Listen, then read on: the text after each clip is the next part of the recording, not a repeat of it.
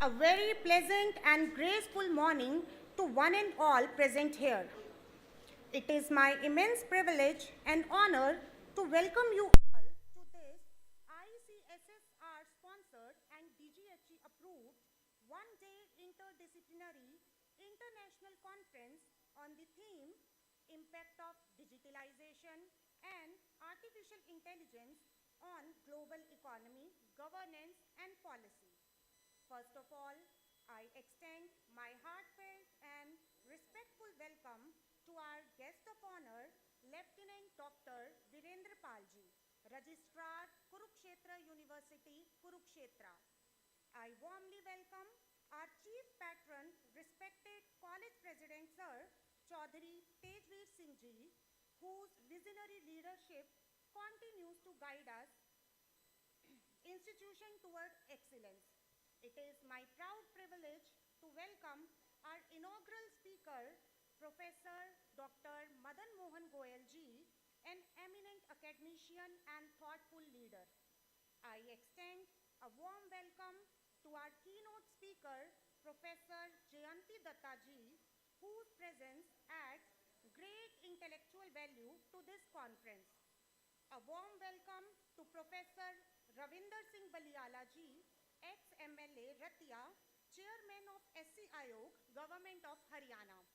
I also extend a cordial welcome to all the plenary speakers, invited speakers, respected principals from various colleges, distinguished delegates, college management committee members, and researchers and dear students who have gathered here from different parts of country and abroad. A special and heartfelt welcome to our respected principal, Dr. Rishi Palji, whose dynamic leadership and continuous encouragement have made this conference possible. This conference is not merely an event, but a celebration of ideas, innovation, and intellectual collaboration, where knowledge meets purpose and research meets real-world impact. In the rich and vibrant tradition of India, every beginning is marked by seeking divine blessings. The lighting of lamp symbolizes the removal of darkness and the path toward knowledge, wisdom, and enlightenment. It is a tribute to Goddess Saraswati, the embodiment of learning, art, and wisdom, whose blessings guide us in our academic pursuits. Now, I humbly request our esteemed dignitaries, our guest of honor, Dr. Virendra Palji, our college president, Chaudhary Tejveer Singh Ji, Professor Madan Mohan Goyal Ji, Professor Jayanti Datta Ji, Professor Ravinder Singh Balial Ji, Principal Sir Dr. Rishi Palji, and conveners Dr. Amandeep Kaur and Mamta Rani to kindly come forward and grace the occasion by lighting the ceremonial lamp.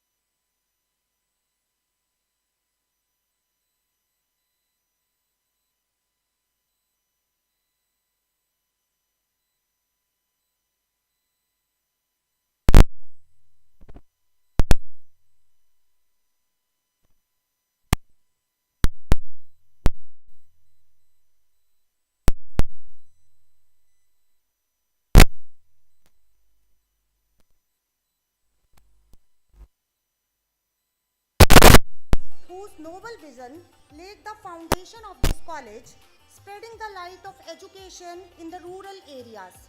And late Chaudhary Ishwar Singh Ji, the architect of this institution, whose dedication, leadership and commitment transformed this vision into a glorious reality.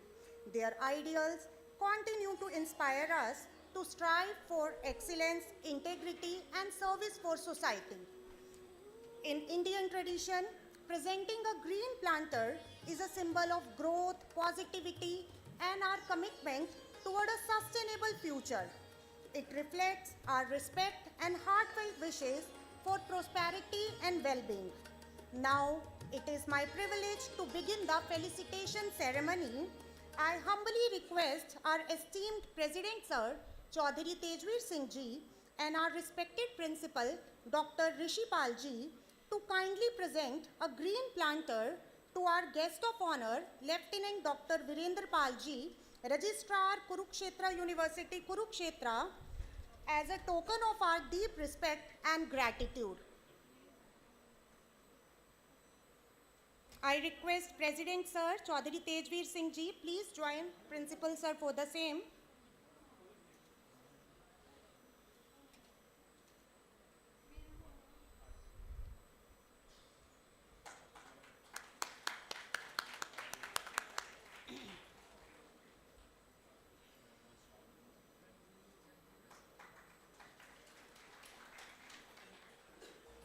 I once again request our Principal Sir and President Sir to kindly present a planter to our esteemed inaugural speaker, Professor Dr. Madan Mohan Goyal Ji, as a mark of our warm welcome and appreciation.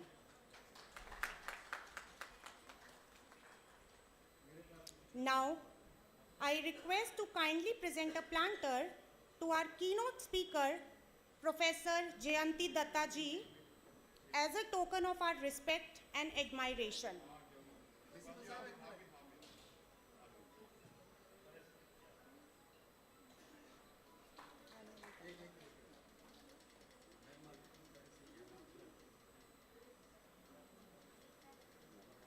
I request to kindly present a planter to our keynote speaker, Professor Jayanti Datta Ji, as a token of our respect and admiration.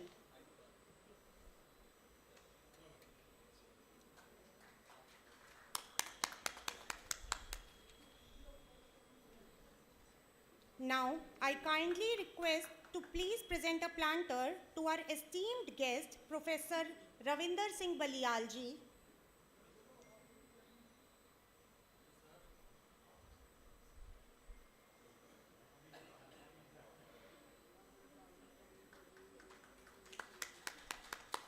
Now, I request our respected Principal Sir, Dr. Rishipal Ji, and conveners of this conference, Dr. Amandeep Kaur and Dr. Mamta Rani, to kindly present a planter to our Honorable College President, Chaudhary Tejveer Singh Ji, as a gesture of our heartfelt gratitude and respect.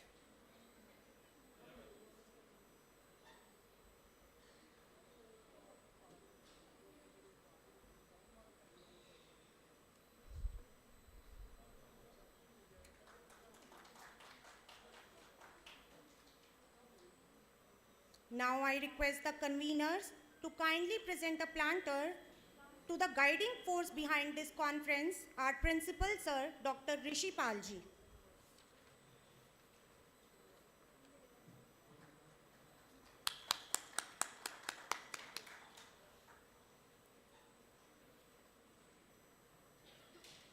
Thank you all. With the floral welcome and felicitation concluded, it is now time to hear words of inspiration from the guiding force behind this institution. It is my proud privilege to invite our respected Principal Sir, Dr. Rishipal Ji, whose unwavering dedication continue to steer this college toward excellence, to kindly deliver the welcome address. Sir, I request you to please grace the podium.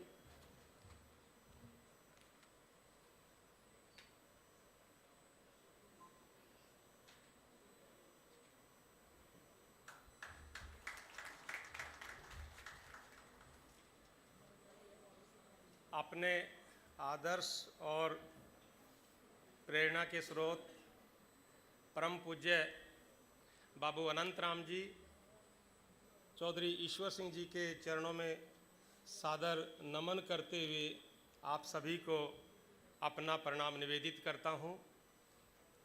मेरे लिए आज खुशी की बात है कि हमारे ग्रामीण अंचल के इस महाविद्यालय में एक अंतर्राष्ट्रीय संगोष्ठी का आयोजन होने जा रहा है, जिसमें हमारी प्रबंधन समिति के प्रधान चौधरी तेजवीर सिंह जी की गरिमामयी उपस्थिति, हमारे मध्य पहुँचे शिक्षा जगत के सशक्त हस्ताक्षर डॉक्टर मदन मोहन गोयल जी, हमारे बहुत ही कुरुक्षेत्र यूनिवर्सिटी के ऊर्जावान कुल सचिव डॉक्टर हमारे वीरेंद्र पाल जी, आपकी गरिमामयी उपस्थिति को मैं सादर नमन करता हूं। हमारे मध्य पहुंची हमारे आज के सेमिनार की मुख्य वक्ता और हमारे इस सेमिनार की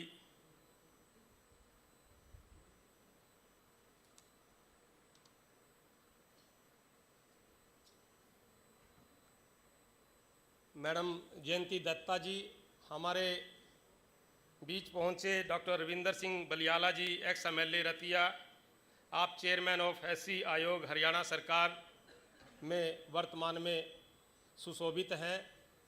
हमारे महाविद्यालय की आज की इस अंतर्राष्ट्रीय संगोष्ठी की संयोजिका डॉक्टर अमनदीप कौर जी, डॉक्टर ममता रानी जी, हमारे मध्य पहुँचे विभिन्न महाविद्यालयों से हमारे प्राचार्य बंधु, अनेक हरियाणा के अलग अलग कॉलेजों से पहुँचे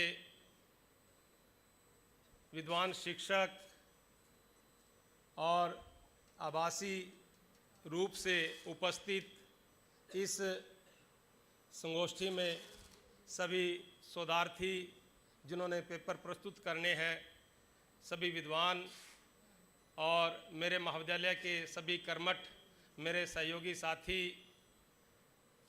हमारे मध्य जितने भी पत्रकार, छायाकार और जितने भी हमारे विभिन्न कॉलेजों से और जितने हमारे अभिन्न मित्र यहाँ पहुँचे हैं, मैं हार्दिकता से आप सभी का स्वागत करता हूँ, आप सभी का अभिनंदन करता हूँ।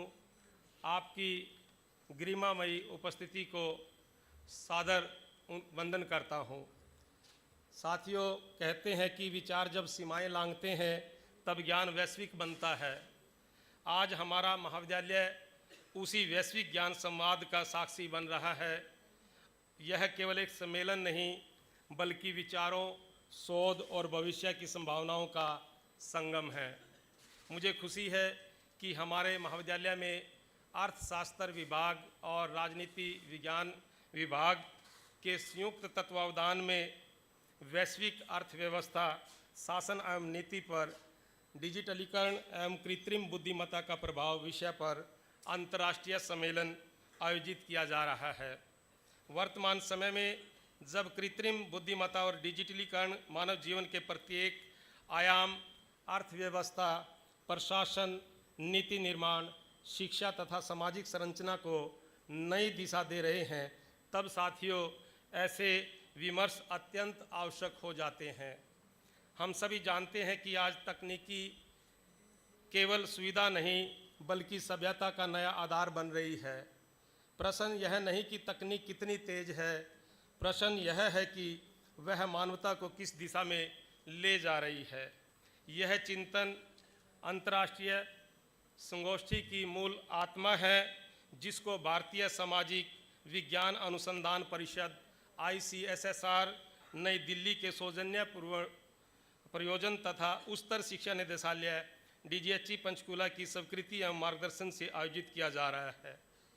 निसंदेह यह सहयोग इस आयोजन की शैक्षणिक गरिमा और राष्ट्रीय महत्ता को और अधिक प्रतिष्ठित करता है। मैं हमारी प्रबंधन समिति के प्रधान चौधरी तेजवीर सिंह जी एवं सभी सम्मानित पदाधिकारीगण का हृदय से आभार व्यक्त करता हूं। आपके मार्गदर्शन, सहयोग और विश्वास से हम आज यह संगोष्ठी आयोजित करवा रहे हैं। आदरणीय प्रधान जी, आपके सतत सहयोग ने महाविद्यालय को निरंतर प्रगति की दिशा प्रदान की है। आज हमारे विशिष्ट अतिथि माननीय लेफ्टिनेंट डॉक्टर वीरेंद्र पाल जी का मैं विशेष स्वागत करता हूं। आपका प्रशासनिक अनुभव और उच्च शिक्षा के प्रति आपकी प्रतिबद्धता हम सभी के लिए प्रेरणा स्रोत है। हमें विश्वास है कि आपका मार्गदर्शन इस सम्मेलन को नई ऊर्जा प्रदान करेगा। डॉक्टर मदन मोहन गोयल जी का भी मैं हार्दिक अभिनंदन करता हूं। आप शिक्षा जगत में एक चमकते सितारे की तरह हमारा मार्गदर्शन करते हैं। अगर पठन पाठन के शोध संकाय विकास के कोई भी आयाम खोजने हो, वो आपके व्यक्तित्व में विराजमान हैं। शैक्षणिक एवं बौद्धिक परंपरा में आपका नाम सम्मान से लिया जाता है और निश्चित ही आपके विचार इस सम्मेलन के बौद्धिक विमर्श को नई दिशा देंगे। श्रीमान जी, मैं आपका हार्दिक स्वागत करता हूं। मुझे खुशी है कि प्रोफेसर जयंती दत्ता जी हमारे मध्य उपस्थित हैं। उच्च शिक्षा, शिक्षक प्रशिक्षण और नवाचार के क्षेत्र में आपका योगदान अत्यंत उल्लेखनीय है। आदरणीय मैडम जी, आपका भी हार्दिक अभिनंदन है। मैं दूर दराज के विभिन्न शिक्षण संस्थानों से पधारे आदरणीय प्राचार्यगण का विशेष स्वागत एवं अभिनंदन करता हूं। आप सभी का अनुभव, नेतृत्व और शैक्षणिक दृष्टि इस सम्मेलन को समृद्ध बनाने में महत्वपूर्ण भूमिका निभाएगी। आपकी उपस्थिति हमारे लिए सम्मान और प्रेरणा दोनों है, जिनमें हमारे मध्य पहुंची हमारे अपने कॉलेज दयाल सिंह कॉलेज से हमारी बड़ी बहन डॉक्टर आशिमा गखड़ जी, आपका मैं हार्दिक स्वागत करता हूं। हमारे मध्य पहुंची हमारी बहन अनीता जून जी, मैं आपका स्वागत करता हूं। आप प्राचार्य हैं गवर्नमेंट कॉलेज जो है जूंडला में। हमारे मध्य पहुंची हमारी बहन शकुंतला डॉक्टर संगीता शर्मा जी, आप डांड में प्राचार्य हैं। हमारे मध्य पहुंचे हमारे प्राचार्य मित्र और बहुत ही अजीज डॉक्टर सतवीर जी, आप आईबी कॉलेज पानीपत में प्राचार्य हैं। हमारे मध्य पहुंचे हमारे आईजी कॉलेज लाडवा से प्राचार्य डॉक्टर कुशलपाल जी। हमारे मध्य पहुंचे डॉक्टर राजेश तुरान जी, डीएवी कॉलेज पुंडरी के आप प्राचार्य हैं। आप सभी का मैं स्वागत करता हूँ और विशेष रूप से हमारे मित्र सुभाष शर्मा जी, आप गवर्नमेंट कॉलेज पेवास में प्रिंसिपल हैं, आप भी हमारे मध्य पहुँचे। आप सबकी प्रेरणा, आप सबका सहयोग और आप सबका यहाँ पहुँचने पर मैं हार्दिक अभिनंदन और स्वागत करता हूँ। साथियों, मैं साथ ही इस सम्मेलन की संयोजिका डॉक्टर अमनदीप कौर, डॉक्टर ममता रानी व उनकी समस्त टीम को विशेष बधाई देता हूँ। किसी भी अंतर्राष्ट्रीय आयोजन के पीछे अथक मेहनत, सूक्ष्म योजना और अकादमिक प्रतिबद्धता होती है। आपने जिस समर्पण के साथ इस सम्मेलन को साकार किया है, वह वास्तव में प्रशंसनीय है। आयोजन समिति के समस्त शिक्षक बंधुओं और गैर शिक्षक सदस्यों का योगदान इस सफलता की मैं आधारशिला समझता हूँ। हरियाणा के विभिन्न कॉलेजों, अन्य प्रदेशों तथा विदेश से पहुँचे एवं आभासी रूप से उपस्थित सभी विद्वान वक्ताओं एवं शोध पत्र प्रस्तुत करने वाले शोधार्थियों का मैं हृदय से स्वागत करता हूँ। विचारों का आदान प्रदान ही ज्ञान की वास्तविक शक्ति है। संवाद से ही शोध जीवंत बनता है और शोध से ही समाज दिशा प्राप्त करता है। मैं मीडिया प्रतिनिधियों का भी अभिनंदन करता हूँ, जो शिक्षा और समाज के मध्य सेतु का कार्य करते हैं। साथ ही तकनीकी सहयोग प्रदान कर रही हमारी समर्पित टीम का भी विशेष धन्यवाद और स्वागत। आप सभी इस आयोजन के अदृश्य किंतु महत्वपूर्ण आधार हैं। भारतीय ज्ञान परंपरा का अत्यंत प्रसिद्ध वैदिक उद्घोष है, आ नो भद्रा कृत्वो यंतु विश्वतः, अर्थात संसार के श्रेष्ठ विचार हमारे पास आएँ। आज की संगोष्ठी उसी भावना को साकार रूप दे रही है। इन्हीं मंगल कामनाओं के साथ मैं आप सभी का पुनः स्वागत करता हूं और अंतर्राष्ट्रीय सम्मेलन की सफल, सार्थक और ऐतिहासिक कार्यवाही की हार्दिक कामना करता हूं।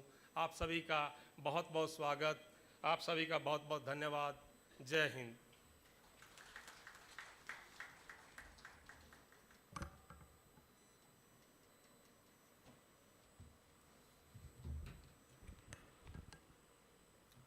Thank you, sir, for your gracious and insightful welcome address. Your inspiring words have truly set a positive and meaningful tone for this conference. Building upon the inspiring welcome address, it is now time to gain deeper insight into the theme and vision of this conference. It is my privilege to invite the convener, Dr. Amandeep Kaur, to kindly share her valuable thought on the conference theme.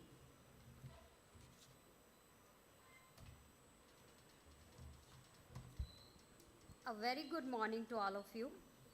Respected guest of honor, eminent speaker, our president sir and principal sir, speaker and dear participant. A warm welcome all of you in the international conference on the theme of impact of digitalization and artificial intelligence on global economy, governance and policy.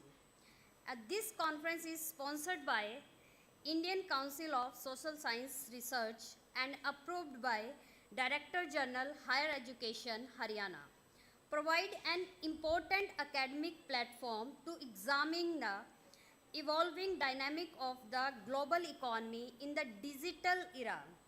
To understand the significance of the conference theme, it is important to look at the data reality of the today's global transformation.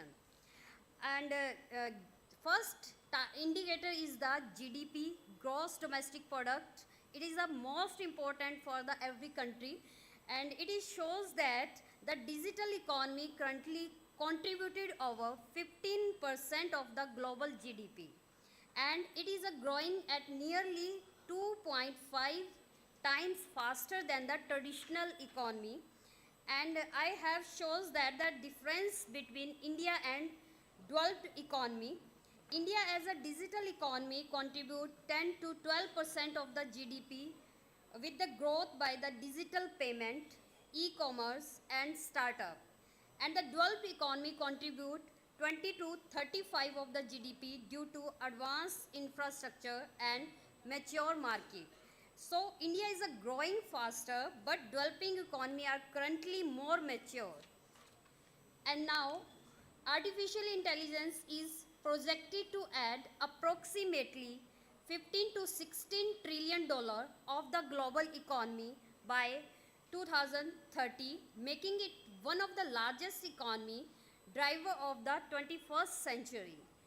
And AI adoption in the global economy shows that around 65 to 70% of global enterprises have already adopted some form of AI or automation in their operation.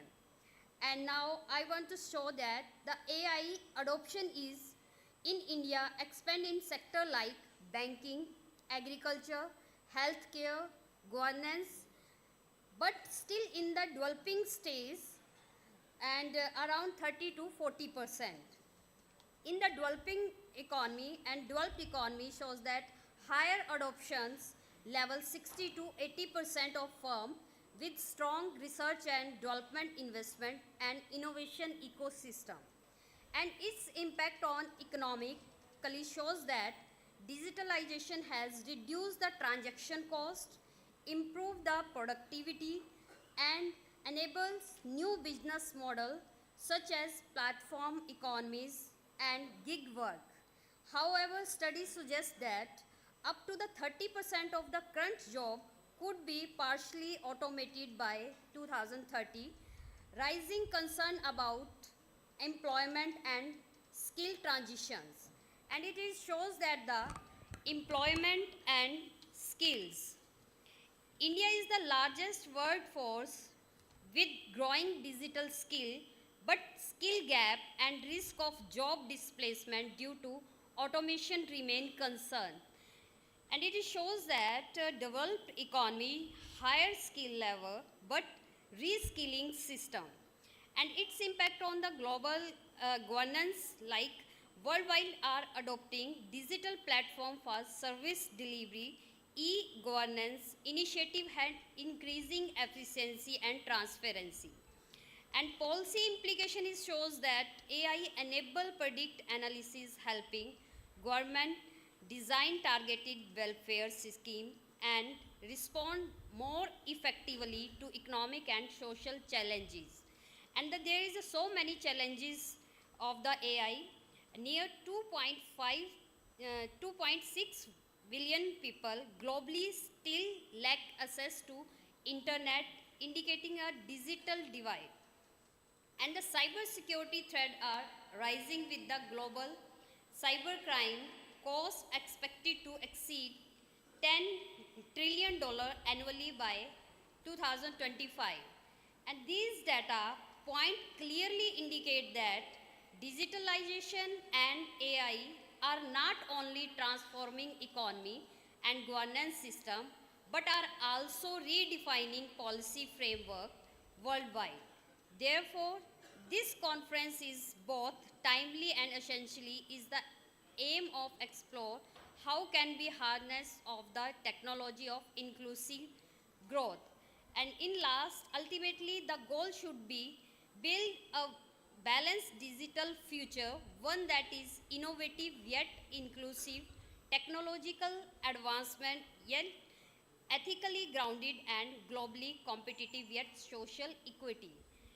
And this is not just a technological transformation, but a transformative journey toward sustainable and inclusive development. Thank you. Thank you to all.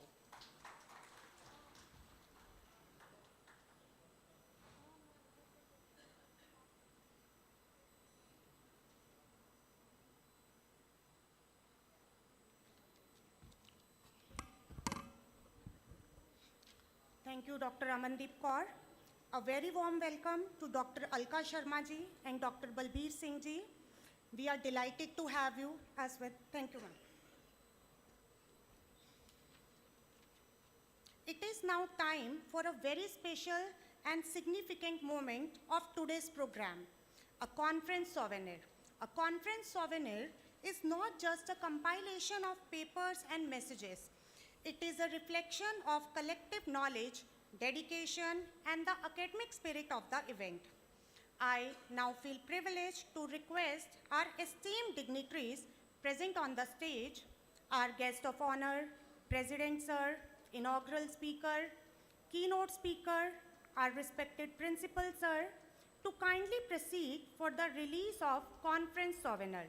At the same time, I would also like to invite our organizing team, the conveners, Dr. Amandeep Kaur, Dr. Mamta Rani, coordinators, Dr. Kusum and Dr. Barjinder Singh, organizing secretaries, Dr. Mukesh Chahal and Dr. Amit Kumar Tayaji, to please kindly come forward and join this proud moment on the stage. And Dr. Rajiv Kumar Gabaji, please come forward and join this moment on the stage.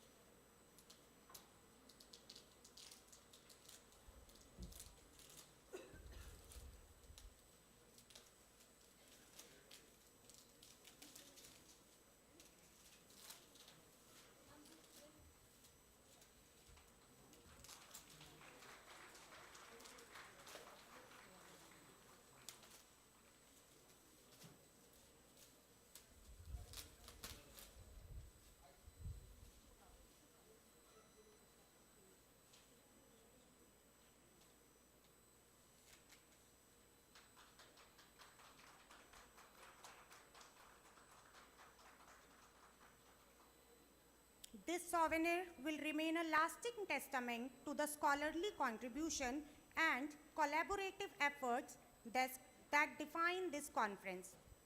Along with the release of souvenir, we are delighted to have a special book release on the theme of women empowerment.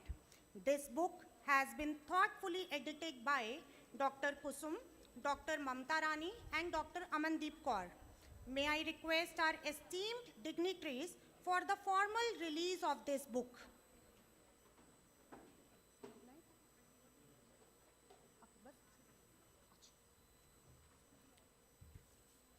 Thank you, everyone. Now it is the time to move ahead to one of the most anticipated segment of this session. It is my privilege to introduce distinguished academician and visionary thinker for the inaugural address. Professor Dr. Madan Mohan Goyal ji is a renowned economist, a motivational speaker, and propounder of the Neonomic school of thought. He has an illustrious academic career spanning over 4 decades of teaching and administrative experience. He has served as Vice Chancellor of Starex University, Gurugram, and Jagannath University, Jaipur, and has also held prestigious position at Kurukshetra University, Kurukshetra, and Rajiv Gandhi National Institute of Youth Development, an institution of national importance. Professor Goyal has been widely recognized for his contribution at both national and international levels. With more than 600 research publications, several books, and his contribution to academia is truly remarkable. Now, it is my great honor to invite Professor Dr. Madan Mohan Goyal ji to kindly deliver the inaugural address.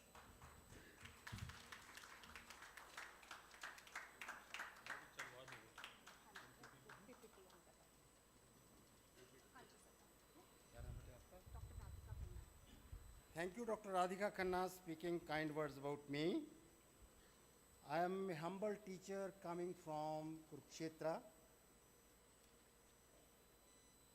Honorable President of the College Managing Committee, Chaudhry Tejveer Singh ji, Dr. Virender Pal, Registrar, Kurukshetra University, Dr. Ravinder Baliala ji, Dr. Jayanti Datta ji, Honorable Principal, Dr. Rishipal ji, many of the new principals, fraternity of teachers, and dear participants.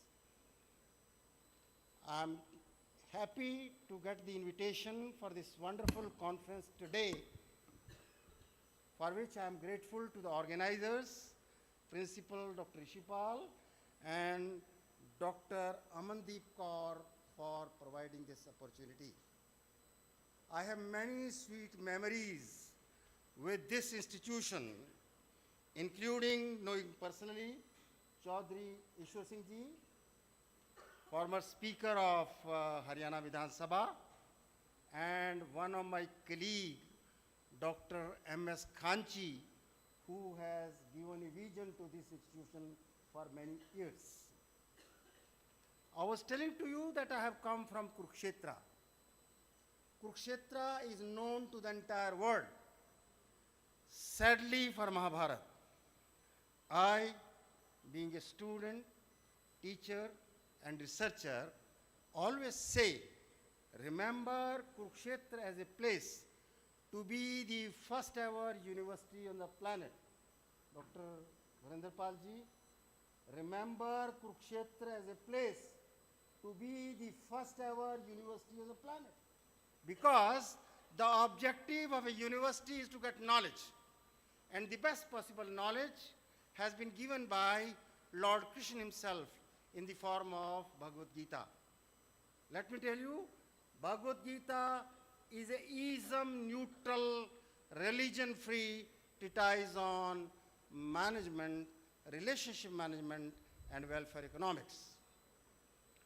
To move on the ladder of success for becoming Sikshit Bharat and Viksit Bharat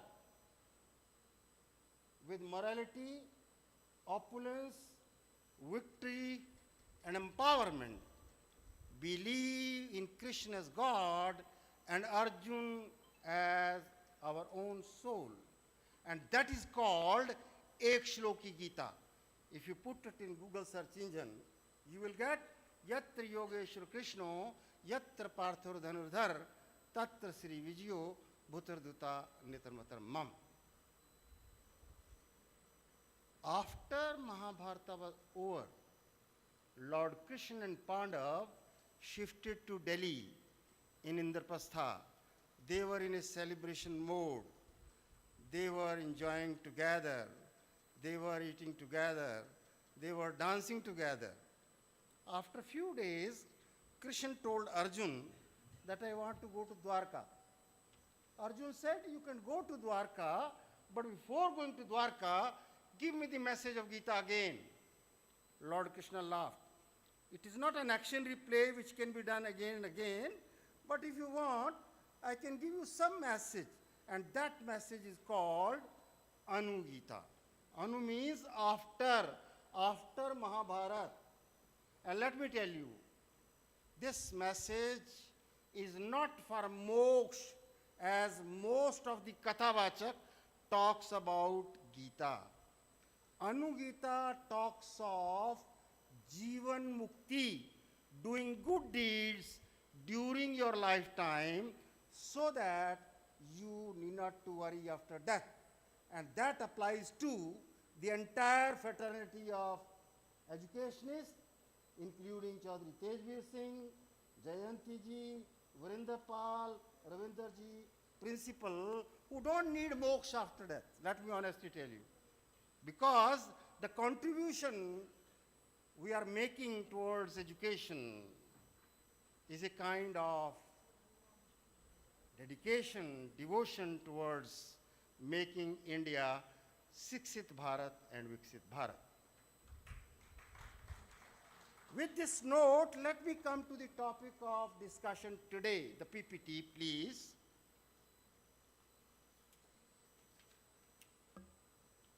Today, when I was thinking to come out with this title, which has rightly been conceived by the organizer as Impact of Digitalization and Artificial Intelligence on Global Economy, Governance and Policy, I thought it that why not to conceive something on ethical governance for artificial intelligence in Nidonomics perspective, which I am promoting through my book, Gita-inspired Nidonomics, a sustainable future for pragmatic solutions. In this tone, let me tell you that even if you have read today's newspaper, The Tribune had an editorial. And keeping in mind that editorial, you will find we are victim of many cyber crimes. Cyber crimes are taking place every day. And that editorial tells that practically the victim of digital crimes, including digital arrest, these are managed, manipulated, and monitored with artificial intelligence more than deceiving the victims. Keeping in mind that, I have come out with this topic, ethical governance of artificial intelligence.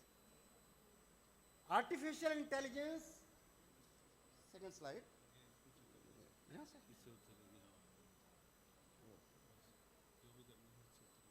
Sorry. Yeah. Artificial intelligence is not just a technological shift, it is a moral revolution. Gita-inspired Nidonomics promotes mindful, ethical innovations in artificial intelligence. For becoming Viksit Bharat and Sikshit Bharat, understand Bharat. Let me honestly tell you, most of the people in my beloved Bharat do not understand what Bharat is. Before 10 years back, I was looking after General Study Paper 3 in UPSC. There I asked a question, what is the difference between Bharat and India? Most of the people wrote, Bharat lives in villages and India lives in cities. Whereas, today it has become relevant to understand what Bharat is. Bha means knowledge, Rat means seeker. Bharat is a knowledge seeker economy, from the very beginning. That is why we have been enjoying the status of Wish Guru. So far India is concerned, you can ask the ladies who are educating their children at school level, they will find in English dictionaries, India is independent nation declared in August. Otherwise, we have been talking about Hindustan, Indus Valley civilization and all that. But today it has become relevant. When we talk in terms of Viksit Bharat and Shikshit Bharat, we must understand Bharat as a knowledge seeker economy. Practically, the objective of ethical governance of artificial intelligence is to urge upon all the stakeholders of the economy, shifting from monkey mind, I call it greed and chaos, which is taking place by misusing artificial intelligence. I have told you that today's newspaper, The Tribune, says that we are talking of digital crimes being manipulated through artificial intelligence. I justify that this artificial intelligence can be divine if we convert this monkey mind to monk mind by making use of spiritual intelligence. The Nidonomic School of Thought, as a Kurukshetra-based think tank, provides a framework to understand and address the challenges, ensuring that we continue to serve as a knowledge hub in the digital age. Future of economies must align with principles of efficiency, accessibility, and societal well-being as mandate of Nidonomics, economics of needs. Let me honestly tell you, problems of all kinds prevailing in the society today, including the war between Iran and Israel, Russia and Ukraine, and many other war of words which are going on around the world. It is because of greed. I call it greedonomics. And the solution lies in understanding, analyzing, interpreting, and adopting this needonomics, which I call economics of needs, which has practically come from the logo of the LIC of India, something being written down the hands. Yogam Kshemam Mahamyam. LIC claims your welfare is our responsibility. But I always say, Nidonomics, economics of needs, is a common sense approach which is ethical, non-violent, spiritual, and environmental friendly, coming from my Guru Gita in verse 22 of chapter 9, where Lord Krishna says, Anyanya chintanto mayojana paryupaste tesham nityabhyuktanam yogam kshemam mahamyam. Lord Krishna says, if you believe me completely, absolutely, and wholeheartedly, whatever you need, that I'll give you. Whatever you have, that I'll take care of. If I tell you, I don't have LIC policy till today, but the moment I understood this conceptualization, Nidonomics, from my Guru Gita, I felt insured. I might have created 101 needs that stand fulfilled, including many of the assignments I got it. Still many things are in queue. Therefore, Nidonomics with 4 Ds, duty, discipline, dedication, and devotion, we have to come out with practically making use of artificial intelligence with monk mind making use of spiritual intelligence.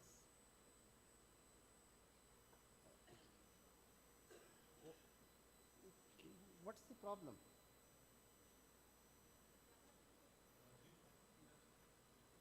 It's not moving properly.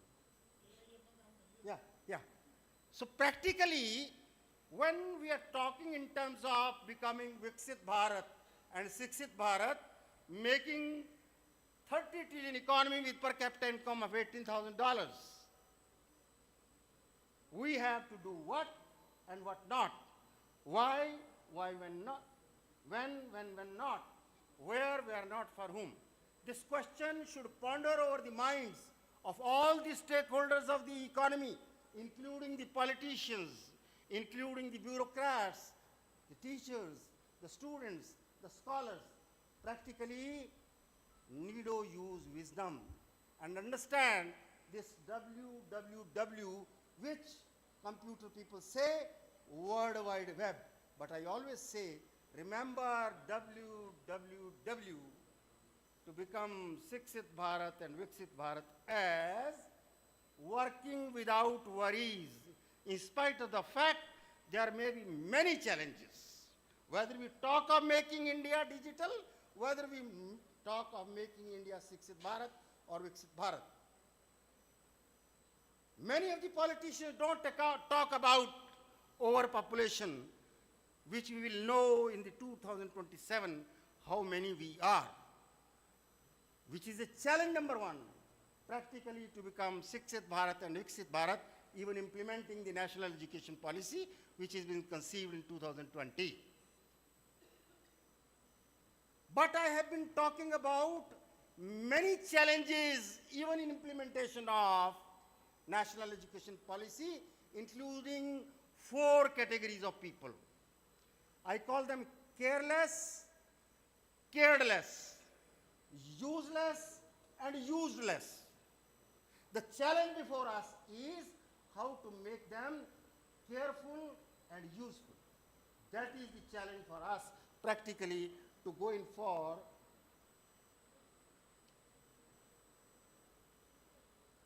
solving the problems. I have identified some issues which I will be talking to you, and these issues can very well be handled, tackled by understanding this 360-degree development of needonomics, which I call economics of need. It has 4 components. Needo-consumption. Needo-consumption not only of food, but time, use of even social media, use of your internet, artificial intelligence with mindfulness. I call it needo-consumption. And let me tell you, the moment we think of becoming mindful in our behavior, using food, time, artificial intelligence, and the digital movement of our beloved Bharat to become Viksit Bharat and Sikshit Bharat, it is not possible by adopting this conceptualization of needo-consumption. So far, needo-production is concerned. Government of India has come out with number of programs. Make in India, Skill India, Digital India, Startup Scheme. We have to increase our production capacity to become Viksit Bharat. That calls for entrepreneurship as a movement. I personally believe entrepreneurship and manufacturing is going to fail, miserably fail, because the goods are already existing in the market. You go to any mall, any departmental store. Therefore, by making use of Digital India, artificial intelligence, we should think of entrepreneurship in services. Entrepreneurship in services means not the traditional services, but making use of this artificial intelligence. I would like to draw your kind attention. Many of my students are sitting here. We were having a 6 gentleman student from a very small place, Narayangarh. After passing out his MBE, he went to that village and started working on one PC. That time laptop was not there. And he started filing income tax returns and sale tax returns. Today we call GST. You will be surprised to know the gentleman now is filing income tax returns not only for Indians, but for Americans and Britishers.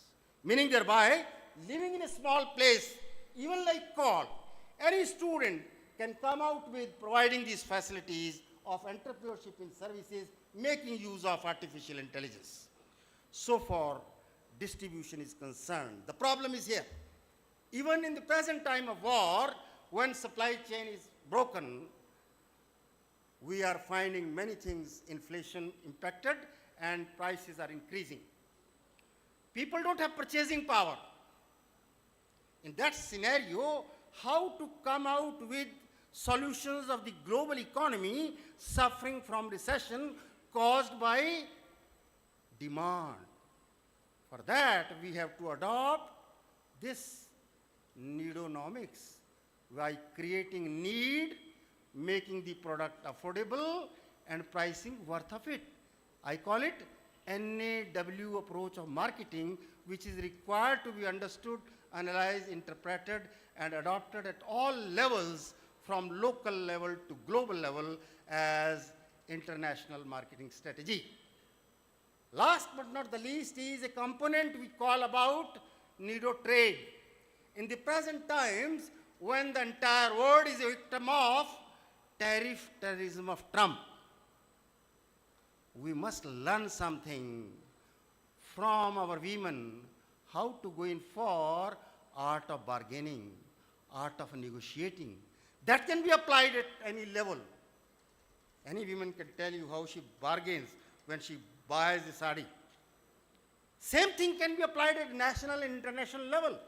How to go in for understanding, adopting this art of negotiation, art of bargaining. With this practically, we can teach a lesson to Trump, who are making global economy as a slave, although he is looking forward for Nobel Peace Prize being promoted by Pakistan. Is it possible? Therefore, the time has come when we have to understand this 3-degree development of needonomics practically to find the solutions for the global economy as well as Bharat to become Sikshit Bharat and Viksit Bharat. Therefore, education of needonomics in this 3-degree development of needonomics we have to talk about.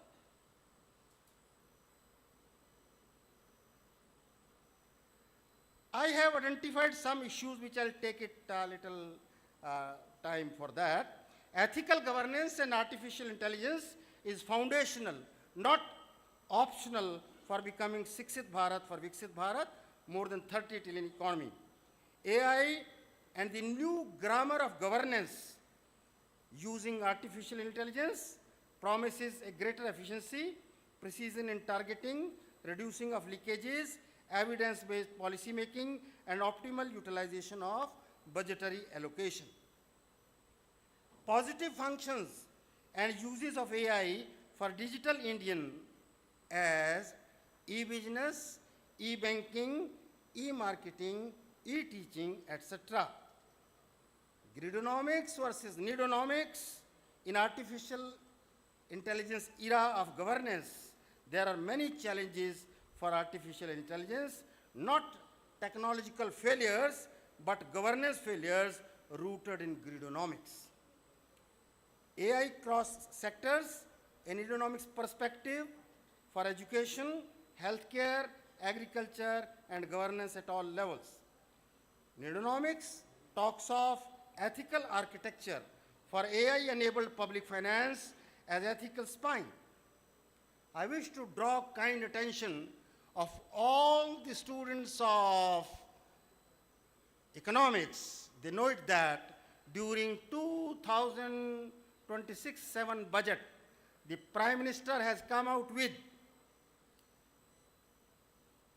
making arrangements of artificial intelligence.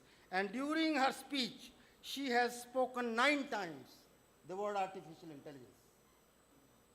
But she has allocated only 1,000 crore rupees for India AI mission, but states that physical outlays must translate into outcomes guided by moral responsibility. Here I must draw your kind attention.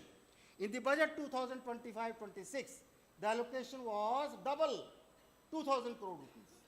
But we would hardly utilize only 870 crores, meaning thereby 1,000 crore rupees is justified by the finance minister in the budget 2026-7. Gita inspired ethics for artificial intelligence, perform our duties without attachment to results.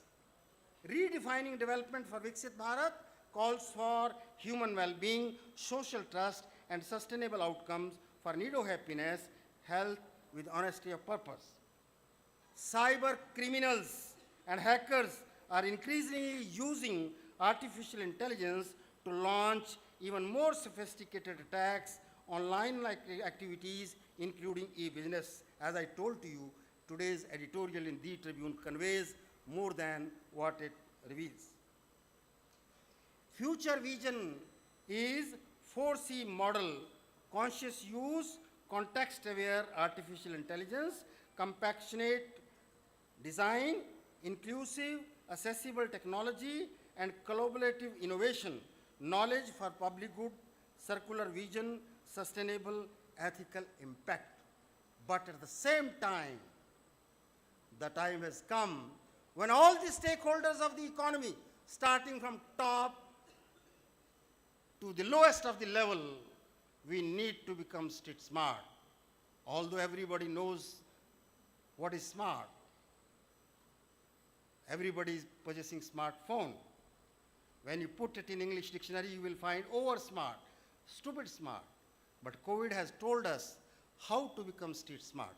Street smart is a person who understands the environment. You know, if we write down the history of education in India, before COVID, during COVID, and after COVID, you know it that before COVID, we were taking classes in the classroom. During COVID, we were taking online classes.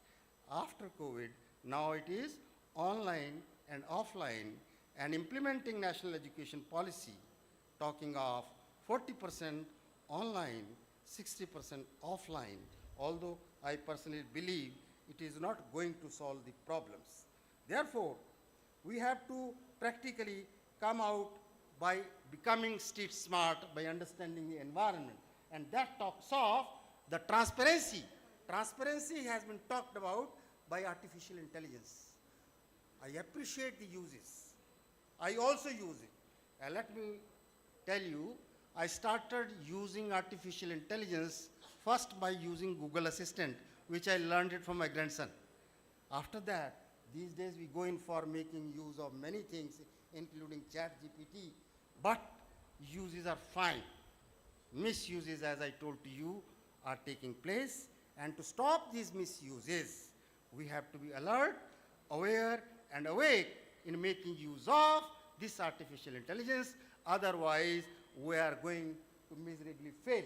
And we have to work with responsiveness. Responsiveness is the name of the game. We have to be action-oriented. We have to adopt a moral attitude. And above all, we need to become simple. Mahatma Gandhi has been talking of simple living and high thinking. But I, being a student, teacher, and researcher living in Kurukshetra, always say simple living and no thinking. No thinking does not mean that we should not think.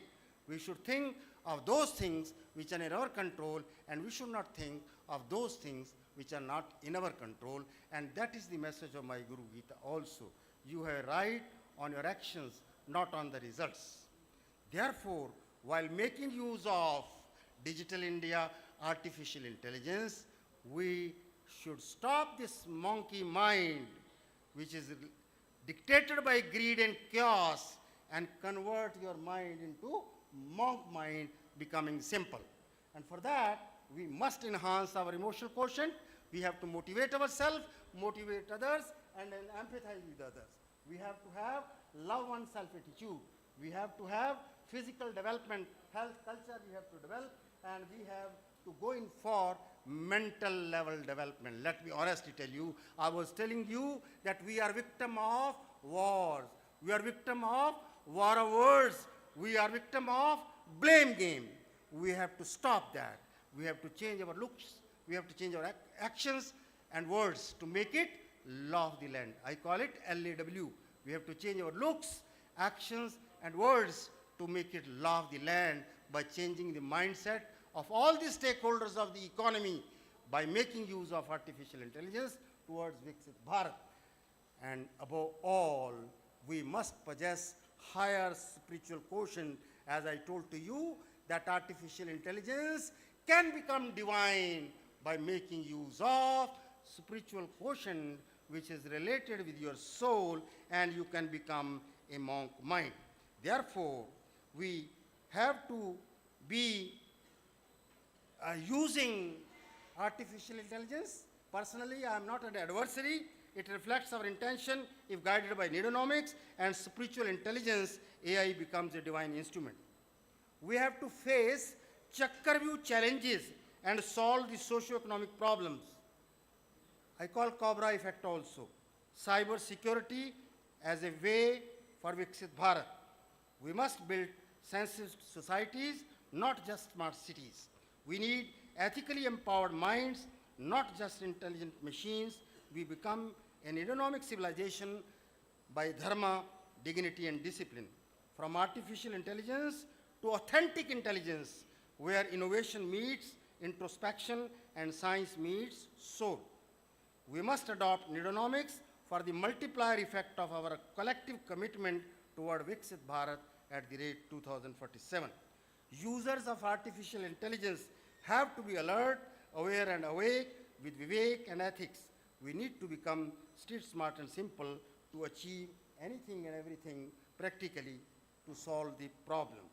In synthesis of public finance, artificial intelligence, and ancient wisdom lies in efficiency with ethics, intelligence with wisdom, development with dignity, and growth with goodness. Therefore, instead of just becoming Viksit Bharat with 30 trillion economy, we practically need to think of need of happiness and need of health, and that talks of stopping the victims of digital arrest, which are managed, manipulated by artificial intelligence, more than practically deceiving them. Fake dashboards stimulated by fake officials have to be stopped, and practically for that, we need to be vigilant. We have to be alert, aware, awake for making use of artificial intelligence. With these words, I am grateful to the organizers for providing me this opportunity to share my thoughts to you in making use of artificial intelligence and fetching the fortunes from digital India and practically becoming Sikshit Bharat and Viksit Bharat. Thank you.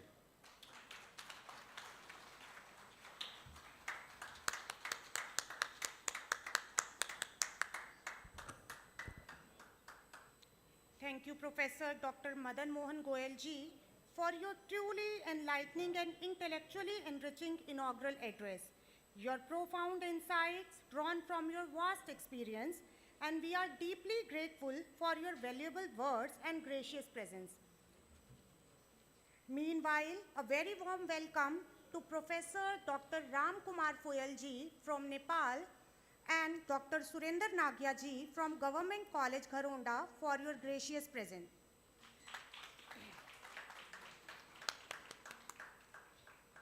Now, we are delighted to have a special book release on the theme of women empowerment.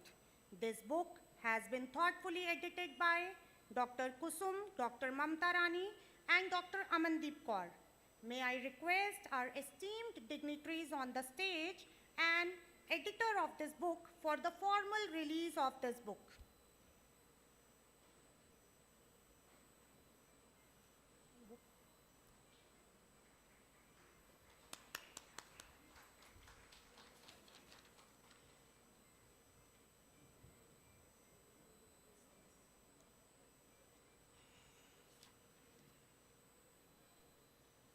This publication stands as a significant contribution toward promoting awareness and empowerment of women in society.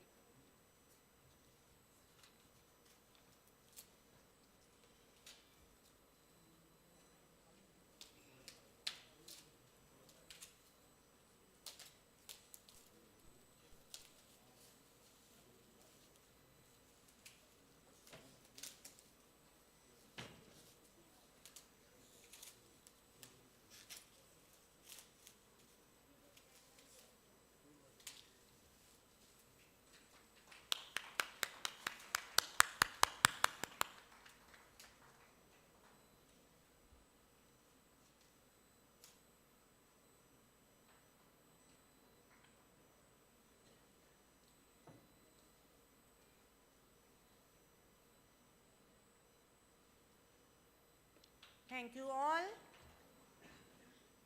After such an inspiring and intellectually enriching inaugural address by Professor Madan Mohan Goyal ji, we now move forward to another significant segment of this session. It is now my privilege to introduce our esteemed keynote speaker, Professor Jayanti Datta ji. Ma'am is a professor and program director at the Malviya Mission Teachers Training Center, Punjab University, Chandigarh. A biologist by training, her area of expertise include public health, higher education, and faculty development. With over 25 years of rich academic and training experience, she has contributed immensely to the professional development of teachers across the country. She has designed and coordinated numerous training programs, worked with the thousands of educators, and has an impressive records of research publications, books, and academic contributions. She is also a recipient of prestigious national recognition, including an award by CSIR for her work in science communication, reflecting her multi-dimensional excellence. Now, it is my great honor to invite Professor Jayanti Datta ji to kindly deliver the keynote address. Ma'am, I request you to please kindly grace the podium.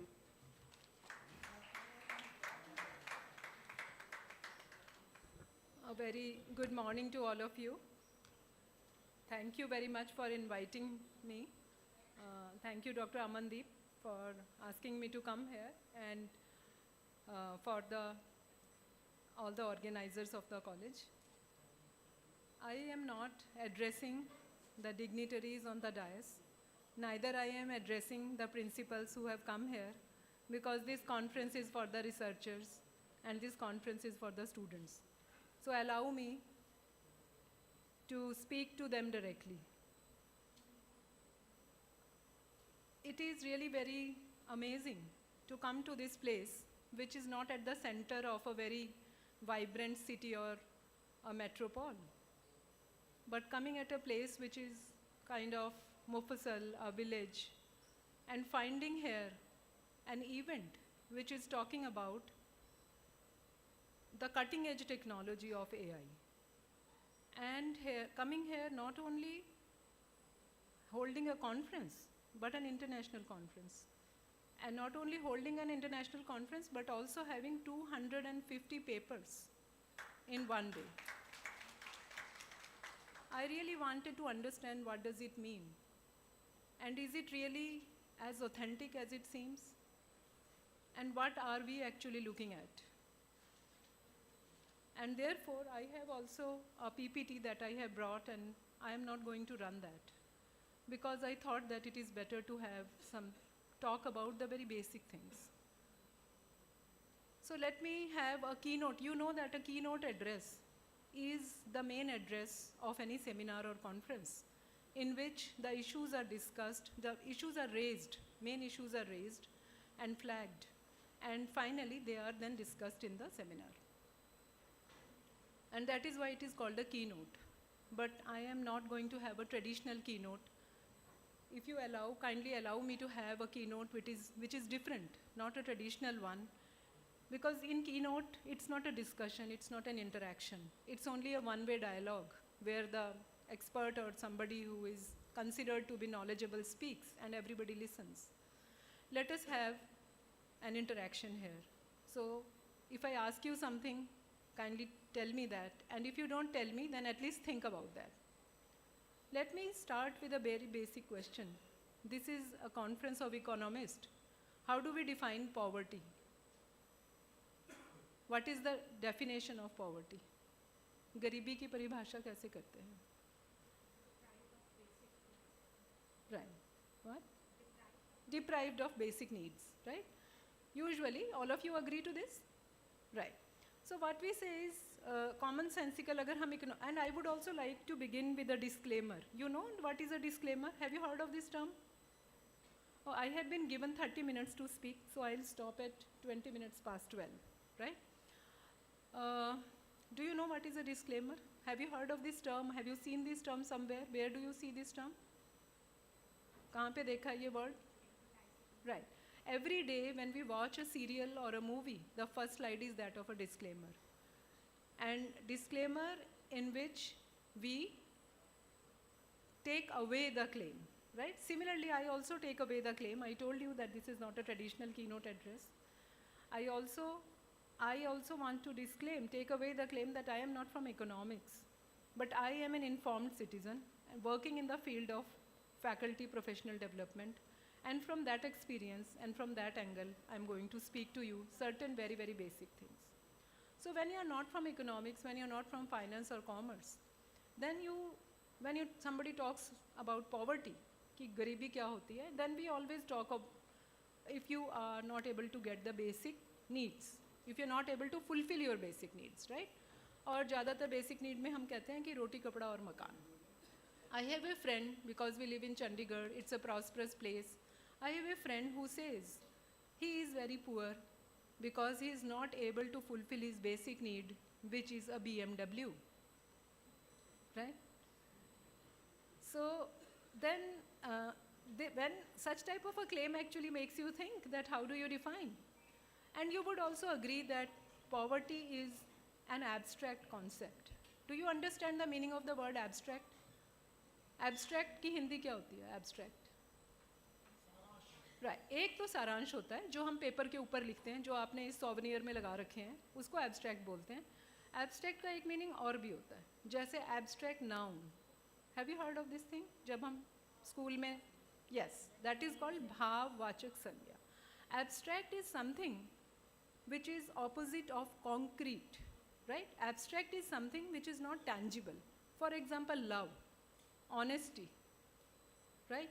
Animosity, all these things are words which we can feel and understand, but which we cannot touch.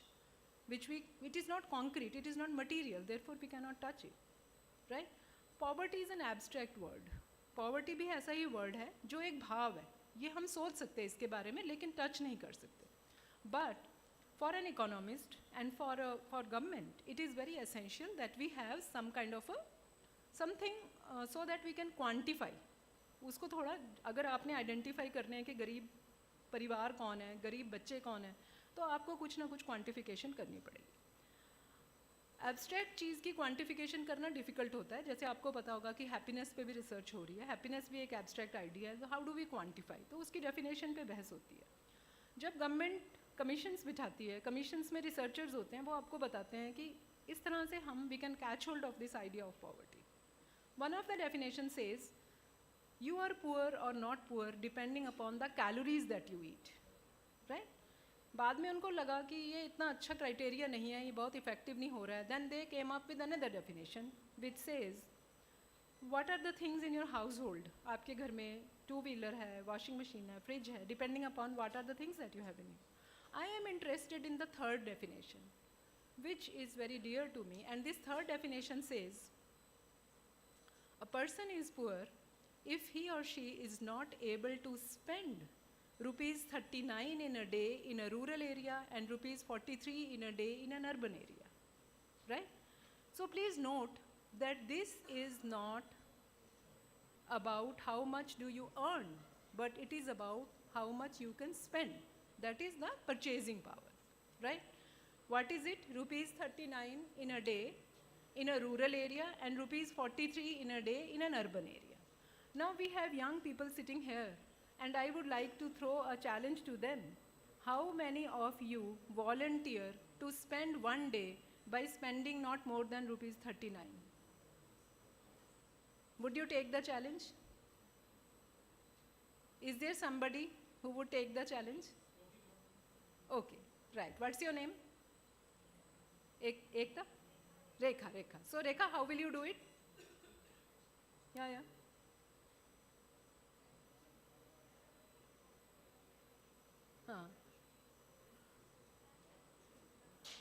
What will you do?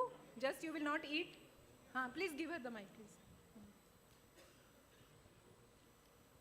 No, ma'am, I will eat.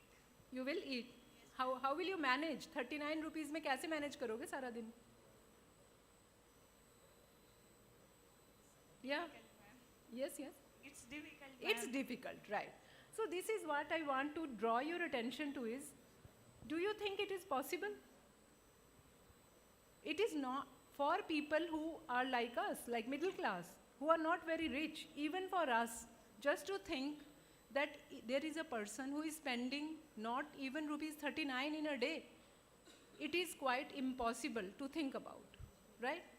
Let us keep this thing for a while and take away another thread. Let me ask you, how many people, what percentage of people in India are poor? What percentage of India are poor? Give me any number, percentage batao. Any guess?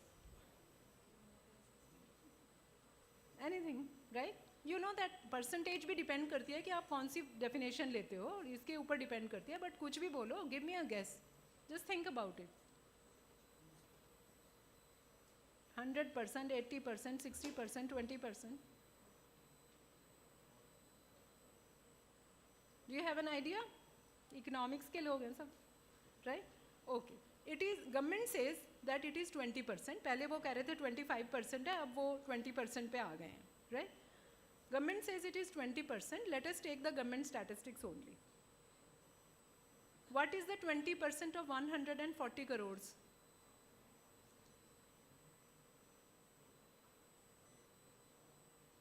Yes. What is the 20% of 140 crore? Yes, it is 28 crores, right? It is 28 crores.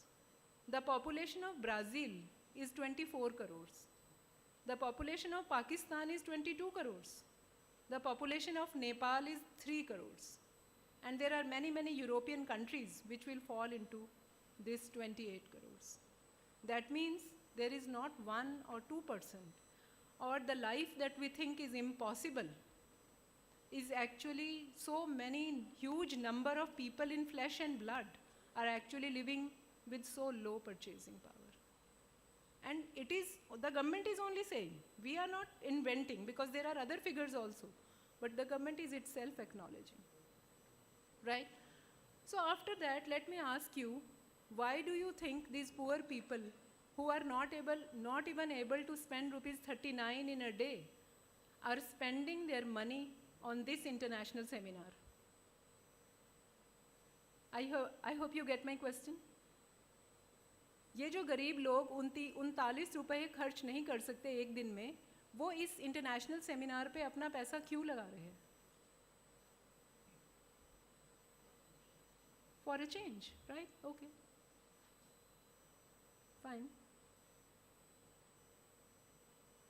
Yeah, do you have some idea? In an international conference in which people are not expected to do anything else, sit here, do nothing but intellectual deliberation. Sitting in a room which is AC, in a comfortable room, and then have sumptuous lunch, tea, and discussions. Right? Why are we spending money on this? And not only money, which is like, don't you think that it's a great gift which has been given to us? Don't you think that it is a great luxury that we are sitting here? Isn't it a privilege? So in this background, if I ask you, what is your duty during the seminar and what is your duty after the seminar, what will you say?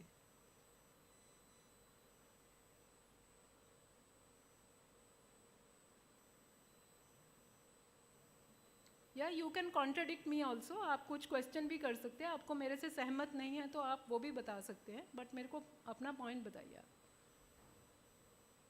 What should we do during the sessions and after the sessions? Yes, please, anybody can raise your hand, and we have a mic also.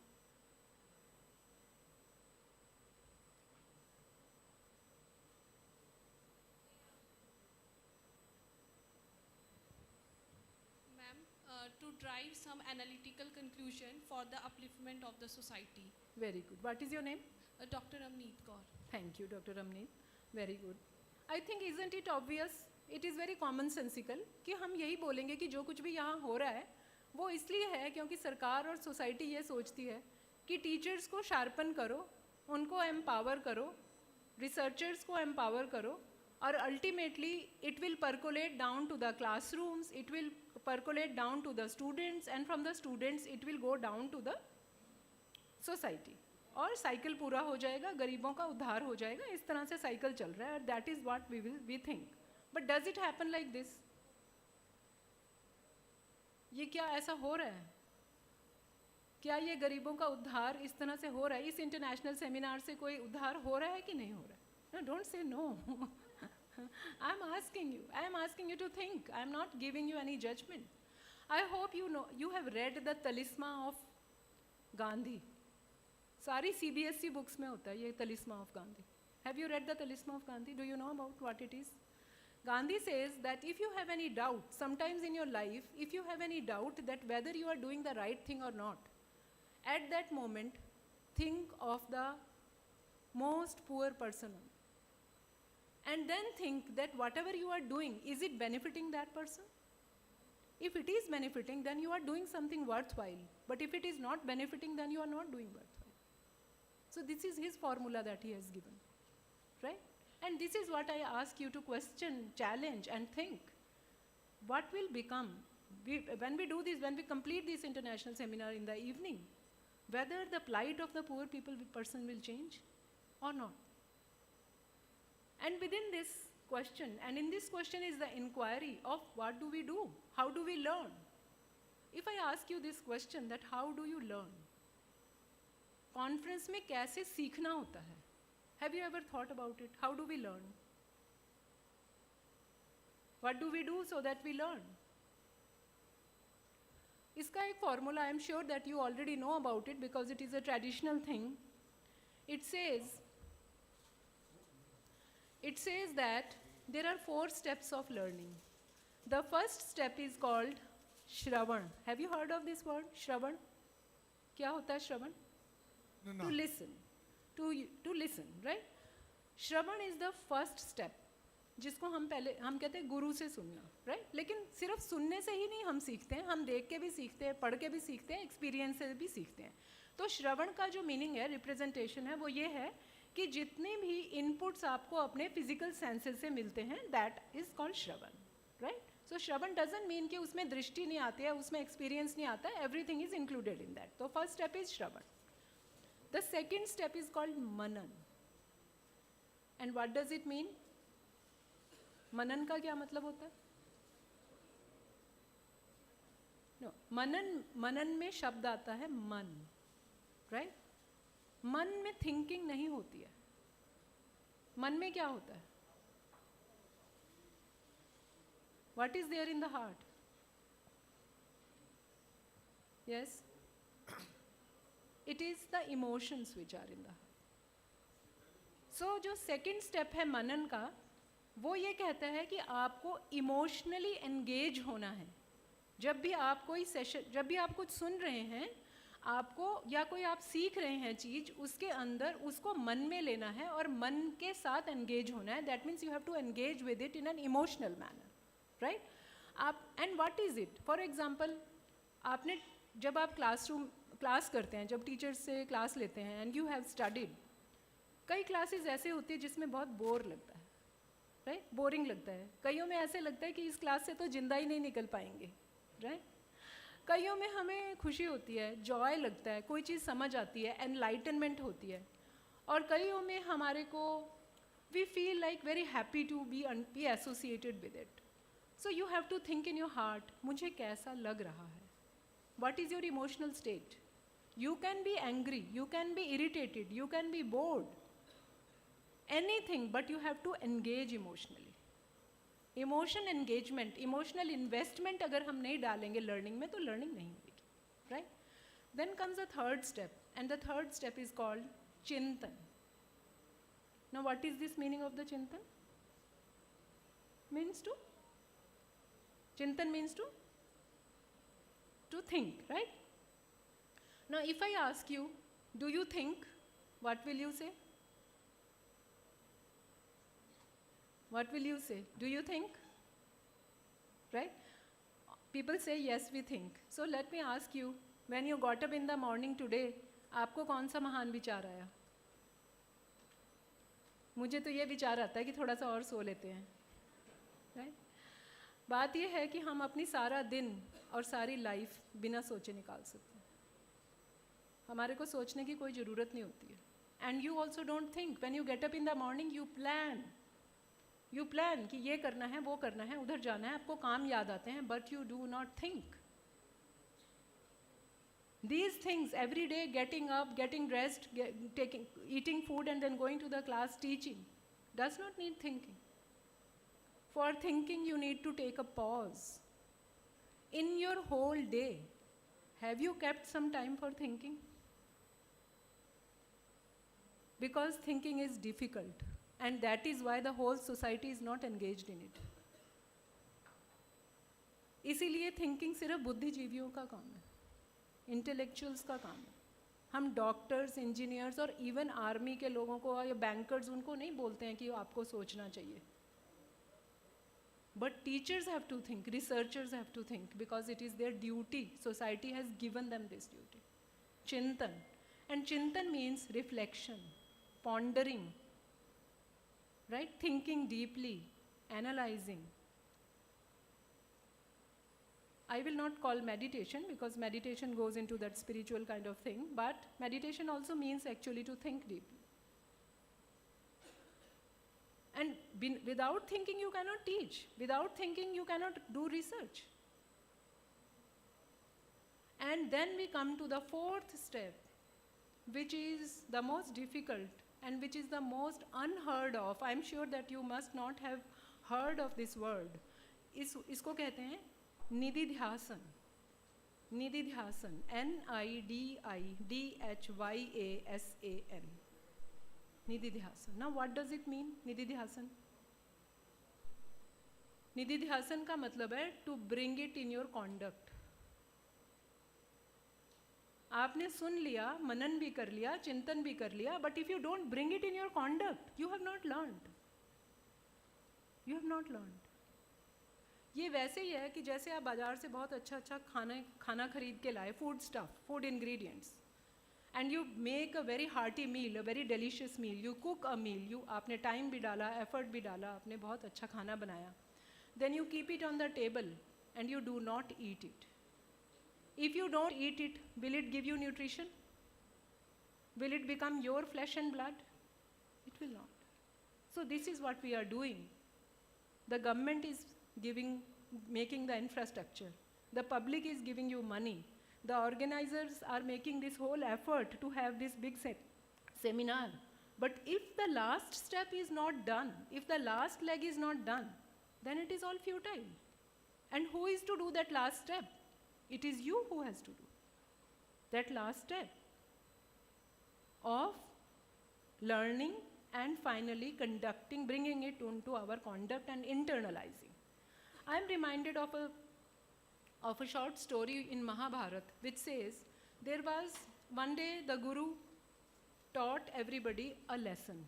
The lesson was Satya bolo, Asatya mat bolo. And next day the Guru asked, has everybody learned? तो सभी ने कहा कि हमने सीख लिया, हमें याद हो गया, उन्होंने पाठ सुना दिया. लेकिन युधिष्ठिर ने कहा कि मुझे पाठ याद नहीं हुआ. फिर गुरु ने कहा चलो अगले दिन करके लाना. ऐसे करते करते 1 महीना निकल गया, लेकिन फिर भी युधिष्ठिर को पाठ याद नहीं हुआ. तो गुरु ने कहा कि तुम कैसे हो, सभी शिष्य याद कर चुके, तुमको याद क्यों नहीं हो रहा है? तो उसने कहा, how can I claim that I have learned because I have not yet been able to bring it in my conduct? I can't say I have learned because I have not yet bring it into my conduct. So this is what true learning is. Learning is not about degrees or getting certificates, reading a paper. It is not that. And that is what is the gap between why is it our country is not able to progress? Because that gap is huge. Everywhere the duty is not being performed. जिसकी जो duty है वो नहीं कर रहा. Student की duty नहीं कर रहा, टीचर की नहीं कर रहा है, प्रिंसिपल की नहीं कर रहा है, एडमिनिस्ट्रेटर उसकी नहीं कर रहा है. So the checks have failed. That is the gap because this last leg we are not able to do, right? So finally I come to my last section, and that is, what is the role of this college? This college which has been opened by a philanthropic approach, right? You must be knowing that private colleges in pre-independence era were the site of resistance. जब British imperialist government थी, उस time एक अपना college खोलना या college खोलने की बात करना जो है वो एक तरह से अपने आप में रेजिस्टेंस था, क्योंकि गवर्नमेंट कॉलेजेस जो थे वहाँ पे तो इम्पीरियलिज्म ही पढ़ाया जाता था, वहाँ तो अंग्रेज़ों की बड़ाई पढ़ाया जाती थी।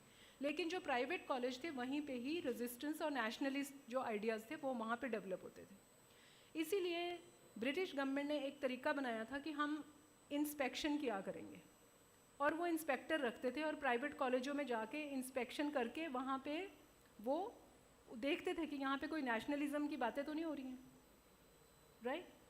So what does it mean to have a college here? What is the role of this college? I think this college can be a role model of everything that we are looking for. For sustainability, I am looking at, I would not shy away from saying the plastic bottles. Why do we need to have them? Isn't there any alternative? The wrapping. Why do we need to continue doing this thing? Why can't we stop and think? Is it needed? Why can't we stop? And these are petty things, these are small things, but these are the things which will take us to the sustainable future, right? So I would just submit my last submission, and that is, I was looking at the souvenir and I found that there are really some very good papers in which people have done work, but many of the papers are just a rehash, an essay, right? So we must have to improve the quality of the research that we are doing. Even if you you don't need to do a very, very big research. Please do a very, very small research, very small one, but do it in a very exhaustive way, in which real findings are there. With this AI coming up, I don't know if you have an idea of this or not, that the rate of change is highly accelerated. It is extremely accelerated, so much that people are finding it difficult to keep pace with it. Teachers of computer science and AI are finding it difficult to frame syllabus, because today they frame, tomorrow something else is there. They cannot change their syllabus fast enough. Their syllabus has become obsolete, because whatever they will teach their student, it will ultimately be obsolete. So here also again we have to think about, so you can see, and then you know that AI, we need to have Indian AIs. Have you heard of Sarvam AI? Sarvam. Have you heard of Bhashini, right? The Indian translator tool. India AI, please go and find out these things. Because in India, we cannot take the tools which have been created by China or created by USA. Because our problems are different. Our problems are indigenous. They are our own problems. And that is why we need to use our brains. We need to use our thinking. The army of students whom you are creating, the army of researchers we are bringing up, will become useless with the traditional skills, with the traditional things that you are coming. They are becoming useless. And it is coming to you. Please be able to see that. I'm sure that you must be using WhatsApp for at least 10 years. Have you seen the changes that WhatsApp is bringing? Have you seen that every day there is some new feature? Right? What is it? It's changing fast. पहले एक चीज़ बन जाती थी, 50 साल भी कोई अंतर नहीं आता था उसके अंदर. Every day now we see new changes. It is coming so fast that it is scary, because AI can learn very fast. And it's catching up. Right? So I think that my final word would be that let us all promise to think in an original way, And before we teach, before we do research, to think on what are the things that we have to do and to sharpen our thinking skills. Because the future that is coming with the AI, nothing will survive unless the human beings can think in a different, creative and productive way. So that is what is required. Thank you very much. If you want to ask any question or something, you are ready. I have still 2 minutes to go. If you can ask or comment on what I said. If you have any question or comment. Thank you.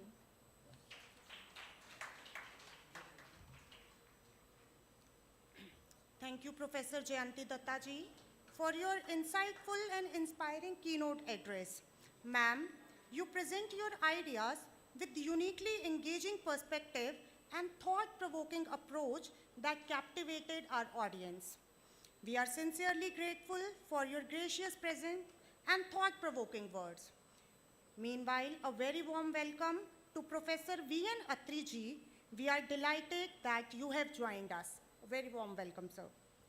Now, moving ahead, it is my privilege to introduce our esteemed guest of honor, Lieutenant Dr. Virendra Palji, Registrar, Kurukshetra University, Kurukshetra. Sir is an accomplished academician and Associate Professor of English with rich teaching and administrative experience spanning over 2 decades.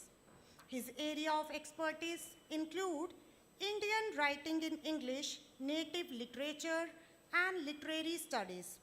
He has made significant contributions to academia through numerous research publications, seminars, and research projects, and has also been actively involved in NCC. Sir has been honored on multiple occasions for his academic excellence and dedicated service. Now, it is my great honor to invite Lieutenant Dr. Virendra Palji to kindly share his valuable thoughts with us. Welcome, sir. Thank you ma'am. Jayanti ma'am ने अपने आप को excuse कर लिया था DISE पे बैठे हुए लोगों से और डायस के नीचे बैठे हुए लोगों से, because she was suppose to deliver keynote address.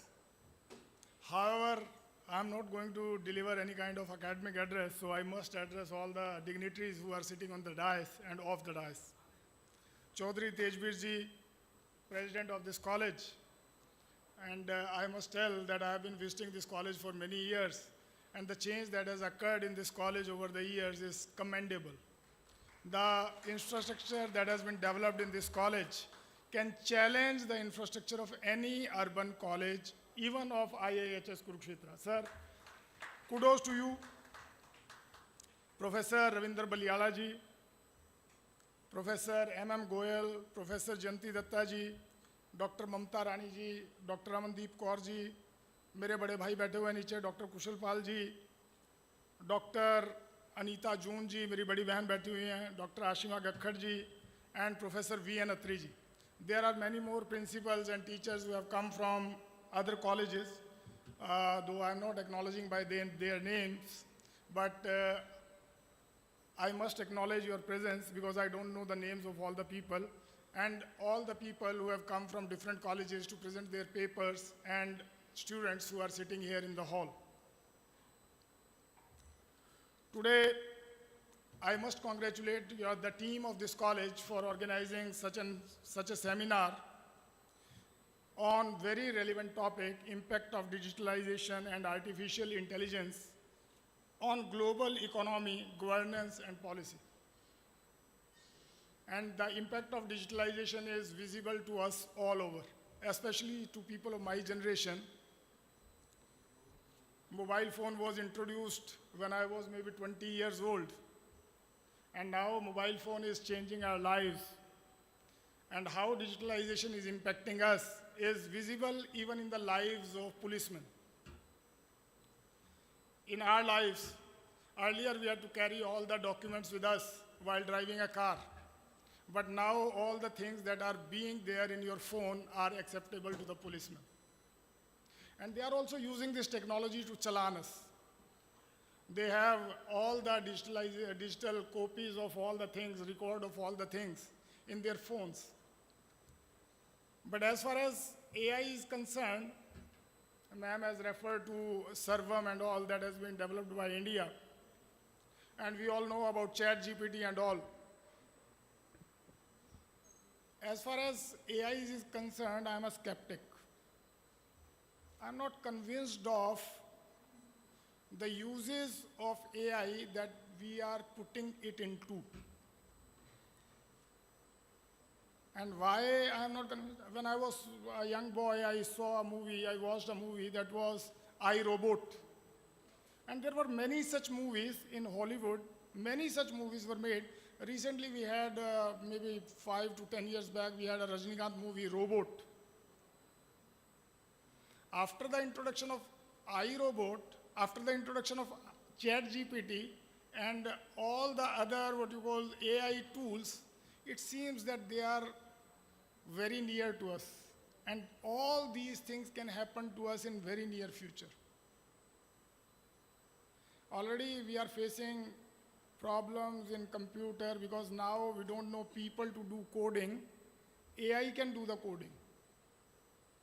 There are so many people, last time I was reading a book, I was reading in newspaper that 700 people have lost their jobs in Oracle.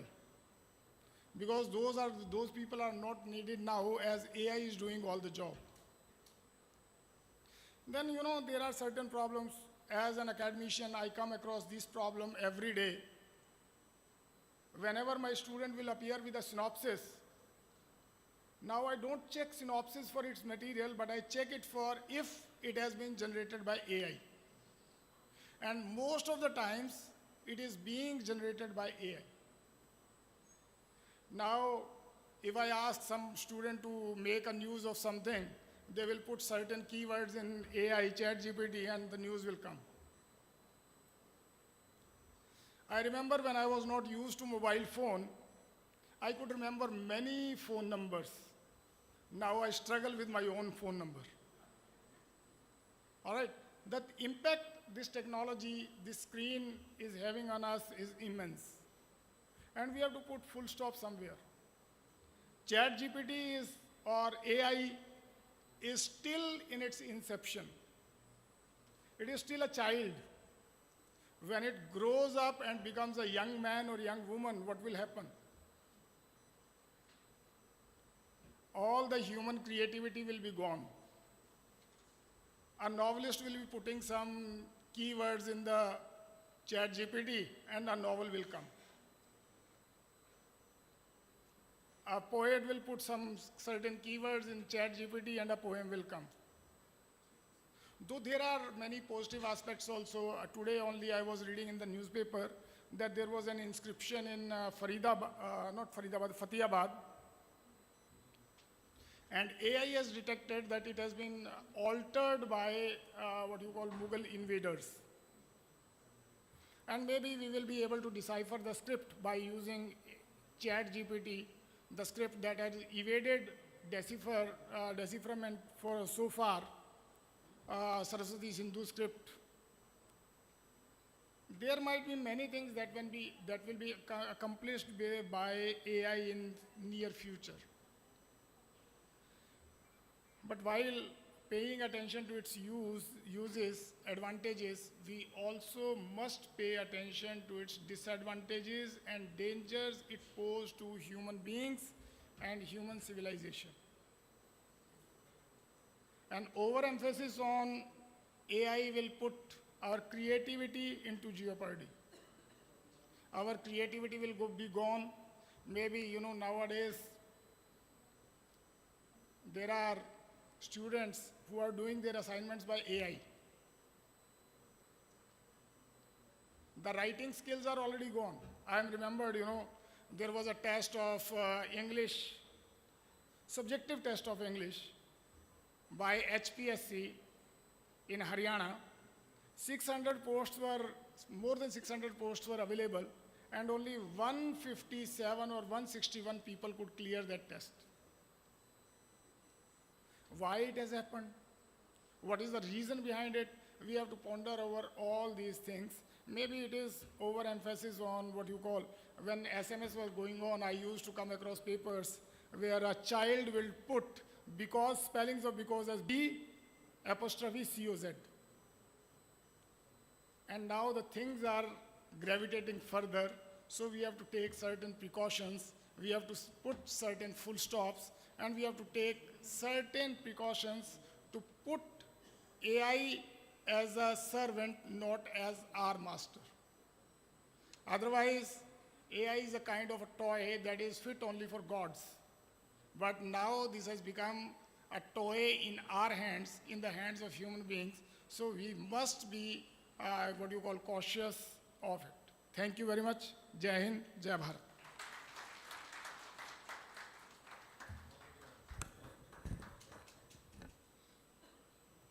Thank you, sir. Your words, enriched with experience and wisdom, have truly motivated us and added great value to this conference. We are sincerely grateful for your gracious presence and guidance.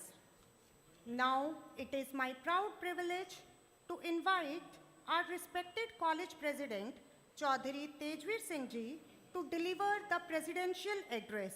Sir's visionary leadership and constant support have been a guiding force behind the growth and success of this institution. Sir, I humbly request you to kindly grace the podium and share your valuable message with us.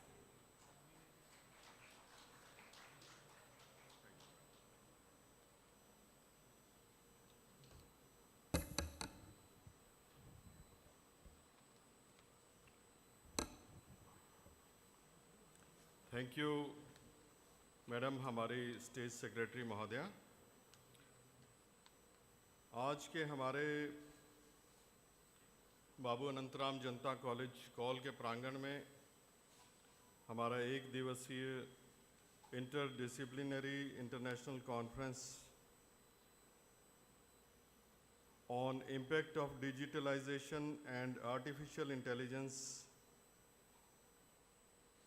On global economy governance and policy पर इस seminar में हमारे बहुत ही आदरणीय विशिष्ट अतिथि महोदय, मंचासीन विद्वानगण, अंतर्राष्ट्रीय एवं राष्ट्रीय स्तर से पधारे हुए सम्मानित शोधकर्ता, प्राध्यापकगण एवं प्रिय प्रतिभागियों, आप सभी को सबसे पहले मेरा सादर प्रणाम। आज इस अंतर्राष्ट्रीय सम्मेलन के इस गरिमामयी अवसर पर आप सबके मध्य उपस्थित होना मेरे लिए अत्यंत गौरव, आत्मसंतोष और प्रेरणा का विषय है। यह आयोजन केवल एक शैक्षणिक कार्यक्रम नहीं, बल्कि विचारों की ऊर्जा, ज्ञान की गहराई और भविष्य की दिशा का एक जीवंत संगम है, जहां से नीतियां जन्म लेती हैं और समाज के लिए नई राहें प्रशस्त होती हैं। मैं इस अवसर पर विशेष रूप से हमारे बाबू अनंतराम जनता कॉलेज कौल के बहुत ही कर्मठ, मेहनती और इंटेलिजेंट माननीय प्राचार्य डॉक्टर ऋषिपाल जी का हृदय से अभिनंदन करता हूं। उनके दूरदर्शी नेतृत्व, अकादमिक प्रतिबद्धता और सतत प्रयासों के परिणाम स्वरूप हमारे महाविद्यालय ने पिछले 6 वर्षों में अनेक महत्वपूर्ण उपलब्धियां अर्जित की हैं। आज हमारा कॉलेज न केवल शिक्षा के क्षेत्र में एक उत्कृष्टता का प्रतीक बनकर उभरा है, बल्कि शोध, नवाचार और वैश्विक सहभागिता के माध्यम से अपनी विशिष्ट पहचान भी स्थापित कर चुका है। यह सम्मेलन उसी प्रगतिशील सोच और संस्थागत ऊर्जा का प्रत्यक्ष प्रमाण है। मैं हार्दिक स्वागत करता हूं हमारे इस सत्र के उद्घाटन सत्र के विशिष्ट अतिथि डॉक्टर मनमोहन गोयल जी, जो कीनोट स्पीकर भी रहे हैं और जिन्होंने अपनी शिक्षा से, अपने ज्ञान से इतना अच्छा आप लोगों के सामने अपना वक्तव्य पेश किया है और पूरे विश्व की बातें, ज्ञान की बातें, पूरे हिंदुस्तान की बातें, समय की ज़रूरत और जो आज का विषय है उस पर कितनी गहराई से और कितने अच्छे ढंग से इन्होंने अपनी बात रखी है।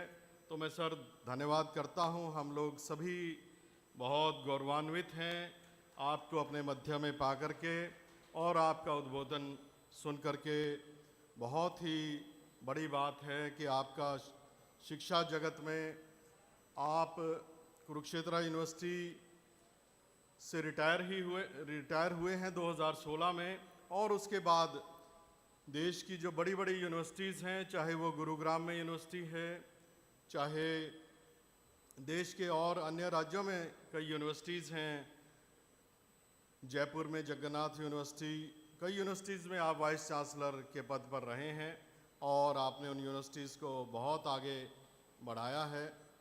तो मैं इस अवसर पर आपका जितना धन्यवाद करूं उतना कम है, और आपसे हमारे जो बच्चे हैं आज के, उनको बहुत शिक्षा और बहुत ज्ञान मिलेगा और वो अपने जीवन में इस बातों को, जो आपने बातें रखी हैं, उनको आत्मसात करके अपना अच्छा करियर बनाएंगे। आज इस अवसर पर मैं हमारे विशिष्ट अतिथि कुरुक्षेत्र यूनिवर्सिटी कुरुक्षेत्र के माननीय रजिस्ट्रार साहब डॉक्टर वीरेंद्र पाल जी का भी यहाँ पर स्वागत करता हूँ। आपकी गरिमामय उपस्थिति ने इस आयोजन को एक नई ऊंचाई प्रदान करी है। आपने भी बहुत अच्छा वक्तव्य सबके सामने रखा है, इसके लिए भी मैं आपका धन्यवाद अदा करता हूँ। हमारे की नोट स्पीकर प्रोफेसर जयंती दत्ता जी का भी मैं विशेष रूप से स्वागत करता हूँ। आप पंजाब यूनिवर्सिटी चंडीगढ़ में प्रोफेसर हैं। आपका अनुभव, आपकी दृष्टि और आपकी विद्वत्ता इस सम्मेलन को नई ऊंचाइयों तक ले जाएगी। आपने बहुत अच्छा वक्तव्य हमारे सभी शोधकर्ताओं के बीच में, हम सब के बीच में आपने रखा है। और हम लोग जिक्र कर रहे थे प्रोफेसर रविंदर बलियाला जी, जो हमारे बीच में उपस्थित हैं, हमारे विधायक साथी भी रहे हैं हरियाणा विधानसभा में, और एससी कमीशन हरियाणा के चेयरमैन साहब भी हैं, और IIHS कुरुक्षेत्र यूनिवर्सिटी का जो कॉलेज है उसमें इकोनॉमिक्स के माननीय प्रोफेसर भी हैं। हम अभी जिक्र कर रहे थे कि प्रोफेसर मैडम जयंती जी तो लगता है JNU यूनिवर्सिटी दिल्ली से पढ़ करके पढ़ाई इन्होंने पूरी करी है और बहुत अच्छे ढंग से अपने विचार, एक क्रांतिकारी विचार इन्होंने अपने रखे हैं। आपको पता है कि स्वामी विवेकानंदा जी जो वेस्ट बंगाल में पैदा हुए, न केवल पूरे हिंदुस्तान के बल्कि पूरी दुनिया के महान विचारक, महान संत, महान धार्मिक गुरु हुए हैं, वो भी दत्ता परिवार में ही पैदा हुए थे और हमारी प्रोफेसर मैडम भी दत्ता परिवार से ही हैं। आज के हमारे इस आयोजन में हमारे जो अपने कॉलेज की प्रोफेसर मैडम हैं डॉक्टर ममता रानी जी और डॉक्टर अमनदीप कौर जी, हाँ कोई बात नहीं, आपने इस आयोजन के लिए बहुत प्रयास किया है और एक बहुत अच्छा आयोजन आपने किया है। इसके लिए मैं और सभी जो हमारे और सदस्य भी हैं इस टीम के, उनका भी मैं अपनी ओर से हार्दिक प्रशंसा भी करता हूं और कृतज्ञता भी प्रकट करता हूं। हमारे आप सभी के सूक्ष्म नियोजन, अद्भुत समन्वय और अथक परिश्रम से इस सम्मेलन को न केवल एक कार्यक्रम बल्कि एक सफल, सुसंगठित और प्रेरणादायी आयोजन के रूप में आपने इस वन डे सेमिनार को स्थापित किया है। और ये बहुत बड़ा सेमिनार है, इंटरनेशनल सेमिनार है, क्योंकि आपकी सबकी प्रेजेंस और ये हाइब्रिड मोड में है, तो ऑफलाइन भी ऑनलाइन भी इसमें बहुत से शोधकर्ता जुड़े हुए हैं। तो एक बहुत बड़ा सेमिनार का आयोजन आप सब ने मिलकर प्रिंसिपल साहब के नेतृत्व में किया है। आपको मैं दोबारा से इसके लिए मुबारकबाद अर्पित करता हूं। आज के इस सम्मेलन का जो विषय है, डिजिटलीकरण एवं आर्टिफिशियल इंटेलिजेंस का वैश्विक अर्थव्यवस्था, शासन एवं नीतियों पर प्रभाव आज के युग का केंद्रीय विमर्श है। आज के युग में इसका बहुत बड़ा इम्पोर्टेंस है और आपके सामने है कि किस तरह से पिछले 11.5 साल से हमारे देश के यशस्वी और लोकप्रिय प्रधानमंत्री माननीय श्री नरेंद्र मोदी जी ने उनके सशक्त और दूरदर्शी नेतृत्व में डिजिटल क्रांति का एक स्वर्णिम युग हिंदुस्तान में शुरू किया गया है और उसमें पूरी तरह से हिंदुस्तान इस मुहिम में अग्रसर है। हमारे प्रधानमंत्री जी के नेतृत्व में जिस तरह से डिजिटल इंडिया, हमारे गोयल साहब ने भी इसके बारे में जिक्र किया, startup India, make in India और बहुत से ऐसे अभियान हैं, क्योंकि हिंदुस्तान 140 करोड़ आबादी का बहुत बड़ा देश है और पूरी दुनिया की सबसे बड़ी मार्केट भी है और एक बहुत 65% आबादी हमारे देश की नौजवानों की है। तो बहुत बड़ा महत्व आज के समय में पूरी दुनिया में हिंदुस्तान का है और उस कड़ी में उस सोच को आगे ले जाने के लिए जो पॉलिटिकल विल पावर चाहिए होती है, तो वो हमारे माननीय प्रधानमंत्री जी एक युग पुरुष हैं, कोई छोटी बात नहीं है और देवी शक्तियों का उन पर पूरी तरह से आशीर्वाद है और पूरी दुनिया के सबसे लोकप्रिय नेता भी हैं और इतने सिंपल साधारण उनकी शिक्षा, उनका ज्ञान, उनकी मेहनत और आपके सामने है कि किस तरह से सबको साथ लेकर के चलने की क्षमता, उन्होंने अपना विजन भी प्रस्तुत कर रखा है। सब एक नारा भी दिया हुआ है, सबका साथ, सबका विकास, सबका प्रयास और सबका विश्वास का। तो वो 140 करोड़ देशवासियों को, पूरे देश को निरंतर पिछले 11.5 साल में जो उन्होंने तरक्की, उन्नति और प्रोग्रेस के नए आयाम स्थापित किए हैं और पूरी दुनिया में जो हिंदुस्तान का डंका बज रहा है वो हमारे सभी देशवासियों की मेहनत और सहयोग तो है ही है, लेकिन इसमें सबसे ज़्यादा बड़ी बात नेतृत्व की होती है, पॉलिटिकल विल की होती है।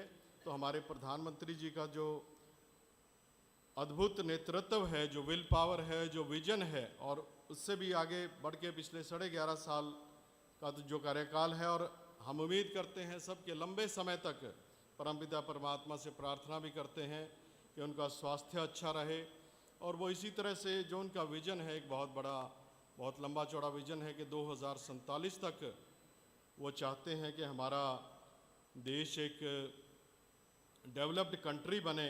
तो उसमें उनका बहुत बड़ा योगदान है और वो हर भारतवासी को, सबको मोटिवेट करते हैं, सबके लिए वो दिन रात लगे रहते हैं। और इस एज में भी आप के सामने है कि 75 इयर्स की हमारे प्रधानमंत्री जी की एज है और एक बार प्रधानमंत्री जी का वक्तव्य आया कि किसी मेंबर पार्लियामेंट साहब ने उनको विश किया कि प्रधानमंत्री जी आपको 75वां साल के आप हो गए हैं, तो आप को मुबारकबाद है। तो प्रधानमंत्री जी ने उसका जवाब दिया कि हाँ, अभी 75 ही हुए हैं, 25 साल अभी बाकी हैं। तो आप देखो कितनी बड़ी सोच प्रधानमंत्री जी की है, कितनी लंबी सोच है और न केवल पूरे हिंदुस्तान के 140 करोड़ लोगों के लिए कितनी बड़ी सोच है और उसको वो आगे सबको लेकर के चल रहे हैं और हिंदुस्तान को 2047 तक उन्होंने एक डेवलप्ड कंट्री बनाना है। इसमें हम सब लोगों का पूरा प्रयास होगा। और ये जो आज का सेमिनार है, जैसे कि हमारे गोयल साहब ने भी बताया और प्रोफेसर जयंती जी ने भी कहा कि हमें आत्मचिंतन भी करना है, सब लोगों को, बच्चों को भी, शोधकर्ताओं को, स्टूडेंट्स को भी और सभी लोगों को, कि हम किस तरह से, जिस तरह से महात्मा गांधी जी ने विचार दिया था, हमारे राष्ट्रपिता जी ने, कि हमें वो काम करना चाहिए कि जिससे पूरेस्ट ऑफ द पुअर जो है, हमारा जो काम है वो गरीब से गरीब आदमी के लिए क्या बेनिफिट इस हमारे काम करने से होगा। तो इतनी बड़ी सोच जो हमारे राष्ट्रपिता महात्मा गांधी जी ने दी थी, आज के हमारे स्पीकर्स ने भी इन बातों के ऊपर विचार रखा है कि हमें आत्मचिंतन भी करना है, मंथन भी करना है, मनन भी करना है और सबके बारे में सोचना है। कि किस तरह से हमें अपने बच्चों को अच्छी शिक्षा भी देनी है, मॉरल शिक्षा भी देनी है, एथिकल शिक्षा भी देनी है और उनका अपना अच्छा कैरियर भी बनना चाहिए और अपने जीवन में वो तरक्की उन्नति विकास करें, अपने पैरों पर खड़े हों और अपना अच्छा करियर बनाएं, अपने गुरुओं की रिस्पेक्ट करें, टीचर से जितना हो सकता है उनसे सवाल भी पूछें, इंक्विजिटिव रहें और ज़्यादा से ज़्यादा नॉलेज लेकर के अपना जो भी आपका इंटरेस्ट है बच्चों, जहाँ भी आपका दिमाग चलता है, जो आपका एरिया ऑफ इंटरेस्ट है, जो सब्जेक्ट हैं, चाहे वो गेम्स भी हो सकता है, चाहे कोई को करिकुलर एक्टिविटीज़, सिंगिंग, डांसिंग भी हो सकता है और भी बहुत से फील्ड्स हैं जहाँ पर आप लोग अपना करियर बना सकते हैं, अपना जीवन अच्छे से बना सकते हैं। और जब हर बच्चा अच्छे से पढ़ेगा, अच्छा करियर बनाएगा, आपके पेरेंट्स को भी आपसे बहुत उम्मीदें हैं, तो अपने पेरेंट्स की भी आपने सेवा करनी है, उनका मान सम्मान करना है और देश के एक जिम्मेवार नागरिक आपने बनना है। जिस तरह से प्रधानमंत्री जी हम सबको शिक्षा देते हैं, बताते हैं कि देश का जिम्मेवार नागरिक बनना है, ये देश हम सब का है और जितना हम लोग प्रोग्रेस करेंगे, जितनी शिक्षा लेंगे, जितना आगे बढ़ेंगे और अपने पैरों पर खड़े होंगे तो देश भी उतनी ही प्रगति करेगा और आने वाले समय में 2047 तक हमारा ये देश एक प्रगति डेवलप्ड कंट्री हमारे प्रधानमंत्री जी के नेतृत्व में हम सब के प्रयास से बनेगा। और आज इस अवसर पर मैं हमारे जो फाउंडर प्रेसिडेंट रहे हैं, आदरणीय हमारे गांव के बुज़ुर्ग, महान शिक्षाविद, महान समाज सुधारक और इस बहुत बड़े इलाके से जो आज़ादी से पहले एमएलए भी रहे, जिस इलाके में करनाल, पानीपत, यमुनानगर, कुरुक्षेत्र सारे ज़िले आया करते थे, ऐसे महान हमारे इस कॉलेज के संस्थापक, हमारे एरिया के बहुत महान नेता, महान समाज सुधारक बाबू अनंत जी के चरणों में नमन भी करते हैं और हमारे अपने प्रिय नेता चौधरी ईश्वर सिंह जी जो इस हलके के निर्माता भी रहे हैं, आधुनिक पुंडरी हलके के निर्माता भी रहे हैं, 4 बार यहाँ से एमएलए रहे, अलग अलग सरकारों में वो बड़ी बड़ी पोजीशंस पर रहे। हरियाणा स्टेट के जब 1966 में हरियाणा बना था उसके पहले मार्केटिंग बोर्ड के अध्यक्ष भी रहे। पूरे हरियाणा में जो मंडियां हैं उन्होंने स्थापित कर रखी हैं। हमारा देश भी और हमारा हरियाणा प्रदेश भी पंजाब का से अलग होकर के छोटा भाई एग्रीकल्चर इकोनॉमी है यहाँ पर, तो सारे हरियाणा की मंडियाँ किसानों के लिए हमारे महान नेता, महान समाज सुधारक, महान शिक्षाविद चौधरी ईश्वर सिंह जी ने पूरे हरियाणा में स्थापित करी थी।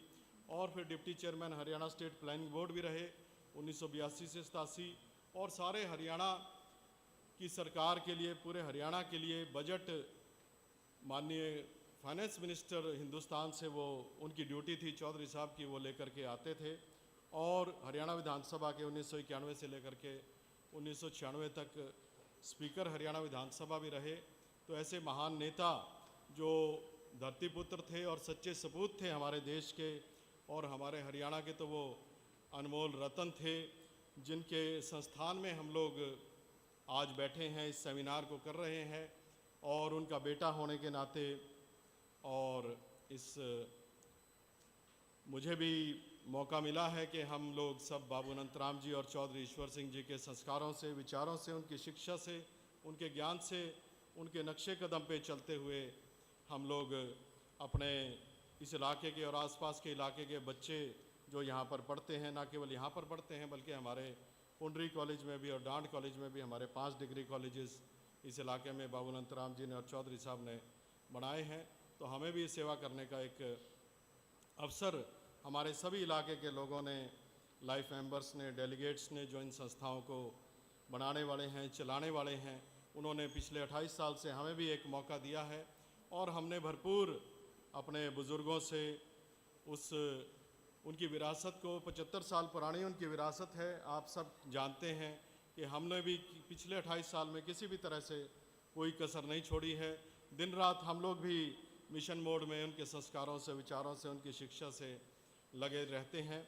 और उसके अलावा 2018 से मुझे हमारे 97 प्राइवेट एडेड कॉलेजेस हैं हरियाणा स्टेट के अंदर, उनके सभी प्रेसिडेंट साहिबान ने मुझे दायित्व दिया हुआ है। हमारी जो वेलफेयर एसोसिएशन है मैनेजमेंट्स 97 एडेड कॉलेजेस की, मुझे उसका प्रेसिडेंट बनाया हुआ है और तीसरी टर्म हमारी उस प्रेसिडेंट के तौर पे चल रही है।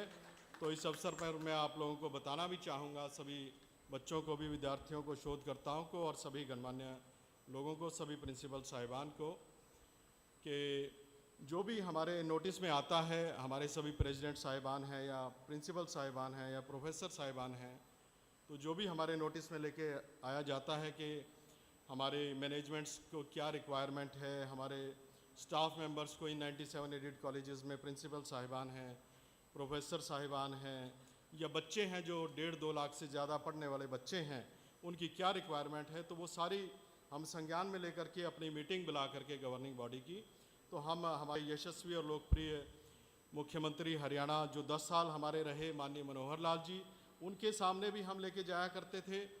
और अभी जो हमारे अपने एमपी साहब यहाँ से, हमारे कुरुक्षेत्र से श्री नायब सिंह सैनी जी, जो फिर भारतीय जनता पार्टी के प्रदेश के अध्यक्ष भी बने और फिर मुख्यमंत्री भी पार्टी हाईकमान ने उनको बनाया इस इलेक्शन 2024 के इलेक्शन से पहले 2023 में, और दोबारा फिर 2024 में इलेक्शन जीत करके वो हरियाणा की जनता ने उनको दूसरी बार हरियाणा का मेजॉरिटी से मुख्यमंत्री बनाया है। उनके सामने जो भी हम काम लेकर के जाते हैं, बड़ी खुशी से वो सारी बातों को सुन करके 97 एडेड कॉलेजेस की जो भी कोई मांग है या समस्याएं हैं, चाहे बच्चों की है, चाहे स्टाफ मेंबर्स की है, चाहे मैनेजमेंट्स की है, उनको सुन करके उन पे संज्ञान लेकर के और बहुत अच्छे ढंग से उनका निवारण करते हैं। तो मैं आप सब से अपील भी करूंगा, एक बार तालियां बजा करके भी हरियाणा के यशस्वी और लोकप्रिय मुख्यमंत्री जी का भी धन्यवाद भी करें इस अवसर पर।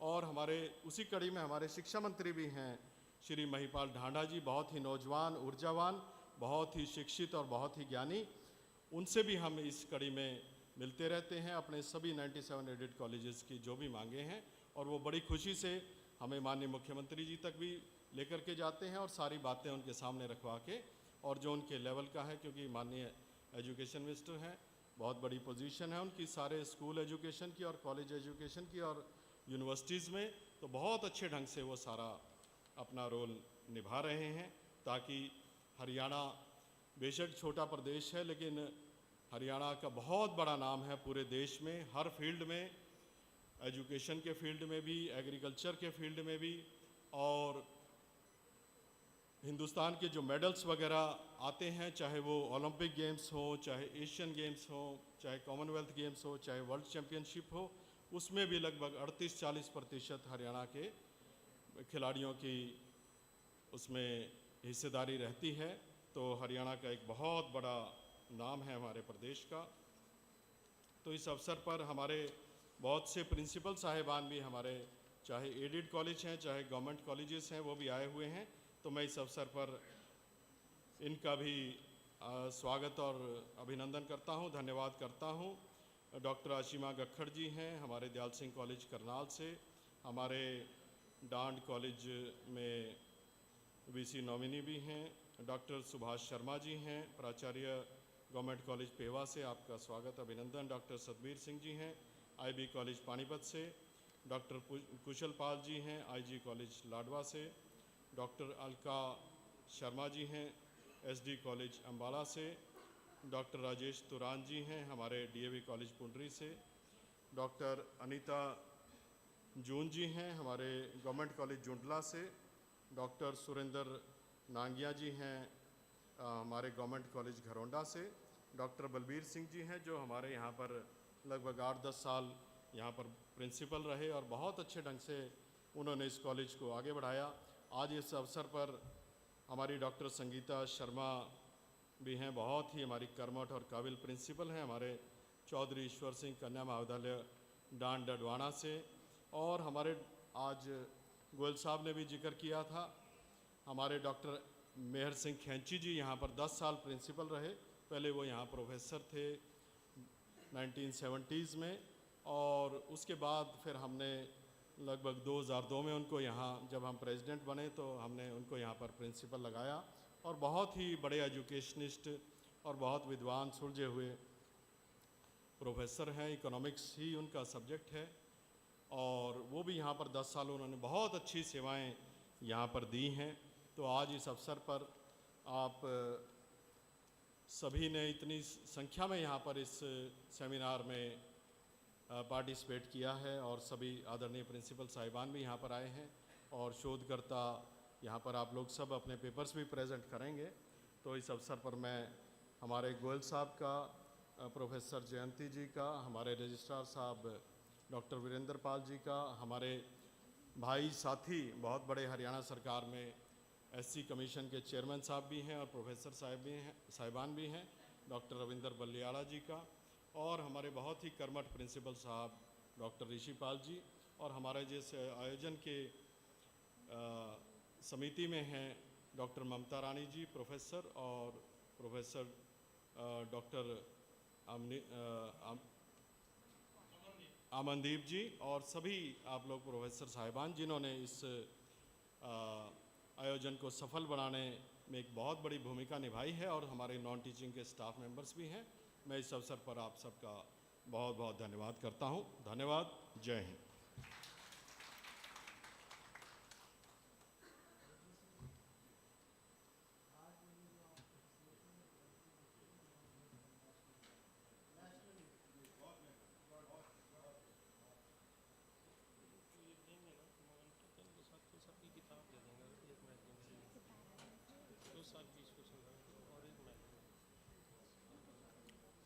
Thank you, sir, for your inspiring and thoughtful presidential address. Your visionary words and constant encouragement continue to guide us toward excellence. We are truly grateful for your esteemed presence and blessings. Along with this, I extend my respectful welcome to Dr. Smita Sharma ji from Punjab University, Chandigarh. Honorable dignitaries, as a token of our heartfelt gratitude and remembrance, we now move to the presentation of mementos to our esteemed guests. I humbly request our college president, Chaudhary Tejveer Singh ji, and principal sir, Dr. Rishi Pal ji, to kindly present the memento to our respected dignitaries. For this, firstly, I request to kindly present a memento to our guest of honor, Lieutenant Dr. Virendra Pal ji, as a token of our deep respect and gratitude. Along with the memento, we are also presenting a book on our founder, Chaudhary Ishwar Singh ji, and our college Golden Jubilee edition magazine, Anant Shiksha, to our esteemed dignitaries. So I firstly request to present memento to our guest of honor, Lieutenant Dr. Virendra Pal ji.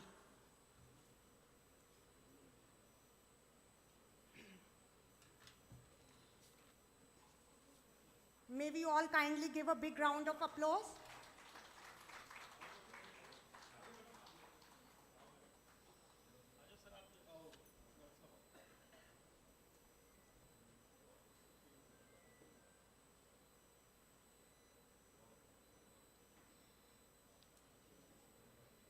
I request again to kindly present a memento. I request again to kindly present a memento to our esteemed inaugural speaker, Professor Dr. Madan Mohan Goyal ji, as a mark of our sincere appreciation.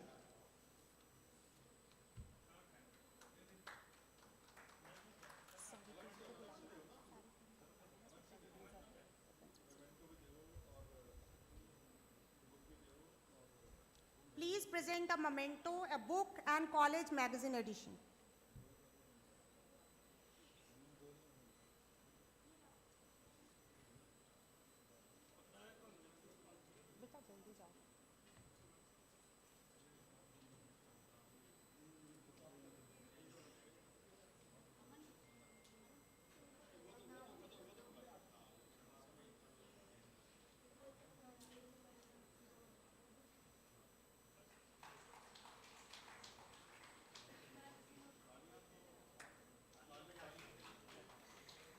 May we all kindly give a big round of applause as we witness this proud moment.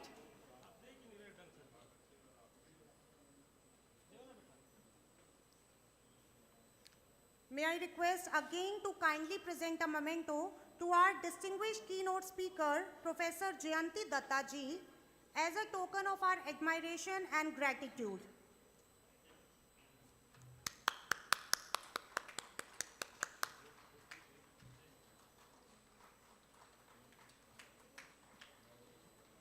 Now I request again to present a memento to Professor Ravinder Singh Balial ji.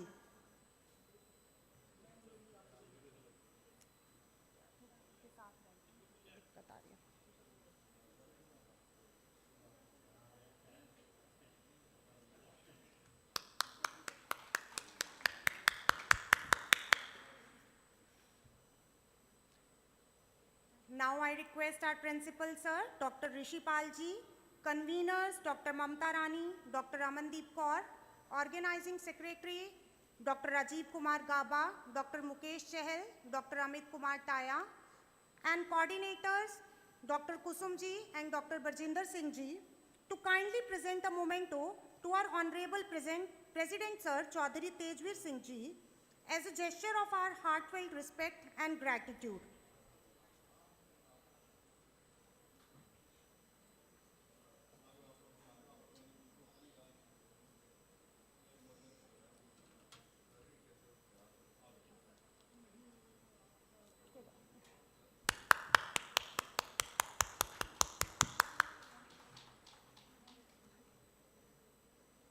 Now I request organizing team to present a memento to our principal sir, Dr. Rishi Palji.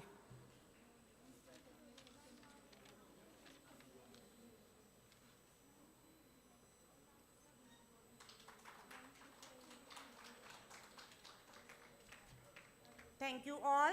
Now it's time to felicitate respected principals from various colleges. And I take this opportunity to honor the esteemed principal, Dr. Ashima Gakkarji from Dyal Singh College, Karnal. May I request our principal, sir, along with the organizing team, to kindly present a planter and memento as a token of our respect and appreciation. Thank you. Welcome, ma'am.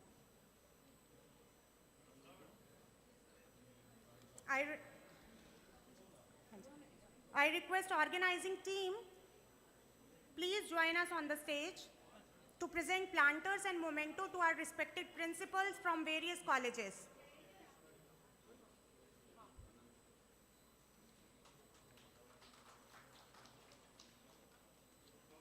Now, we are delighted to acknowledge the gracious presence of respected principal Dr. Anita Junji from Government College, Jundla.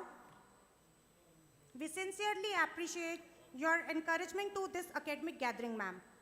Government College Dadupur. Achha. Major Professor Anita. Okay. Major Professor Anita Junji from Government College, Dadupur.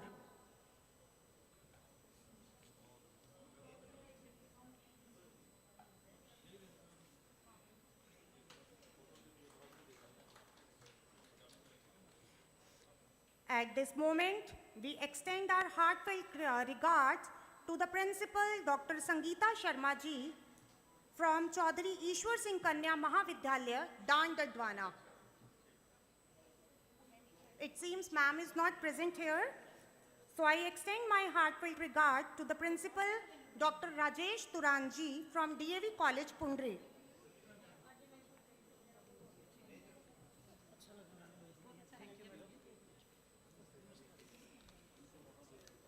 Sir, your presence adds great value and dignity to the occasion.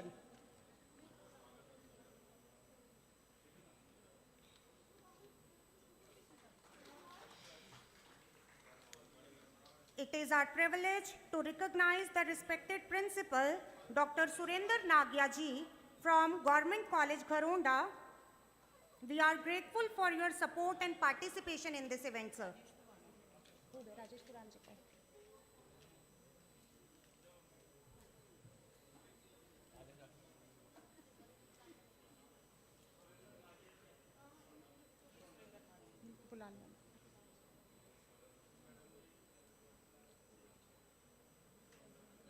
Now I take this opportunity to honor the esteemed principal, Dr. Kushal Palji from IGN College, Ladwa. Sir, your presence truly enriches this academic platform.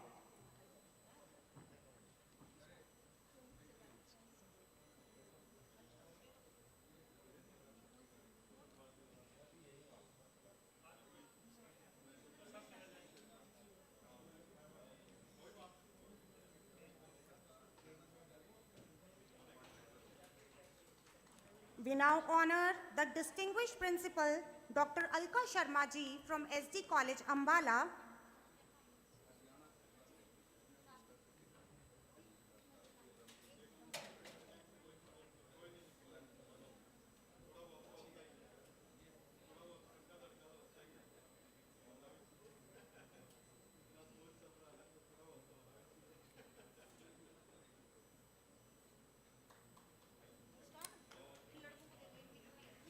We are delighted to acknowledge the gracious presence of Dr. Alka Sharma ji, Principal, SD College, Ambala, Kent. Ma'am, we are sincerely appreciate your contribution and encouragement to this academic gathering.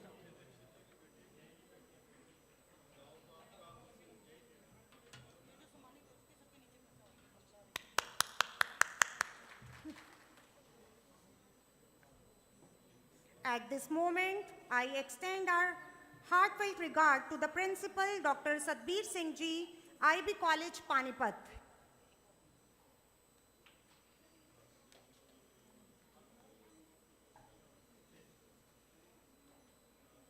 We are grateful for your participation, sir.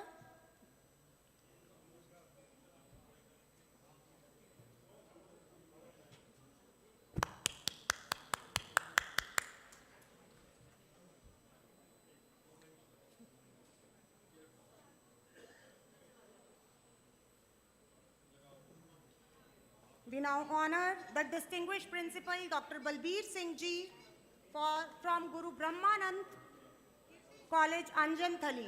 Dr. Balbir Singh ji. I think sir is not here with us.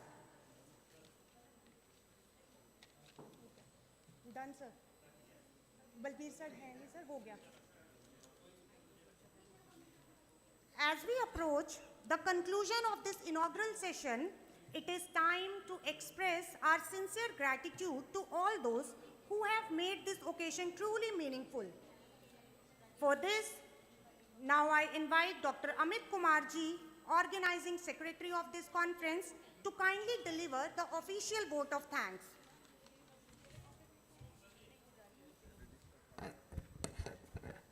धन्यवाद doctor Radhika ji. आपने मुझे आज इस अंतर्राष्ट्रीय conference के अंदर इतने सम्मानित जनों का धन्यवाद करने का अवसर दिया, जो मेरे लिए बहुत ही गौरव व सम्मान की बात है। और मैं सबसे पहले हृदय की गहराइयों से स्वागत अभिनंदन करता हुआ विशेष आभार प्रकट करूंगा हमारे इस कॉन्फ्रेंस में मुख्य अतिथि के रूप में पहुंचे लेफ्टिनेंट डॉक्टर वीरेंद्र पाल जी, जो मेरे बड़े भाई भी हैं और रजिस्ट्रार कुरुक्षेत्र विश्वविद्यालय के पद में कार्यरत हैं। आपने अपने कीमती समय में से जो समय हमें देकर हमें सम्मानित किया, उसके लिए हम और अपने विचारों से हमें प्रेरित किया, उसके लिए हम हृदय से आपके आभारी हैं। और मैं आभार व्यक्त करता हूं कार्यक्रम की अध्यक्षता कर रहे हमारे बहुत ही ऊर्जावान प्रबंधक समिति के प्रधान पूर्व विधायक चौधरी तेजवीर सिंह जी का, जिनका मार्गदर्शन हमें हमेशा मिलता रहा है। और मैं विशेष आभार और धन्यवाद प्रकट करूंगा कि जो आज हमारे बीच मुख्य वक्ता के रूप में पहुंचे हैं, बहुत ही प्रसिद्ध शिक्षाविद प्रोफेसर मदन मोहन गोयल जी, डॉक्टर जयंती दत्ता जी, जिन्होंने इतनी सुंदर तरीके से हमें हमारे आज के इस टॉपिक का विस्तृत वर्णन किया और हम किस प्रकार से उसका फायदा आम जीवन में और आम जीवन का व्यतीत करने वाले लोगों को हम दे सकते हैं। और इनके जितने वक्तव्य रहे वो इस सत्र को उन्होंने अत्यंत समृद्धि और उपयोगी बनाया। साथ ही मैं विशेष आभार प्रकट करता हूं हमारे महाविद्यालय के प्राचार्य डॉक्टर ऋषिपाल जी का और इस अंतर्राष्ट्रीय कॉन्फ्रेंस की पूरी टीम का, जो दिन रात अपने अथक प्रयासों से इसे नई ऊंचाइयों तक ले जाने के लिए लगातार प्रयासरत रही। और अंत में मैं उन सभी प्रतिभागियों का, जो शोधार्थियों का, जो प्रत्यक्ष या अप्रत्यक्ष रूप से हाइब्रिड मोड से हमारे साथ जुड़े रहे हैं, उनका भी विशेष आभार प्रकट करता हूं। और उनकी जो ये सक्रिय सहभागिता है इस कॉन्फ्रेंस के अंदर, वो उन्होंने इस सत्र को जो आज चला है उसको बहुत ही सार्थक बनाया। और मैं अंत में आप सभी का, छायाकार पत्रकार बंधुओं का भी धन्यवाद प्रेषित करता हूं और यहां पहुंचे सभी सम्मानित जनों का हृदय गहराइयों से आभार प्रकट करते हुए धन्यवाद करता हूं। जय हिंद, जय Bharat.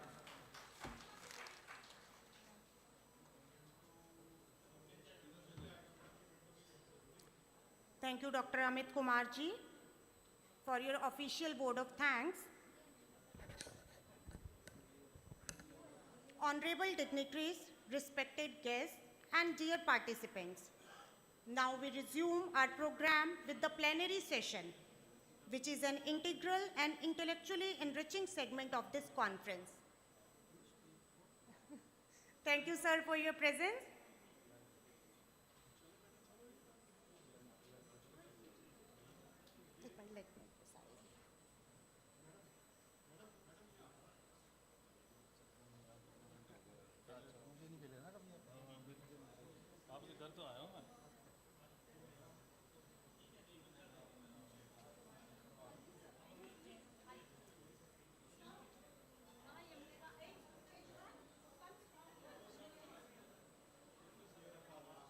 Sir Ravinder Singh ji,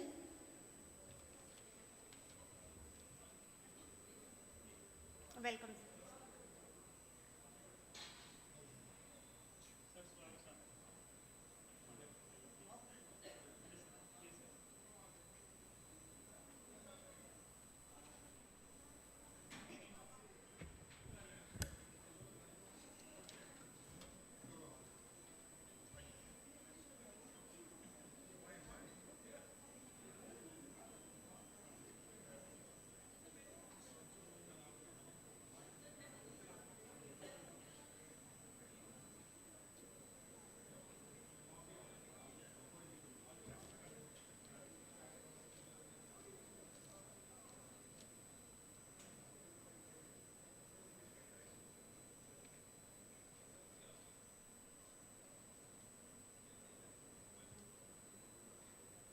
Honorable dignitaries, respected guests, and dear participants, I hope you all had a refreshing lunch. Now, we resume our program with the plenary session, which is an integral and intellectually enriching segment of this conference. To formally commence this session, I feel privileged to invite Dr. Kusumji, coordinator of the conference, to extend the official welcome. Ma'am, I request you to kindly come forward and grace the podium.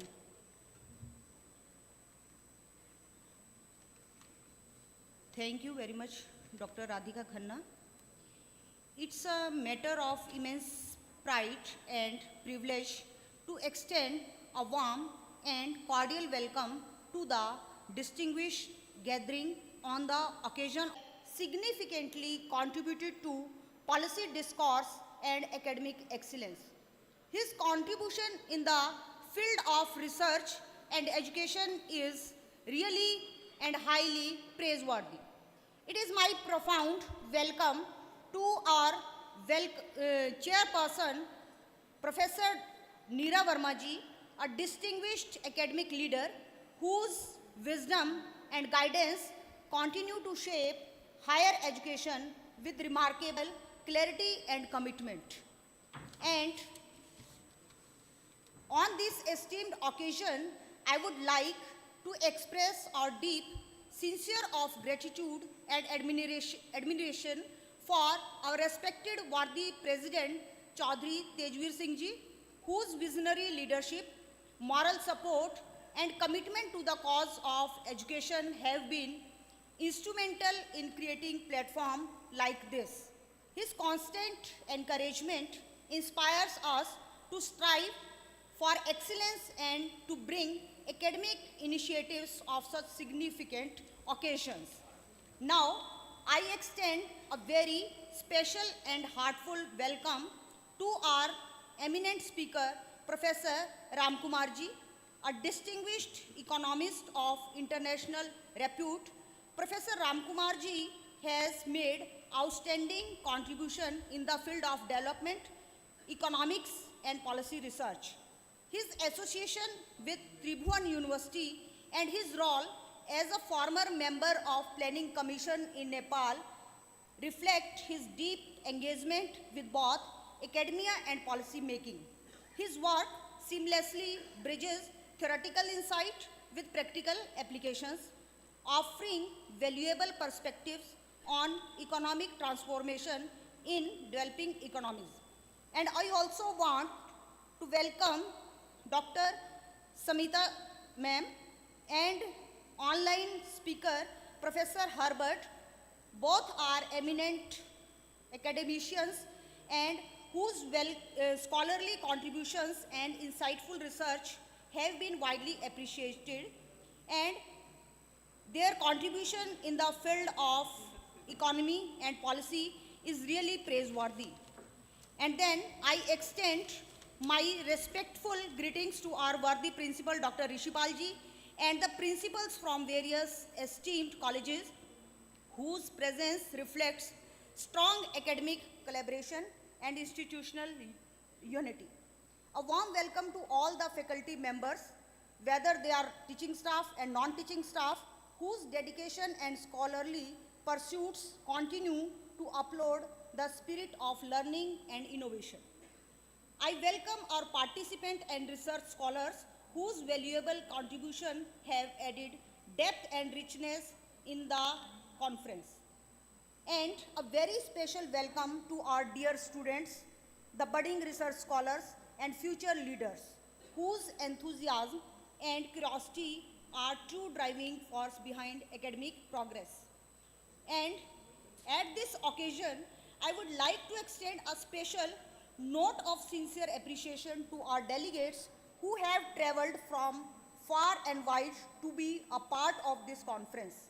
We truly acknowledge their efforts and challenges you may face in reaching KAUL, which is situated in a rural area, and your gracious presence has reflected your dedication to academic engagement and knowledge sharing. And your presence has truly elevated the dignity of the session, and I congratulate Dr. Amandeep Kaur and Dr. Mamta Rani, the conveners of this conference, who are working tirelessly to make it a successful event. Lastly, I would like to welcome each and everyone who is directly and indirectly involved in this conference. Thanks a lot for your gracious presence. Jai Hind, Jai Bharat.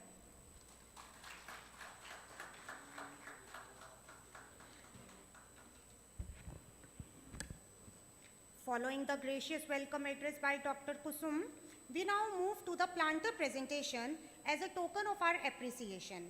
May I request our Principal Sir, Dr. Rishipalji, and President Sir, Chaudhary Tejveer Singh Ji, to kindly present a planter to our guest of honor, Professor Dr. V.N. Atri Ji.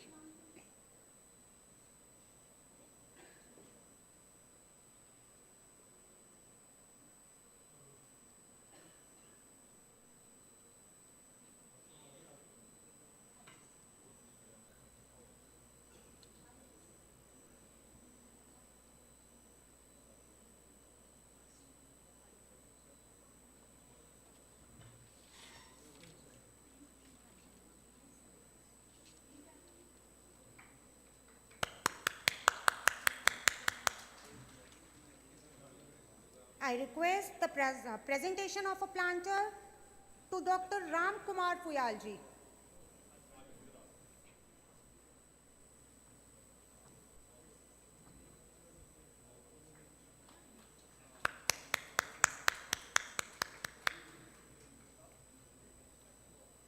Now I request the presentation of a planter to Dr. Smita Sharma ji.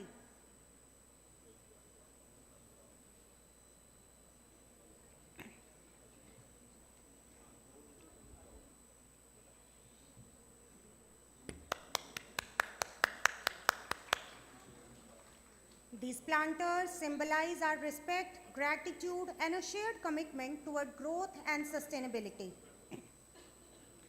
We also take this moment to acknowledge Professor Herbert B. Rosana and Professor Dr. Neera Verma ji, who has joined us virtually. Though we may not be able to felicitate them in person, but we extend our sincere appreciation for their esteemed presence and contribution.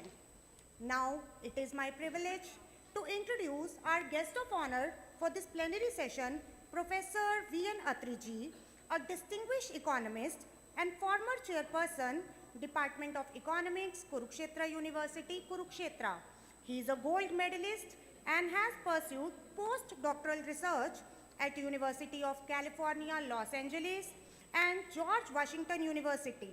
With extensive experience in international trade, finance, and development economics, he has contributed significantly to academic research and policy discourse, and has been associated with various national and international academic bodies. He has served in key academic and administrative positions, including leadership roles in research program and policy initiatives. He has also been associated with international forums and has actively contributed to global discussion on economic development and sustainability. His rich academic journey and scholarly contributions continue to inspire researcher and student alike. Sir, we are truly honored by your presence and request you to kindly address the gathering.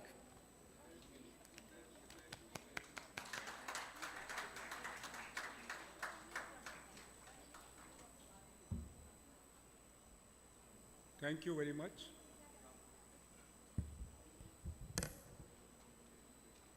I think I'll be speaking both in English and Hindi. And I'm grateful to this great institution, and especially BABU ANANT ji, to whom I think I put my greatest honor, in the sense that almost 60 years back, you see, he has visualized a vision, and that vision is accomplished. I did not know that there are so many colleges initiated by him. उन्होंने इतने college खोले, वो भी rural areas में. तो मेरे देखने से he is a great leader, visionary reforms. और ये एकमात्र रीज़न था कि मैं काफ़ी व्यस्त था. रात में दिल्ली से आया 1 बजे. साउथ अफ्रीका का फ्रीडम डे फंक्शन था. वाइस चांसलर ने कहा कि मैं बिज़ी हूँ. पिछले साल हम दोनों गए थे, तो मुझे कुरुक्षेत्र यूनिवर्सिटी को रिप्रेजेंट करना था. वहाँ से 1 बजे मैं घर पहुँचा, और फिर मैंने डॉक्टर अमनदीप को, जो कि मेरी स्टूडेंट है, बहुत अच्छे स्टूडेंट है, इंटेलिजेंट स्टूडेंट है, तो उसको कहा कि मैं आ रहा हूँ.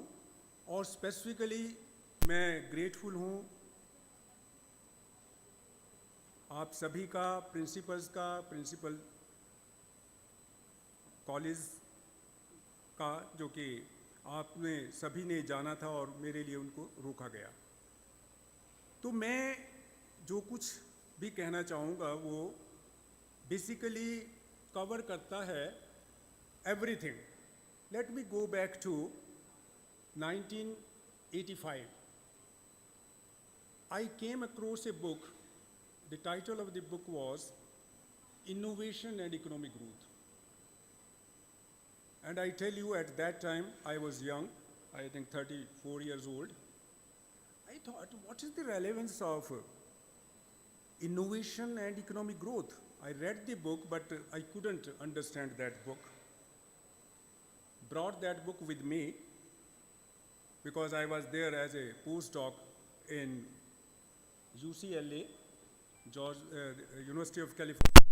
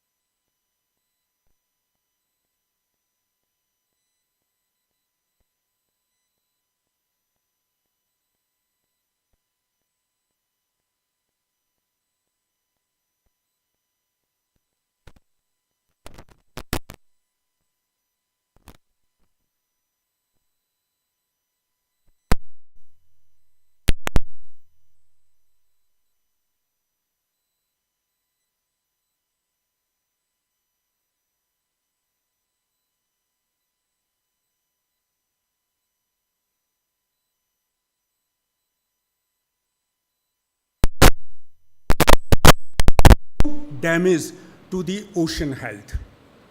The health of the ocean is already deteriorating.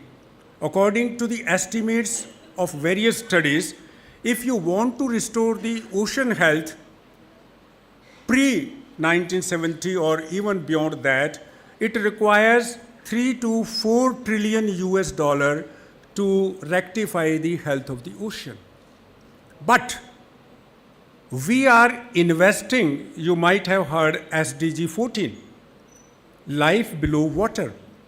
The total annual requirement to complete this SDG is around $1,175 per year.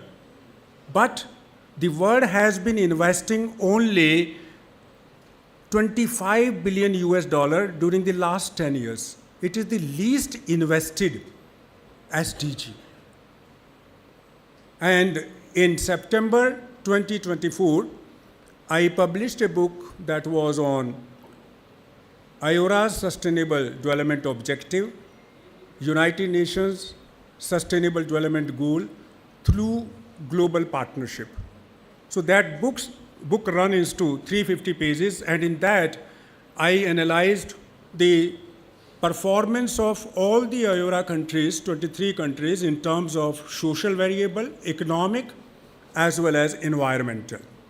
Now, the environment performance of all the IORA countries, and for that, whether it is G20, G7, BRICS, you think ASEAN, you take any regional economic groupings, they perform Indo-Pacific, which is the center at Kurukshetra, University Kurukshetra, under the patronage of Honorable Vice Chancellor Somnath ji, and I am working as a director, founder director of that center. And I am doing it honorary, not taking anything from the university. So that is basically, I am just paying my debt to the community, to the public, you see. That is what you call Rishi Rin, Pitri Rin, there are 3 rins. And basically, now the environmental sustainability. Now, one thing which I want to highlight, the scholars are there, principals are there. So my vision is, because I was talking, I think, on 18th of March in the Ministry of External Affairs, Indo-Pacific Division, so talking with the Joint Secretary, and they asked Professor Atri what we should do as chair of IORA, because India has assumed the chairship of IORA in November 25 for a period of 2 years. And 6 months have passed, nothing has been done. So I have sent them a confidential note, and they will be undertaking certain steps. So the point is the environmental sustainability. The environmental sustainability, I have been listening the speakers in the morning, and I know I did not hear Professor Goyal, but I can understand what might he spoke. So this environment is deeply rooted if we talk about the Indian ethos. And one of the things which have been admitted internationally at United Nations level, that is when we talk about science, technology, innovation, we must also talk about the local wisdom, the traditional knowledge. Without traditional knowledge, without local wisdom, science, technology, innovation cannot do much. So it is the combination of the traditional knowledge as well as the latest science, technology, innovation, which is the panacea, which is the remedy, which is the solution for the contemporary issues. In that context, basically, let me go back to David Ricardo. David Ricardo, in 1817, published a book, Principles of Political Economy and Taxation. And in that book, there was chapter 12 on machinery. In that chapter, he basically was in favor of machinery, and he had the view that machinery will not displace the labor. So that means there will be no labor issues because of the adoption of the textile machinery. Then, over the last 200 years, there have been industrial revolution, 1, 2, 3, 4, 5. And if I go back to the artificial intelligence, digitalization, so let me tell you that artificial intelligence as on 2023, with the emergence of pre-talented models such as GPT, etc., is basically covering all. And its market is very high, runs into billions of US dollars. But in artificial intelligence, let me quote that it was, I think, 2023, the Ministry of External Affairs and Government of India National Security Commission nominated me to talk about artificial intelligence and digitalization in the Quad meeting of 4 countries, that is Australia, India, US and Japan. So that meeting was held online, and the subsequent meeting of the leaders of the Quad could not take place, and it has not even taken place now. So in that meeting, there was the eminent scholars all over the 4 countries, and the issue was how in the Indo-Pacific we can compete with the artificial intelligence that is being generated by China. So artificial intelligence, if you go back to the publications in the International Monetary Fund, certainly increases the productivity. The net impact of artificial intelligence on labor productivity or total productivity is positive. This has been established by so many people, so many scholars, whether they are the economists, whether they are the scientists. But the employment impact of artificial intelligence is indeterminate. आप उसको decide नहीं कर सकते. हालांकि latest estimates जो है 2026 वो कह रहे हैं कि artificial intelligence जो है that will be creating 170 million jobs. But we have to see. और artificial intelligence से जो job loss है that is more higher in advanced countries in comparison to developing countries. Coming to the status of developing countries, IORA countries, global south countries, because our Honorable Prime Minister Shri Narendra Modi ji given the idea of global south during the G20, and in G20 India also spoke about the use of artificial intelligence in deep sea mining. So that is the another issue. At International Seabed Authority, ISA, is the sole agency of deciding whether we should go for deep sea mining or not, whether we have to get the gold, nickel or polymetallic modules from the deep sea mining below 5,000 meters, that is 5 miles below the ocean. The ocean is very deep, you see. You cannot measure the ocean. Till to date, with all the latest technology, we have been able to explore only 5 to 10% of the ocean surface. 90% of the ocean surface has not been identified by the scientists despite the latest technology sweep. And I want to enter into the debate what is there deep into the ocean and all that, because that requires series of lecture and the time is limited. So that basically has not been decided till March 2026. The next meeting of the International Seabed Authority will be in July, and in that meeting, the member countries basically will be deciding whether we should try to dig the deep floor or not. There are 2 types of groups in the International Seabed Authority, IS. One is favoring that we should go deep into the ocean and get the minerals. India is in favor of that. China is in favor of that.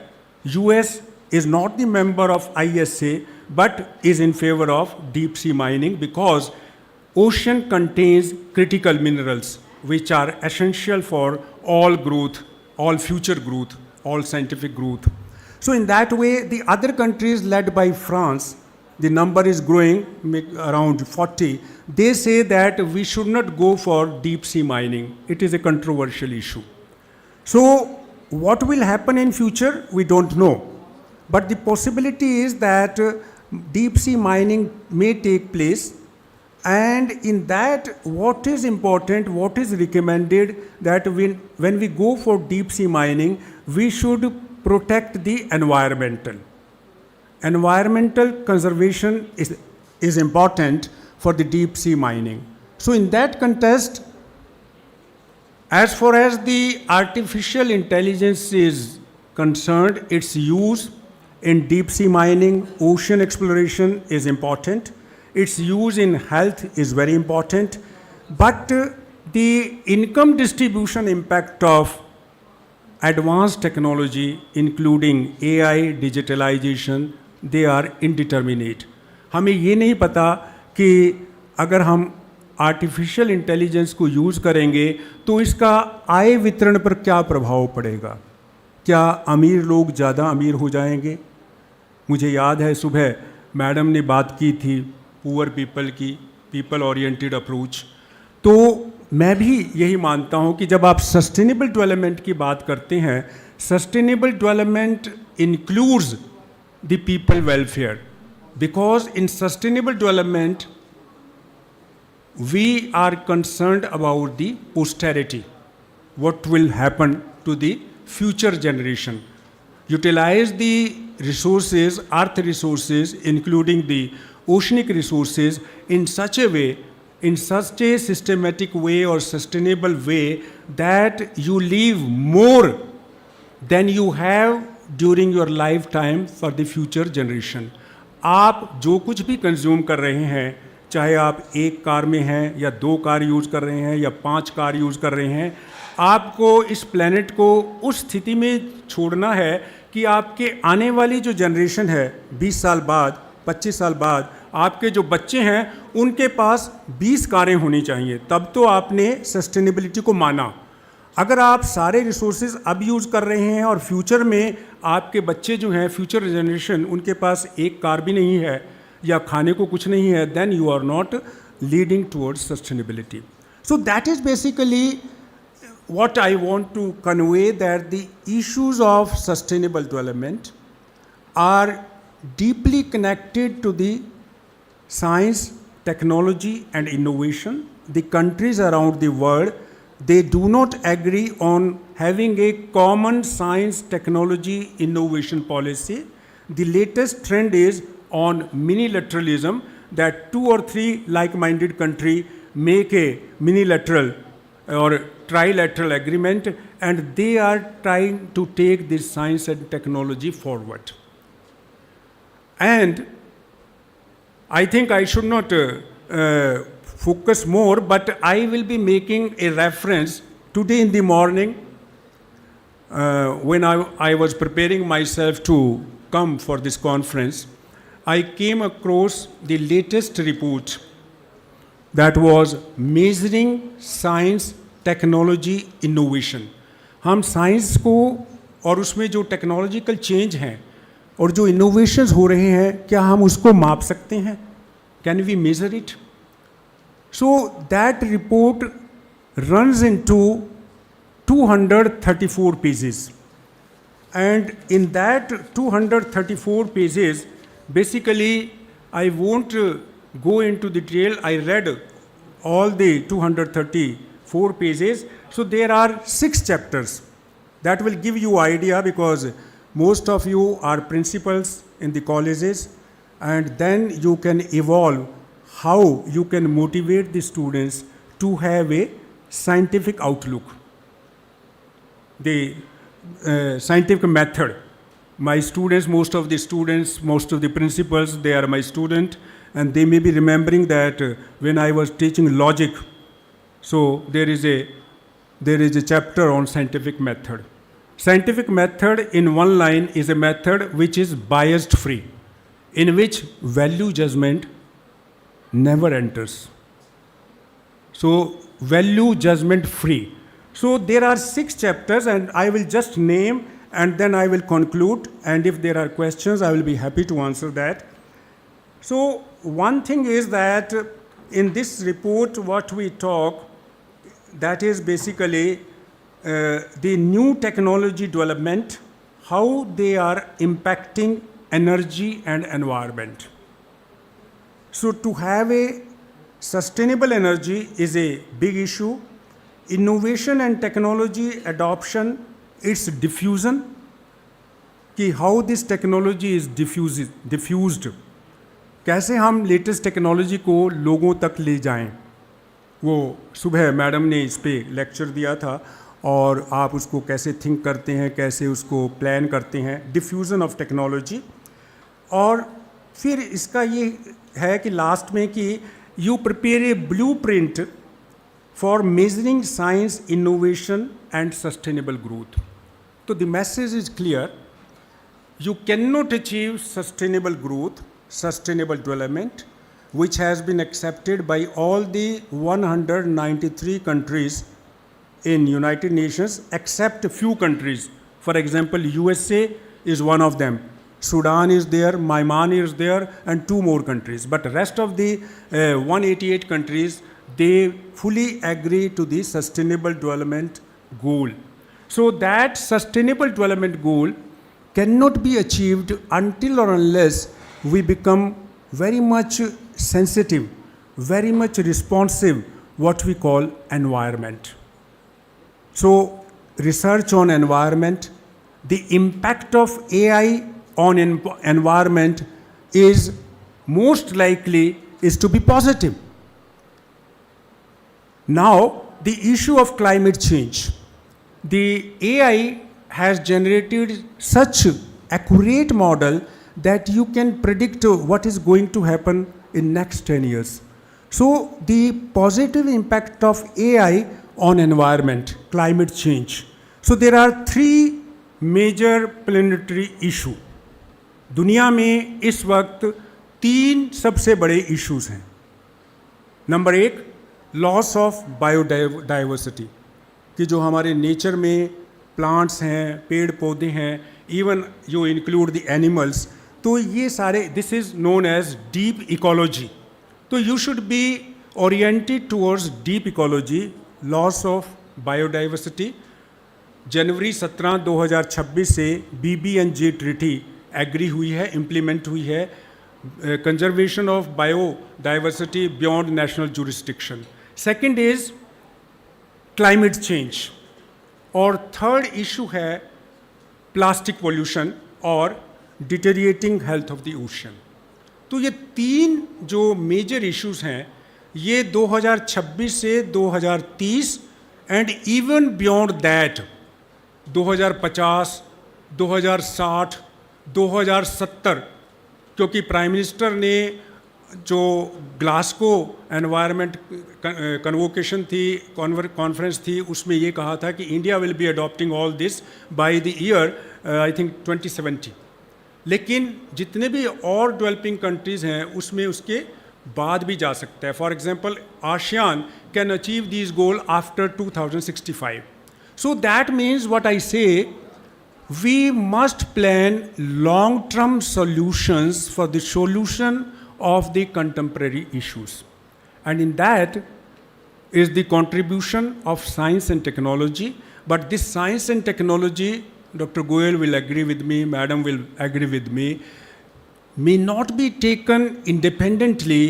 We must put the mixture of social sciences, traditional knowledge, local wisdom, and the basic objective of the ocean economy or the blue economy is to make it people friendly, localization of resources, empowerment of poor, it is in favor of pro-poor strategies. But from this platform, I just want to say to all the principals of the colleges in Haryana, I think 2 days earlier I was sitting with the additional principal secretary, Dr. Sumita Mishra.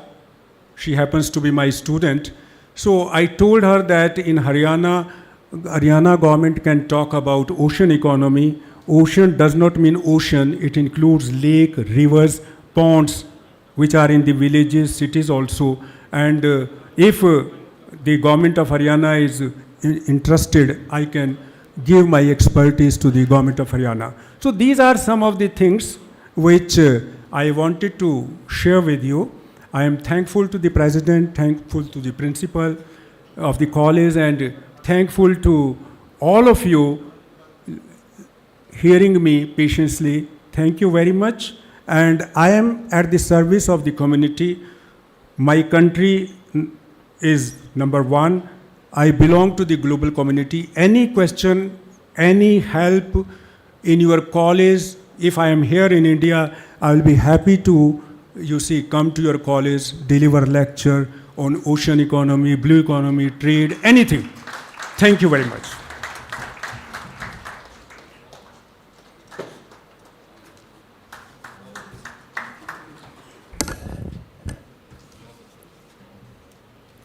Thank you, Professor V.N. Atriji, for your inspiring and enlightening address. Your words have added great depth and value to this plenary session. We are truly thankful for your esteemed presence and for sharing your valuable insights with us. Dear audience, due to some prior engagement, our respected guest of honor, Professor V.N. Atriji, will be leaving shortly, and we are equally grateful for his presence. So for the felicitation ceremony, I request our President Sir, Chaudhary Tejveer Singh Ji, and our Principal Sir, Dr. Rishi Pal Ji, to kindly present a memento to Professor V.N. Atriji as a token of our sincere appreciation.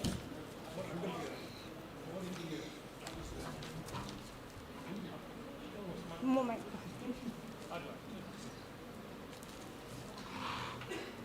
Please give a big round of applause to Professor V.N. Atriji.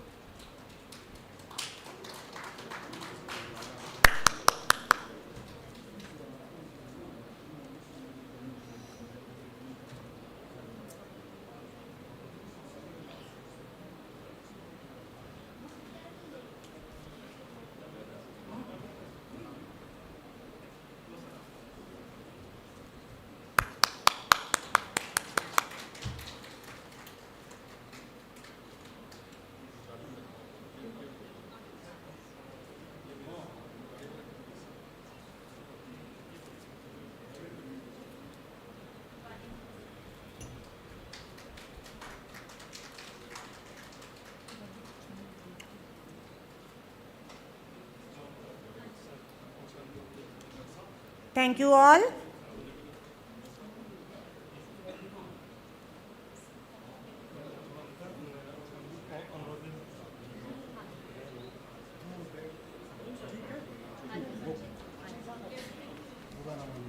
Thank you, sir.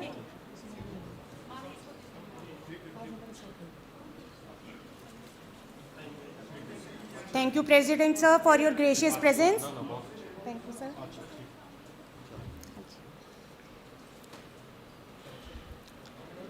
Let's move further with the plenary session.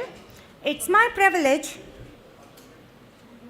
to introduce Professor Dr. Ram Kumar Fuyal Ji, a distinguished economist, an expert professor at Tribhuvan University, Nepal, and former member of the National Planning Commission, Government of Nepal. With over 2 decades of experience in academia and public policy, he has made significant contributions to the economic planning. Thank you, ma'am. Chairperson of this, ma'am. Chairperson of this important conference, dignitaries in the dais, distinguished scholar, policymakers, social leaders, university teachers, professors, student, media persons, and all the participants. Namaste and very good afternoon to you all. This is Ram Kumar Frial from Kathmandu, Nepal.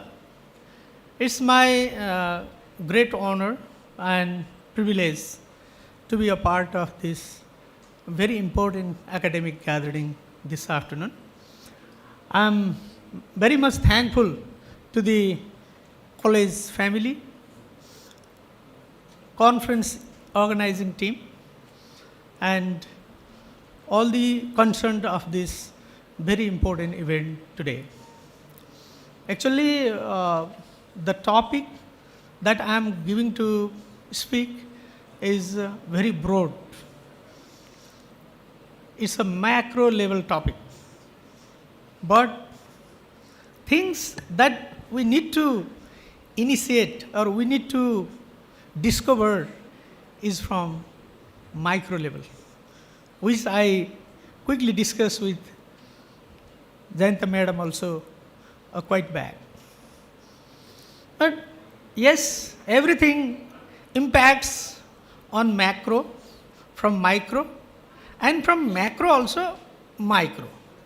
So it's okay as AI and digitization make some changes or some transformation or some effect that can be qualitatively or quantitatively identified or measured in a development era. Yes, that can be measured, that can be spoken, that can be discussed. So it is always a scholarly question that whether we should start working from macro or micro. So today I very sincerely listened to the keynote speakers in the morning. Both keynote speakers spoke so well. They carried the issues from very micro level.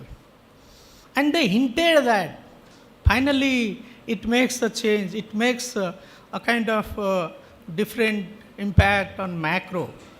So are you ready to do that or not? Or how you take these devices or this knowledge or these tools, AI or digitization?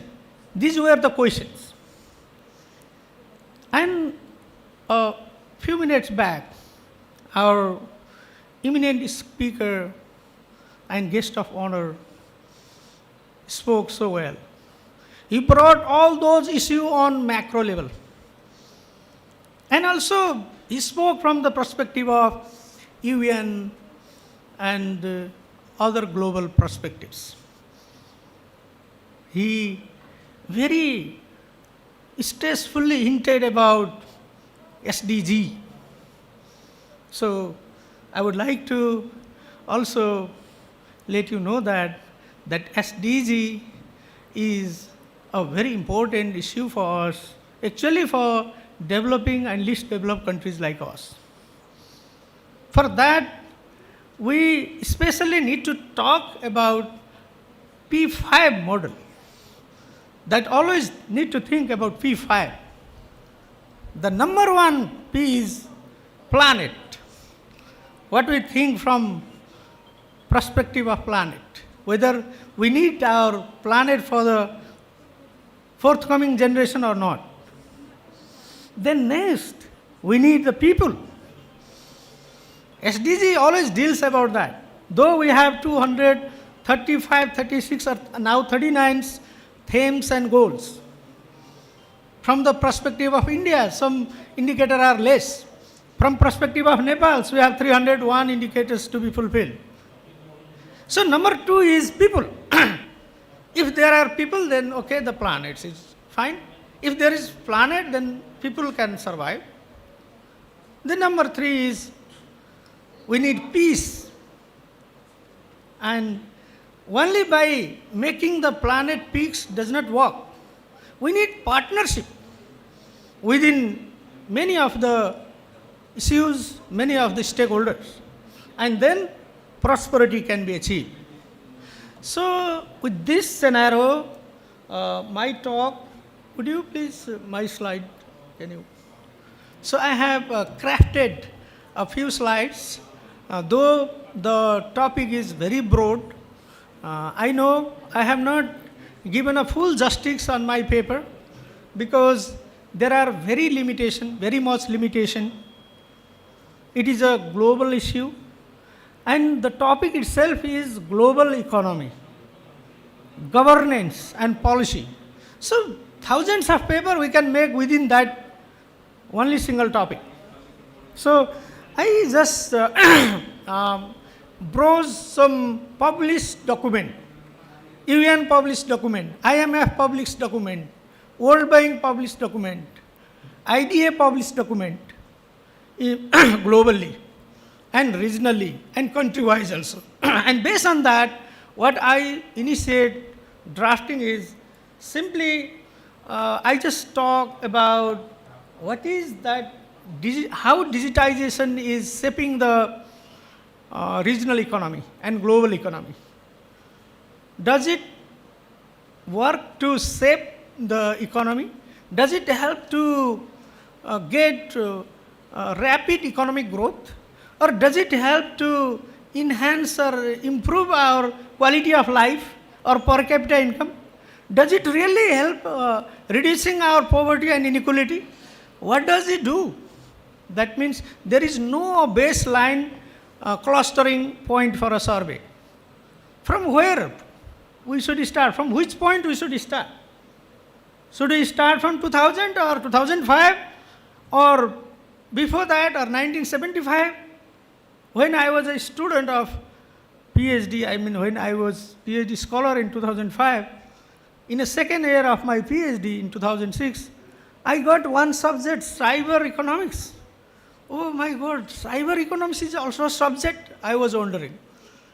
I looked into the detail of that course and I found that digitization, digital economy, artificial intelligence, and digitization and artificial intelligence makes the economy vibrant, and there will be a transformation on economy. And when that transformation output pie of economy is distributed equally to the society, then society's justice and prosperity would be ensured. Like that, that paper was written, that subject was written. But I feel scared. Oh, I am a student of econometrics. I am a student of game theory. Why should I study this social matter? Oh, I should learn more about sophisticated mathematical model, algorithm, and all those things. But later, when I come to 20th decade, the algorithm is inside the AI. And data, many more things are happening and included on that. So I just tried to bring those facts and evidences. What I'm speaking to you today are not from my own insight. They are from the published source, established knowledge, which I am going to share with you. I don't know how far I can make a justice of my delivery. I am given 30 minutes, so I want to conclude my, the talk before 30 minutes. The next, I brought the scenario into, not in global only, brought into South Asia. In South Asian countries, almost we are least developed and developing countries.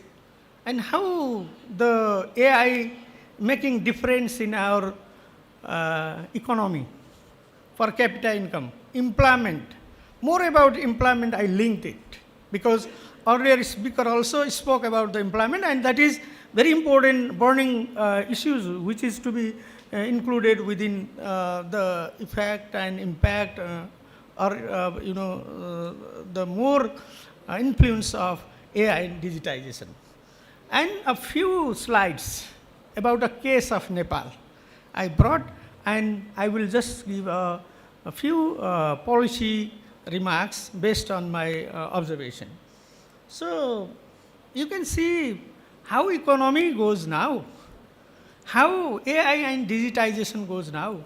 it is not only issue of growth, it is issue of prosperity only, it's issue of per capita income only. It is a multiple issue, a kind of multi-dimensional impact it does have.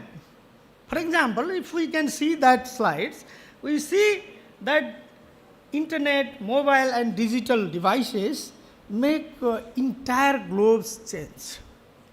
It is a socio-economic issue, even scientific issue.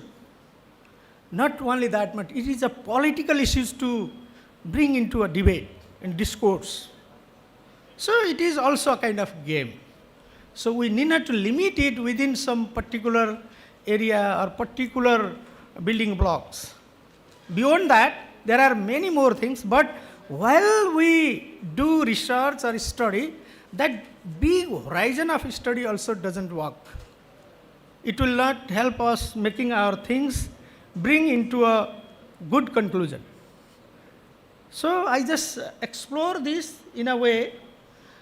This digitization is not only economic matter, it is an entire social matter, and it has changed the socio-economic activities of entire globe, which also makes a lot of changes in human capital formation and also economic growth and job creation of the entire global countries. So now we can see one very important slide that I would like to share with you. Yes, that AI and digitization after 2000s, the economic growth of many countries is increasing, very nicely increased. Economic growth is increased, but together the per capita income also has to be increased. But the per capita income is not increases as it is increases in the ratio of economic growth. It is not only in the case of South Asia, but also in Middle East and many of the other developing countries, Africa, South Africa, Latin America. In many of those countries that we can see are not making a good progress on increasing the per capita income as compared to their economic growth. So what we can do, if we are pursuing a good research or good result, or if we want to make our research result very robust so that it can be published in a good journal, ranked journal, and after all in final, if we wish to provide a very good policy suggestion, policy remarks to the government, then we need to think from micro perspective with making some very micro level framework. For example, there is one framework which I have proposed. There are so many issues in a conceptual framework which we can see, and with this, for example, on economy, what are the basic activities of economy? Either natural resources or human resources, or like in economy, production or productivity, or competitiveness or efficiency, or for example in a human capital, either skilled human capital or healthy human capital, or smart human capital or happy human capital, who we need to change our society and how that devices help improve their strength. That is very important. So in economy, if this is so, in governance, how we can think from the perspective of governance and that framework? Maybe good governance is very important. So does that, digitization and artificial intelligence help support giving a good decision to a leader or policy maker? Or does it help to give a good justice in a society? Does it help to change a society in a prosperous society, what does it do? That we need to make a micro level study. We need to generate evidences. We need to generate the data. And we need to make a kind of the causal relation, either a causality or input-output or perceptual study. What do we need to do that? So from university levels labs of MPhil, PhD or post-PhD or faculty research, we can initiate that. And then only once when result comes, okay, very proudly we can say because that result is obtained by our own effort. But now what we do is we just borrow the ideas and we are just talking from that perspective. It is not working. Okay. Next one, yes. The governance I spoke. Okay. So next one is my key issue about job creation. Do we think that AI and digitization creates a new job? Yes, it creates. But what does it do for people, those who don't have skill?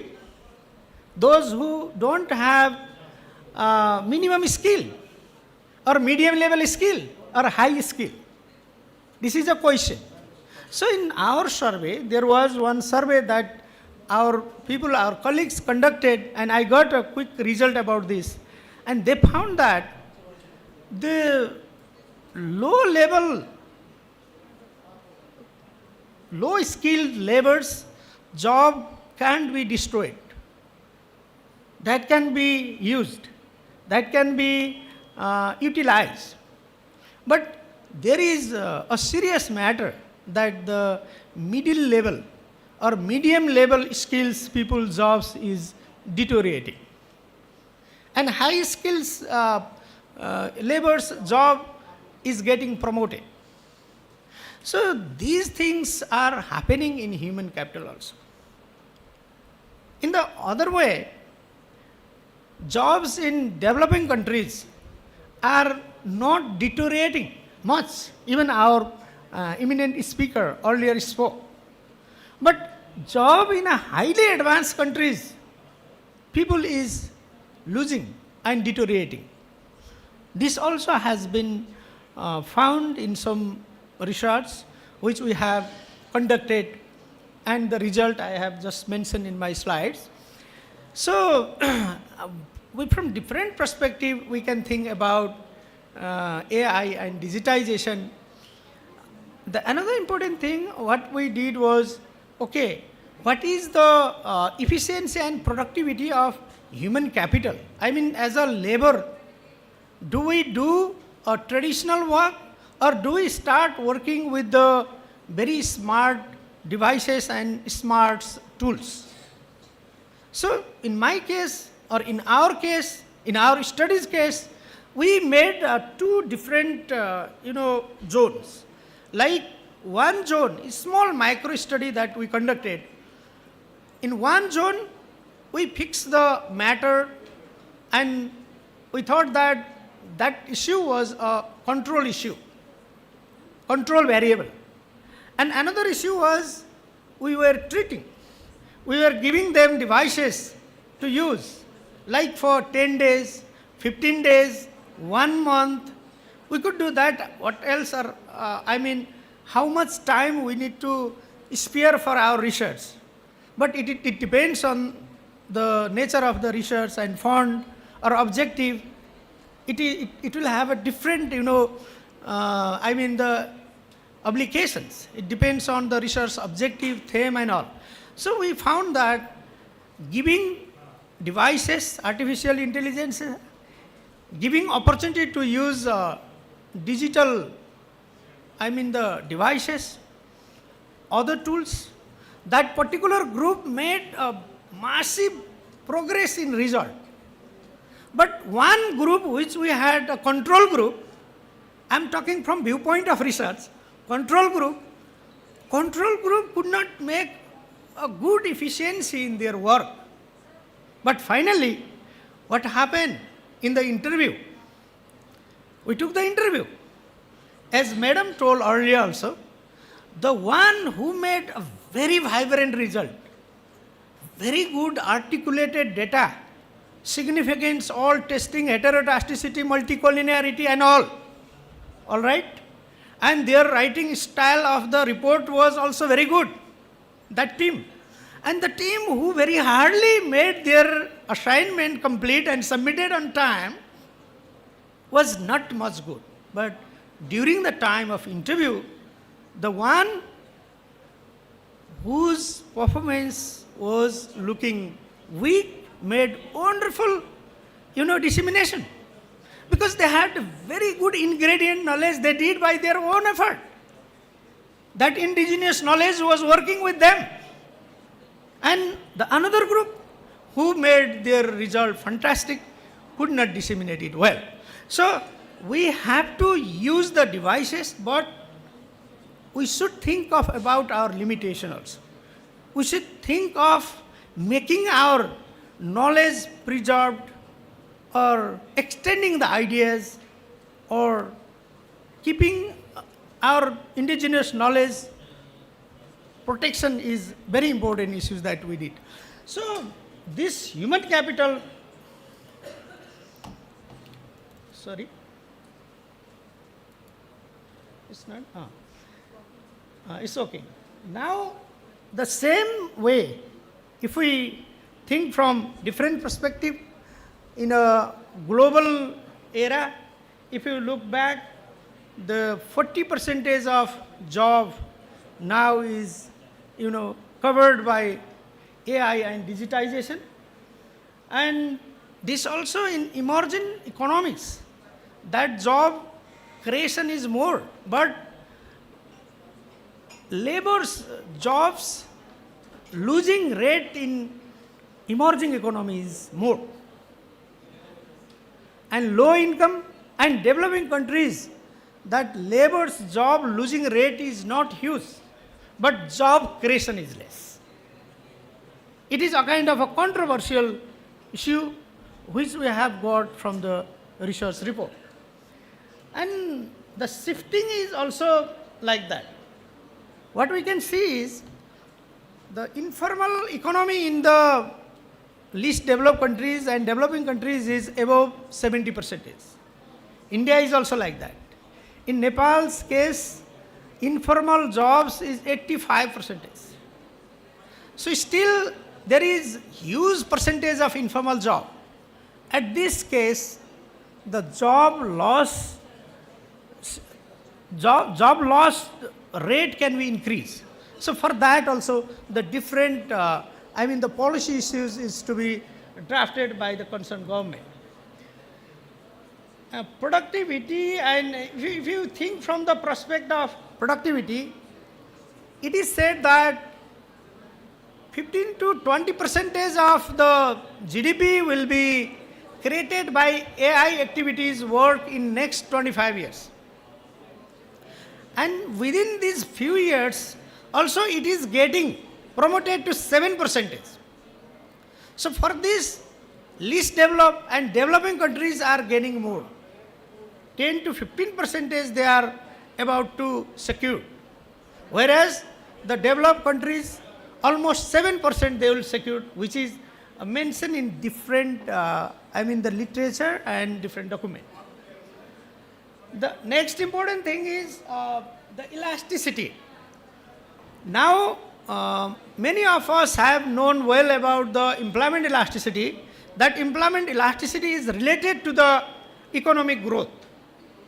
If we have 1% of economic growth, in Nepal's case, 0.5% of employment can be increased.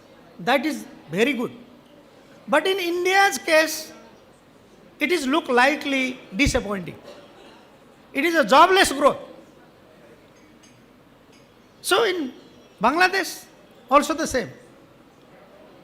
So this is also somehow linked and related with the AI. So how we can make the employment creation positive, that will ultimately help to increase the economic growth. So simply the policy implication for this is different. We can take it in a different way in different countries. In South Asian case, we have only 4 things to discuss. One is economic growth, next one equity and justice, or we can say the growth and inequality, labor force participation, and employment elasticities, and access to financial institutions for AI and digital economics. So now, if we look at the value of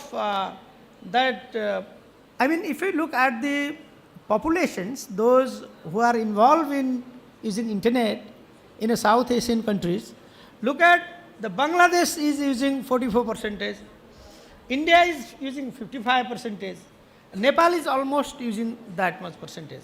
So people more than 50% are properly using internet, but the contribution in employment and economic growth is not,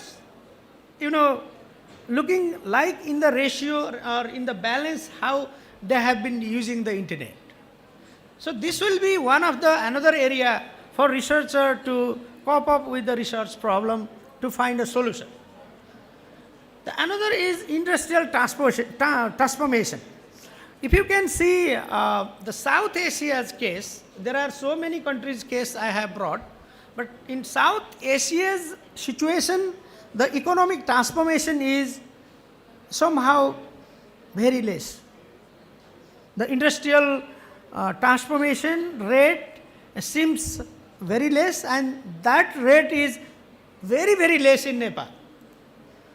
So once if you go back to the manufacturing share, the manufacturing share of South Asian countries in an entire economy is losing, decreasing, deteriorating.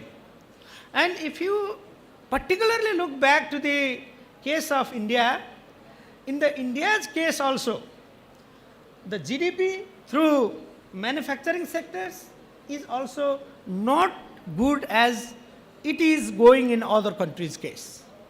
Very zigzag, volatile. So that also will be one of the very good areas of a research interest for a scholar, those who would like to pursue a degree. And so on. FDI to GDP ratio is also very worse in South Asia. What I am telling you is just from 2000 onwards, what is happening in our economy. So overall transformation, overall industrial transformation, if we can see, and overall structural transformation, if we can see, that structural transformation of South Asia only is very low than others. So it was a case, and how it is happening, okay, this is also low. The one important thing is our per capita income is also very low. You can see the per capita income of Switzerland, South Korea, or USA, that is many, many times higher to us. But look back to 1975 or 85, what you can see? By that time, their income status, their per capita income and our per capita income was not very much gap. There was not a huge gap. But during the course of time, if you look few countries example here, including China and Vietnam, see Bangladesh per capita income in 1985 was simply 200 GDP per capita it is 222. But now it is in 2024 it is $2,594 US, which is 11.7 times more. But India's 8.9 times, Nepal's nearly 9 point something. So growth, okay, we maintain, but still here GNI per capita is less. So from which point we should start then, we should start doing the research then? It is always a question. Because we are talking about the impact of digitization and artificial intelligence on global economy. So from global perspective also, not very much changed. Okay, size of economy is changed, but other factors are not much changed. And if you come back to South Asian countries' perspective, okay, the economic growth is rapid somehow, but per capita income and poverty rate seems very different. If you look at the head count ratio of the poverty at 2.15 US dollar per day, our South Asian countries' poverty rate, you can see decreases, but not as rapid as other countries. And if you go to the property holding by the people, in South Asia only, the top 10% people have got the whole property.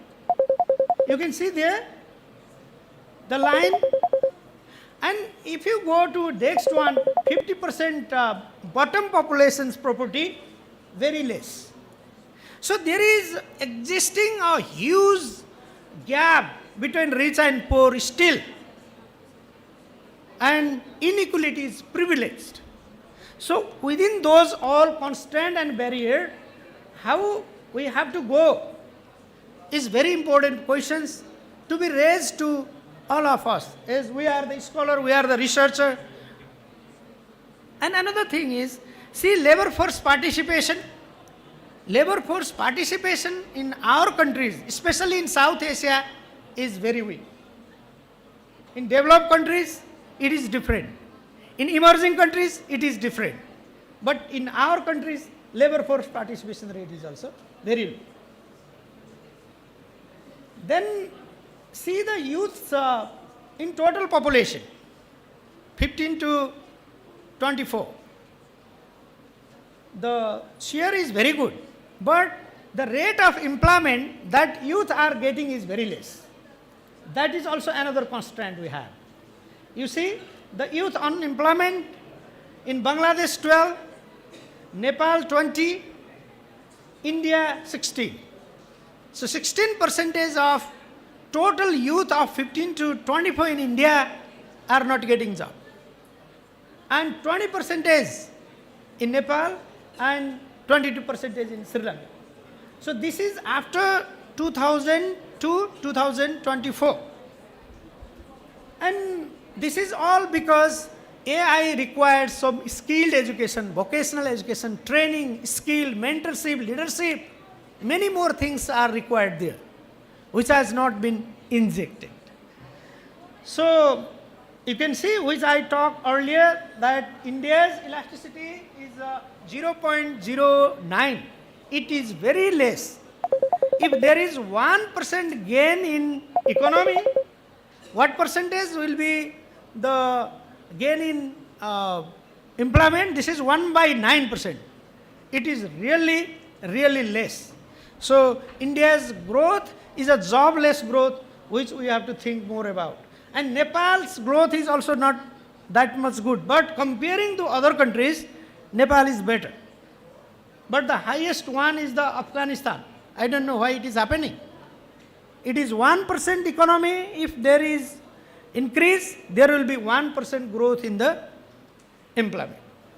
So after all, that India's PM Gati Shakti model is very highly, diversely working to restructure a country, and with the support of that gift city, the global model, this digitization and digitization's works through monitoring and evaluation has been initiated since last few years.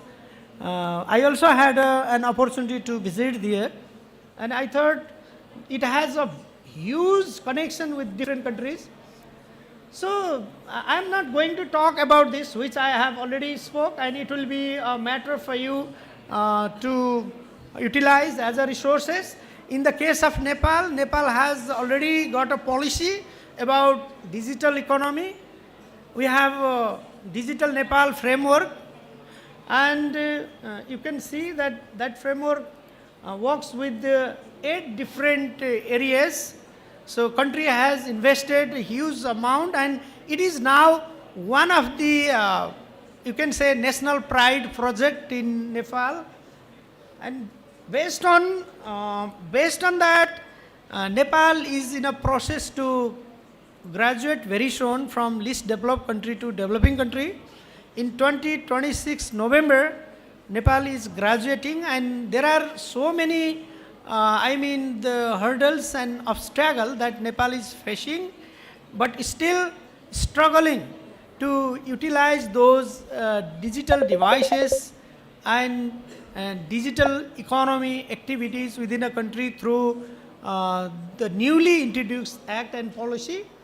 As Nepal was interned in the LDC in 1971, now after 50 years it is graduating, and there are so many, the facilities for that digital device, artificial intelligence will be also, favorable or comfortable to discuss with many other countries in a parallel motives or parallel sense. Anyway, there are so many slides. I know this is a population of Nepal. It is equal with male and female, but 20 years back it was not equal. And this is the population and its employment rate, that 11.4% of Nepal's peoples are facing our own employment problem. So in the future, if we can use this model as a conceptual model, these negative remedies or problems and hurdles of using AI or digital economics can be fixed.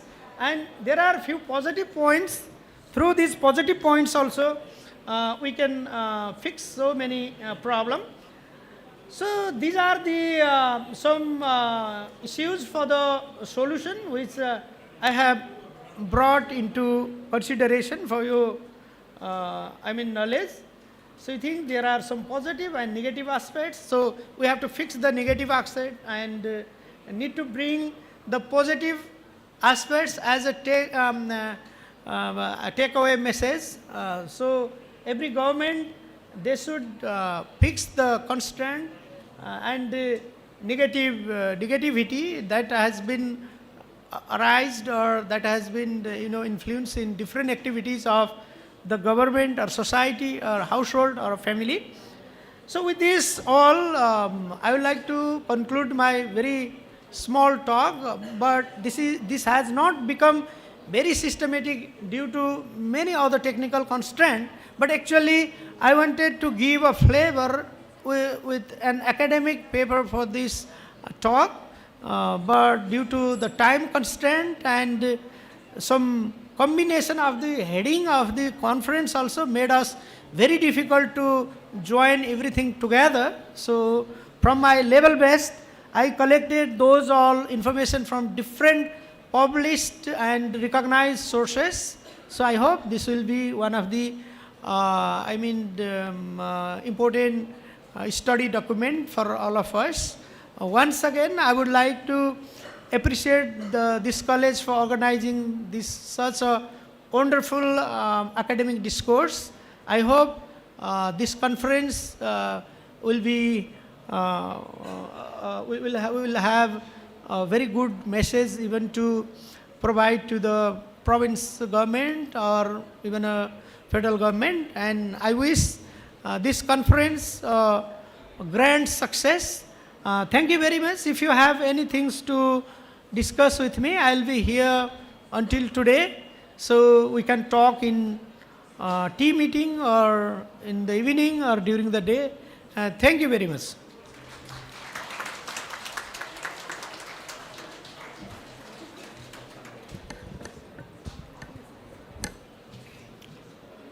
Thank you, Professor Dr. Ram Kumar Puyalji, for your insightful and enriching address. Your valuable perspectives on global economic and policy dimensions have truly added depth to this plenary session. We are sincerely grateful for your enlightening words. Now I request Dr. Subhash Sharma ji and Professor Sadbir ji to kindly come on the stage and grace the occasion. Dr. Subhash Sharma ji and Dr. Sadbir ji. Kindly come on the stage. Now, it is my privilege to introduce Dr. Smita Sharma ji, Associate Professor and Chairperson, Department of Economics, Punjab University, Chandigarh. Ma'am holds a PhD in Public Finance and has extensive teaching and research experience, contributing significantly in the area of fiscal policy, development economics, and public finance. She has published research papers and book chapters and presented her work at national and international platforms, and has also contributed to policy-oriented projects. Her academic journey reflects a strong commitment to teaching, research, and academic leadership. Ma'am, we are honored to have you as a plenary speaker and request you to kindly address the gathering. Over to you, ma'am. Thank you, ma'am. Basically, I will not take more than 5 minutes. And the topic which I had prepared for today's conference was that how digitization and AI, both of them are helping in governance. Because apart from public policy, public finance, I also teach public policy and governance. So very briefly, I'm going to present my core ideas. Because to present the argument, I had taken examples from how economic policies are implemented in Haryana. So core argument and example of a policy in Haryana. In brief, 5 minutes. That is what I am going to do. Thank you. And one more thing, I had taken liberty to prepare my talk in Hindi this time because I wanted to speak in Hindi. It is I've studied in Hindi medium otherwise. So thank you. Just very briefly, हम एक ऐसे दौर में जी रहे हैं जहां शासन अब सिर्फ फाइलों, दफ्तरों और व्यक्तिगत निर्णयों तक सीमित नहीं है. ये डेटा, एल्गोरिथम्स, डिजिटल आइडेंटिटी और रियल टाइम मॉनिटरिंग पर डिपेंड करता है. तो सबसे पहले जो सबसे बड़ा बदलाव डिजिटलीकरण को लेके आया है वो है एविडेंस बेस्ड पॉलिसी मेकिंग में. पहले नीतियाँ सीमित डेटा या अनुमानों के आधार पर ही बनती थी, पर अब रियल टाइम डेटा अवेलेबल है, जिसकी वजह से जैसे भारत में आधार की वजह से एक ब्रॉड डिजिटल पहचान प्रणाली तैयार हो गई है, जिसके माध्यम से जैसे कुछ योजनाएं जैसे पीएम किसान इन हरियाणा और मनरेगा, जिसका अब नया नाम है जी राम जी, इनको ज़्यादा बेहतर और ज़्यादा सटीकता से लागू किया जा सकता है. इसकी एक्सप्लेनेशन मैंने थोड़ी सी ऐड की हुई है. उसके बाद दूसरा जो पॉइंट है वो है कि जो बेनिफिशियल स्कीम्स हैं उनकी डिलीवरी की. पहले ऐसा होता था कि योजनाओं का लाभ वास्तविक लाभार्थियों तक नहीं पहुंच पाता था, but thanks to digitalization and AI अब जो डायरेक्ट बेनिफिट, जिसको हम डीबीटी भी कहते हैं, उसने स्थिति को बदल दिया है. अब लाभ सीधे बैंक खातों पर जाता है, जिसका अगर आप हरियाणा का एग्जाम्पल देखें, परिवार पहचान पत्र, फिर से मैं पीपीपी का नाम लूँगी. और अगर मैं अपनी होम स्टेट हिमाचल की बात करूं तो वहाँ हिम परिवार है जो नियरली सिमिलर स्कीम है. तीसरा बात आता है सर्विस डिलीवरी का. पहले सरकारी सेवाएं प्राप्त करना एक डिफ़िकल्ट टेक्निक थी. आज के समय में अगर हमें एक सिंपल पासपोर्ट को ही अप्लाई करना हो या इनकम टैक्स फाइल करना हो, बहुत ज़्यादा आसान है थैंक्स टू डिजिटलाइजेशन. जिसका एग्जाम्पल हरियाणा से जो मैंने एनालाइज किया था वो है स्कीम सरल हरियाणा नाम से. चौथे नंबर पे आता है बेसिकली जो टेक्नोलॉजी और एआई है, ये कहीं ना कहीं सिस्टम के पुनर्निर्माण में भी हेल्प कर रही है. और क्योंकि एआई से हम प्रेडिक्टिव गवर्नेंस की तरफ बढ़ रहे हैं. जैसे हरियाणा में जो ई खरीद प्लेटफॉर्म है वो कृषि खरीद, एग्रीकल्चर प्रोक्योरमेंट की निगरानी उससे की जा सकती है. उसी तरह हिमाचल में जैसे अगर हम हॉर्टिकल्चर की बात करें तो जो सेब एप्पल ग्रोअर्स हैं, सेब उत्पादक, उनमें मौसम को लेके सारी सलाह और कहाँ पे क्या प्राइस चल रहा है और किस मंडी में उनको बेस्ट प्राइस मिलेगा, वो भी अब इन डिजिटल ऐप्स के साथ मौजूद है. पांचवें नाम पे स्वास्थ्य क्षेत्र में डिजिटलाइजेशन का प्रभाव. जैसे कोविड-19 हम सब ने अभी जिया है, उसमें कोविन प्लेटफॉर्म में ही हम अपना, जब हमने टीका लगाना होता था, हम अपना शेड्यूलिंग करते थे, कहाँ पे वो अवेलेबल है स्लॉट, वहाँ जाते थे और टीका लगवाते थे. तो ये शो करता है कि किस तरह इवन हेल्थ केयर मॉनिटरिंग में डिजिटलाइजेशन ने हमारी हेल्प की हुई है. 6 नंबर पे आता है फाइनेंशियल इंक्लूजन, जिसको हम जैम ट्रिनिटी या जनधन आधार और मोबाइल त्रिमूर्ति कहते हैं, जिससे हम सबको पता है कि अब हमारे हाथ में जो मोबाइल है उसके दम पे ही हमारे पास एक तरह से सारी की सारी इकोनॉमिक पॉलिसी और फैसिलिटीज़ आ गई हैं। तो डिजिटलाइजेशन के पॉजिटिव चीज़ों को अंडरमाइन करना बहुत ज़्यादा मुश्किल है। और लास्ट जो पॉइंट हाईलाइट करने वाला है वो ये है, जब भी गवर्नेंस की बात आती है सबसे बड़ा चैलेंज हमें आता है करप्शन का, कि उसको हम फेस जो कर रहे हैं उसको हटाए कैसे। तो उसमें डिजिटलाइजेशन और एआई की कैसे हेल्प है। सबसे पहले तो ये ट्रांसपेरेंसी को बढ़ाता है, जिसको हम पारदर्शिता कहते हैं। जैसे अगर मैं हिमाचल की बात करूँ तो वहाँ हिम भूमि पोर्टल है, जहाँ अगर मेरे पास लैंड है तो उसका पूरा रिकॉर्ड जो है वो ऑनलाइन वहाँ अवेलेबल है हिम भूमि पे। उसी तरह हर स्टेट में इस तरह के पोर्टल्स अब धीरे धीरे बन रहे हैं। हर चीज़ की डिजिटल ट्रेल बन रही है। तो चीज़ों को छुपाना, क्योंकि भ्रष्टाचार या करप्शन तभी पॉसिबल है अगर चीज़ों को छुपाना आसान हो, तो छुपाना आसान है। जैसे हरियाणा का सीएम विंडो जो है उसमें नागरिक अगर चाहें तो सीधे सीएम एटलीस्ट कंप्लेन फाइल करते हैं और वो कंप्लेंट जो है उस पर्टिकुलर ऑफिस में पहुंचती है। तो कहीं ना कहीं ट्रांसपेरेंसी बढ़ रही है। तो जो करप्ट प्रैक्टिसेस में इंडल्ज हो रहे हैं उनके मन में ये डर भी बढ़ रहा है कि हमारी डायरेक्ट शिकायत हो सकती है। ये तो सारे के सारे डिजिटलाइजेशन के फ़ायदे थे। लास्ट में टू समराइज़ मैं जब बात करूँगी कि उसके फ्लॉज की, और बहुत सारे लोग चैट जीपीटी के नुकसान लिखने में, रिसर्च में उसकी बात करते हैं, तो यहाँ हमें 3 चीज़ें जो मुझे लग रहा है सबसे बड़ी जो हमें सोचने की ज़रूरत है। पहला है डिजिटल डिवाइड। सबके पास उतनी एक्सेस नहीं है एआई की, हम अगर ये सोच के चलें कि सबको बराबर एक्सेस है, नहीं। दूसरा है डेटा प्राइवेसी। इग्नोरेंस थोड़ी कम है हमारी कंट्री में, नॉर्म्स भी थोड़े से अभी लीनियंट हैं। हम सेलेक्ट ऑल, एग्री ऑल करते जाते हैं। कोई लंच टाइम पे बात भी कर रहे थे कलीग इस बारे में। और तीसरा है कि जो अलॉगरिदम्स आ जाती हैं, एल्गोरिदम, एकदम से जो मेरे मन में चल रहा है वैसा मैं कुछ गूगल करती हूँ और वैसा ही जब कंटेंट आता जाता है तो मैं उसको देख देख के वो मेरी वैल्यू जजमेंट और डिसीजन मेकिंग को अफेक्ट करता है। ये चीज़ है जो हमें सोचने की ज़रूरत है। धन्यवाद।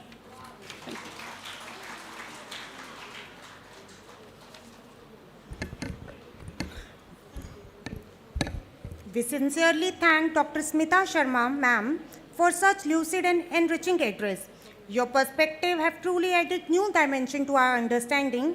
It's been a privilege to have you with us and benefit from your valuable insights. There is an announcement for participants.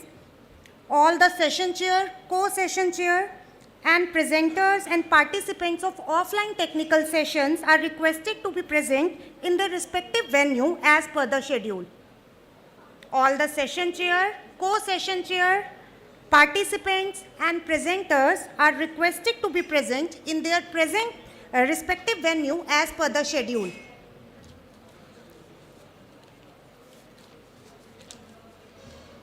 And please reassemble here at 4:30 p.m. for valedictory session. Felicitation. And we now move to the felicitation ceremony to our esteemed dignitary on the dais. For this, I request our principal sir, Dr. Rishipal ji, Dr. Subhash Sharma ji and Dr. Sadbir ji to kindly present a memento to Dr. Ram Kumar Fuyal as a token of our sincere appreciation. Dr. Amit Kumar ji and convener Dr. Mamta Rani and Dr. Amandeep Kaur kindly join them on the stage.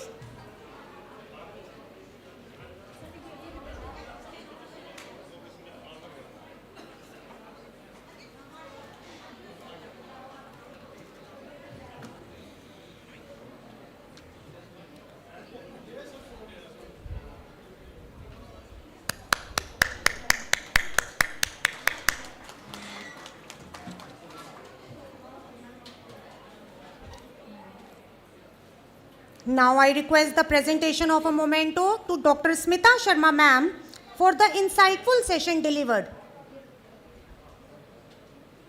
I request the organizing team to join for the same.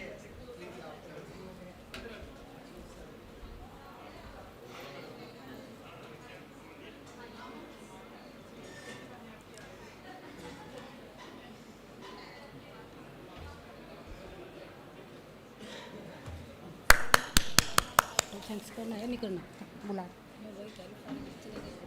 पहले पूछा था। We sincerely thank all our distinguished speakers And now I invite Dr. Mukesh Chahal ji, Organizing Secretary, to kindly deliver the official vote of thanks. Thank you, Radhika ma'am. Good afternoon, everyone. I am Dr. Mukesh Chahal, Assistant Professor, Department of Economics. Respected Chairperson, Professor Neera Verma ji, Dean Academic Affairs, Gurgaon University, Haryana. Guest of Honor, Professor V.N. Atri ji, International Expert of Blue Economy and Director, International Center for Indo-Pacific Study, International Speaker, Professor Ram Kumar Fulyal ji, both offline and online. Teaching and non-teaching staff member, media both offline and online. Teaching and non-teaching staff member, media person, ladies and gentlemen. On behalf of BABU ANANT JANTA College KAUL, I extend my heartfelt thanks to all of you for being a part of this one-day international conference. Your support and valuable contribution have made this event meaningful and successful. Thank you so much, everyone. Thank you, Dr. Mukesh Chahal. Now, I would like to invite Dr. Sipana Prakasam ji, Associate Professor, PG Government College for Girls, Sector 11, Chandigarh, former Chairperson ICCR, to address the gathering.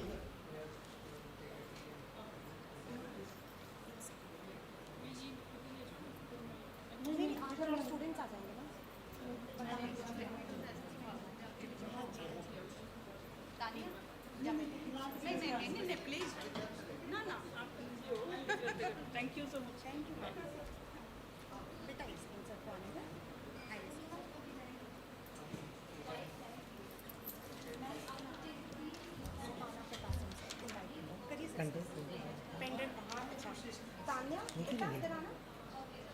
Sir को pen sir की pen drive वहाँ पर करवा के आओ हम file करेंगे मैं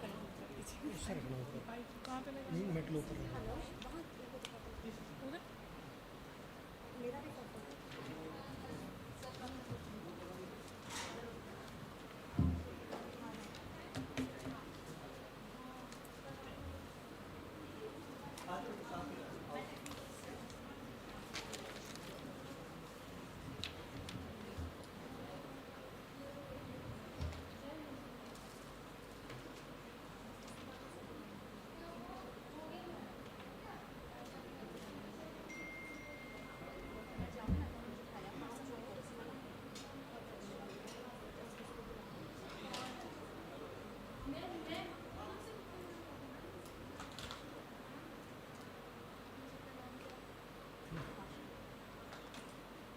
डिजिटल प्रेजेंटेशन खत्म हो गए मैडम?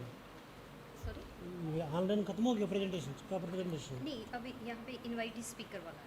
हाँ, ऑनलाइन बच्चे के लिए पेपर प्रेजेंटेशन खत्म हो गया। ऑनलाइन जो हो गए हैं वो तो खत्म होने वाले हैं। पेपर से प्रेजेंटेशन हाँ जी खत्म होने वाली है? हाँ जी, ऑफलाइन अभी स्टार्ट हुए हैं। अच्छा, एक स्टूडेंट है वेट कर रहा है, when will start she is asking sir. किस ट्रैक में है? ऑनलाइन पेपर प्रेजेंटेशन ऑनलाइन तो चल रही है सर हमारी। चल रही है? हाँ। उनको बोल दो कहाँ पर? हाँ, कौन जिसमें भी है उस मैडम का फ़ोन नंबर है, उससे कांटेक्ट कर लेंगे। अच्छा, हाँ जी, फ़ोन नंबर दिया हुआ है उसमें। ओके।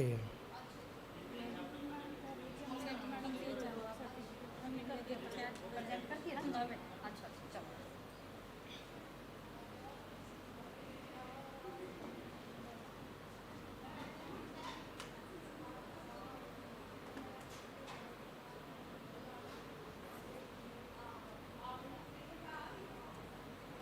నీ సెషన్ ఏ సెషన్లో ఏ మేడం ఉంటుందో ఆ మేడంకి ఫోన్ చెయ్యి. Papers and to presenting papers and also they can learn the organization skills from organizing such an event. So in this way this conference will be more useful to the students. My topic is a role of digitalization for financial inclusion. Next slide.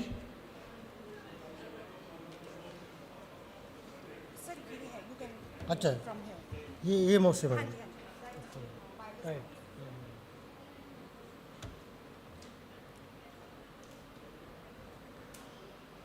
See, to achieve inclusive growth, we need inclusive finance. Inclusive finance will be possible through digitalization. Digitalization, digital skills and digital tools and devices, infrastructure will lead to financial inclusion. The financial, what is the need of this financial inclusion? The poor people should have access to financial services. If so, they need not depend upon the informal sources of finance. Informal sources of finance, in the sense, getting loans from the money lenders, sahukaris and landlords by paying huge rate of interest, and also having some, the creditor having some vested interest in it. To avoid all these things, what we need, digital financing.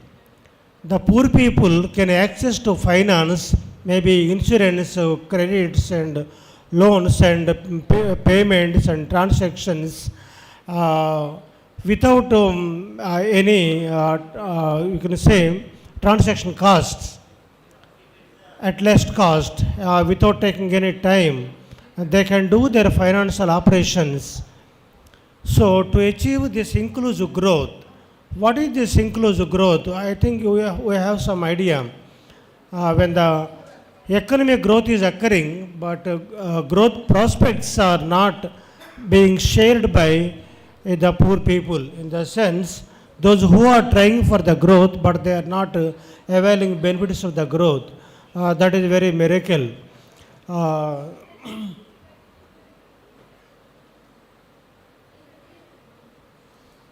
These financial services should be made available to the vulnerable sections of the population. Who are the vulnerable? Here is the list of people given here: rural, women, unemployed and homeless, border area people and elderly, migrants, informal workers, physically challenged. These are the vulnerable. To these vulnerable groups, finance to be made available, then they can cross the poverty line. That is the main intention of this financial inclusion.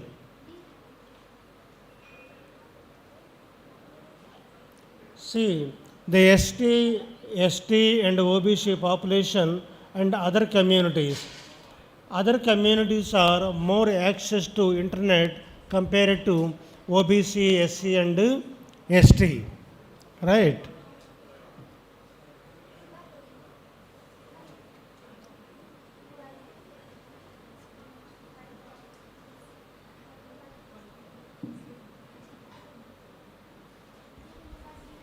So what is this digital financing? That means the financial services should be made available through digital devices. Then, without taking much time, the services will be available to the poor people in the form of e-money and mobile banking, and cashless transactions, etc. So here, the technology, digital technology will be a medium for transacting these services to the poor people, right? So what are the barriers in digital financing? The low level of knowledge among the poor people and financial illiteracy. That means how to perform these financial activities. The semi-literates and illiterates don't know. This is the major problem. The cost of mobile phone is, in the sense smartphone is more cost, it beyond the reach of the poor people, and also the cyber crimes and frauds. These will it lose to confidence on these digital transactions. Sometimes the lack of identity card and address proof of the household is also a reason for not access to these digital financial, digital devices and digital financial services, right? And also slow, not availability of broadband connectivity in remote rural areas, and also the slow slowness of these broadband services, and sometimes the lack of electricity also. These are the barriers for digital financial inclusion.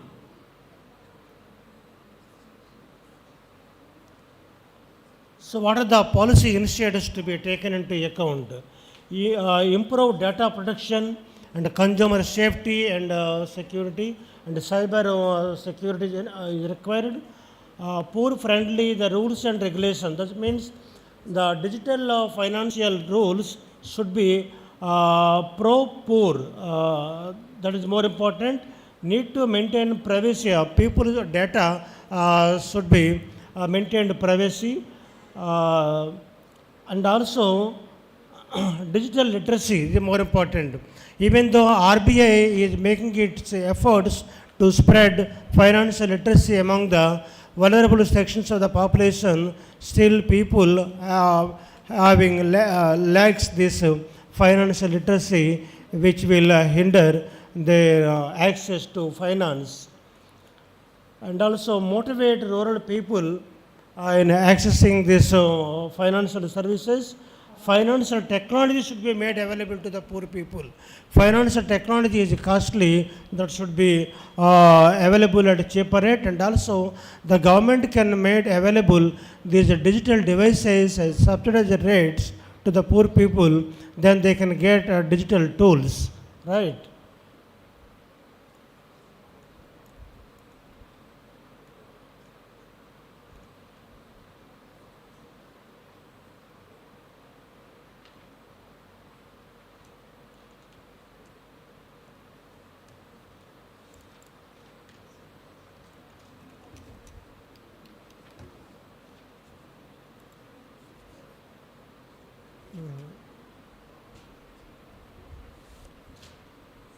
What happened?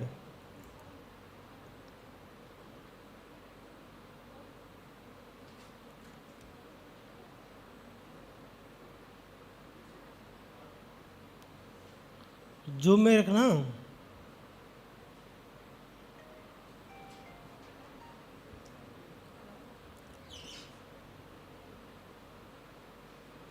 Go to last slide.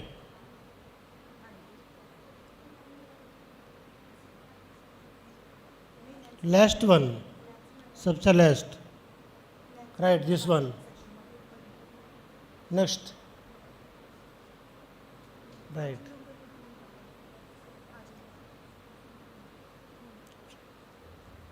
See here, they integrate more women for their empowerment, this digital ecosystem, the infrastructure, devices and technology should be made available for women empowerment, and also the remaining vulnerable sections of the population, and also bridge the digital divide.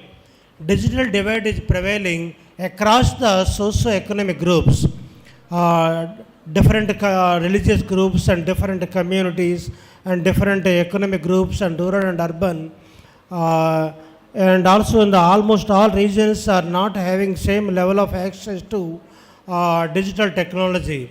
So that is why this divide should be bridged in the sense for the inclusive digital development. The positive discrimination in the sense the poor people should be differently treated in the sense in a positive way for their financial empowerment. Right. Any questions, please?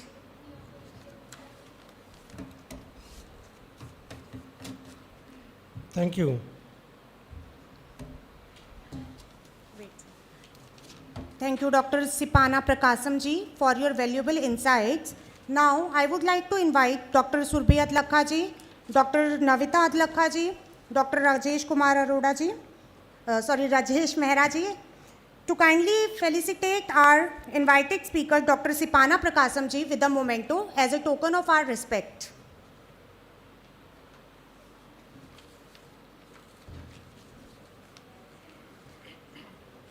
Dr. Rajiv Kumar Gaba ji, please join us on the stage.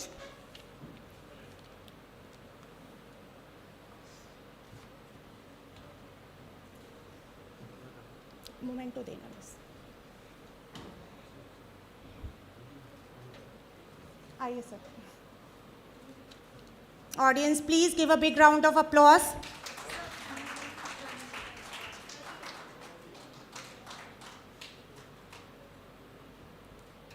Momento de do.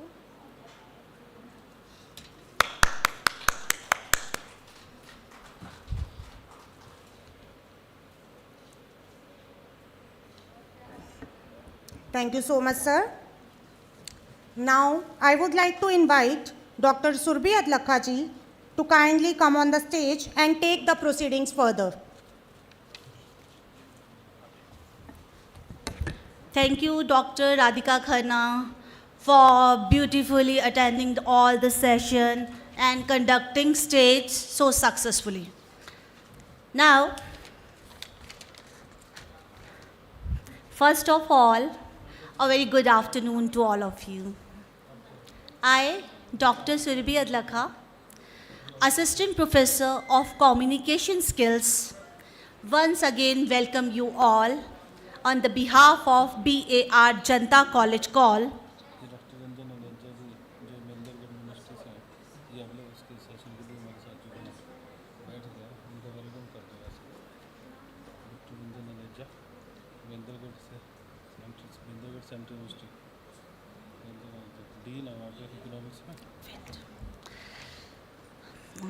Sorry for the interruption. Now, I welcome you all in the session of International Conference entitled Impact of Digitalization and Artificial Intelligence on Global Economy, Governance and Policy. First of all, I congratulate you all for being the part of this wonderful conference.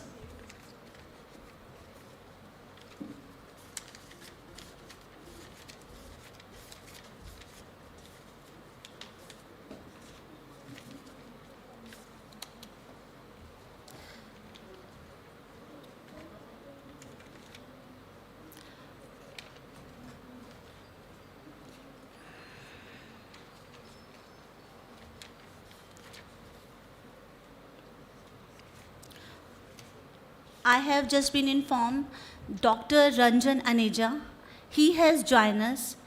I welcome Dr. Ranjan Aneja ji on the behalf of BAR JANTA College KAUL. Sir, please join us on the stage for the welcome session. Dr. Ranjan Aneja ji, he is Dean in the Central University of Mahendragarh.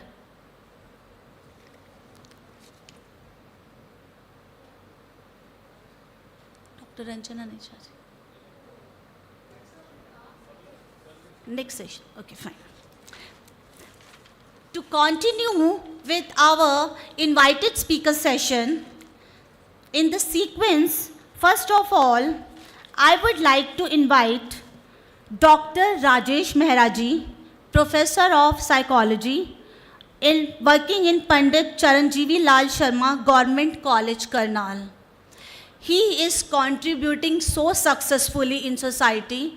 He is working for all the students, adults who are suffering in one or another way, depression or other psychological problems. He is contributed and he is related to so much research projects, and his topic for today's theme is exploring the role of artificial intelligence in mental health culture, current trends in future directions. Sir, please, I invite you on the switch. Thank you so much, ma'am.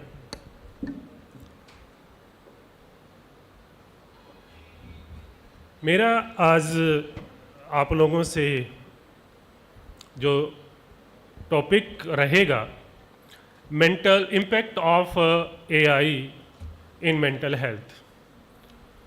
सबसे पहले हमें ये पता करना पड़ेगा कि mental health होता क्या है। Mental health is an internal state including emotional, psychological and social well-being. It affects think, feel and act. जो मेंटल हेल्थ है वो हमारी थिंकिंग को अफेक्ट करता है, थिंकिंग हमारे इमोशंस को अफेक्ट करती है, और ये दोनों मिलके हमारे बिहेवियर को अफेक्ट करते हैं। आज अगर मैं WHO की बात करूं, डेटा 2023 के अकॉर्डिंग हर 5th जो व्यक्ति है, 5वां व्यक्ति है, वो किसी ना किसी मेंटल हेल्थ इशू से उसके अंदर प्रॉब्लम्स हैं। लेकिन अभी मैंने रिसेंटली डिस्ट्रिक्ट करनाल का एक सर्वे किया था, जिसमें मैंने 16 कॉलेजेस, जिसमें 11 गवर्नमेंट कॉलेजेस थे और 5 गवर्नमेंट एडेड कॉलेजेस थे, उसका एक सर्वे किया, और ये पाया गया कि हर तीसरा जो बच्चा है वो किसी न किसी मेंटल हेल्थ इशू से जूझ रहा है। उसके सिम्टम्स बड़े चौंकाने वाले थे।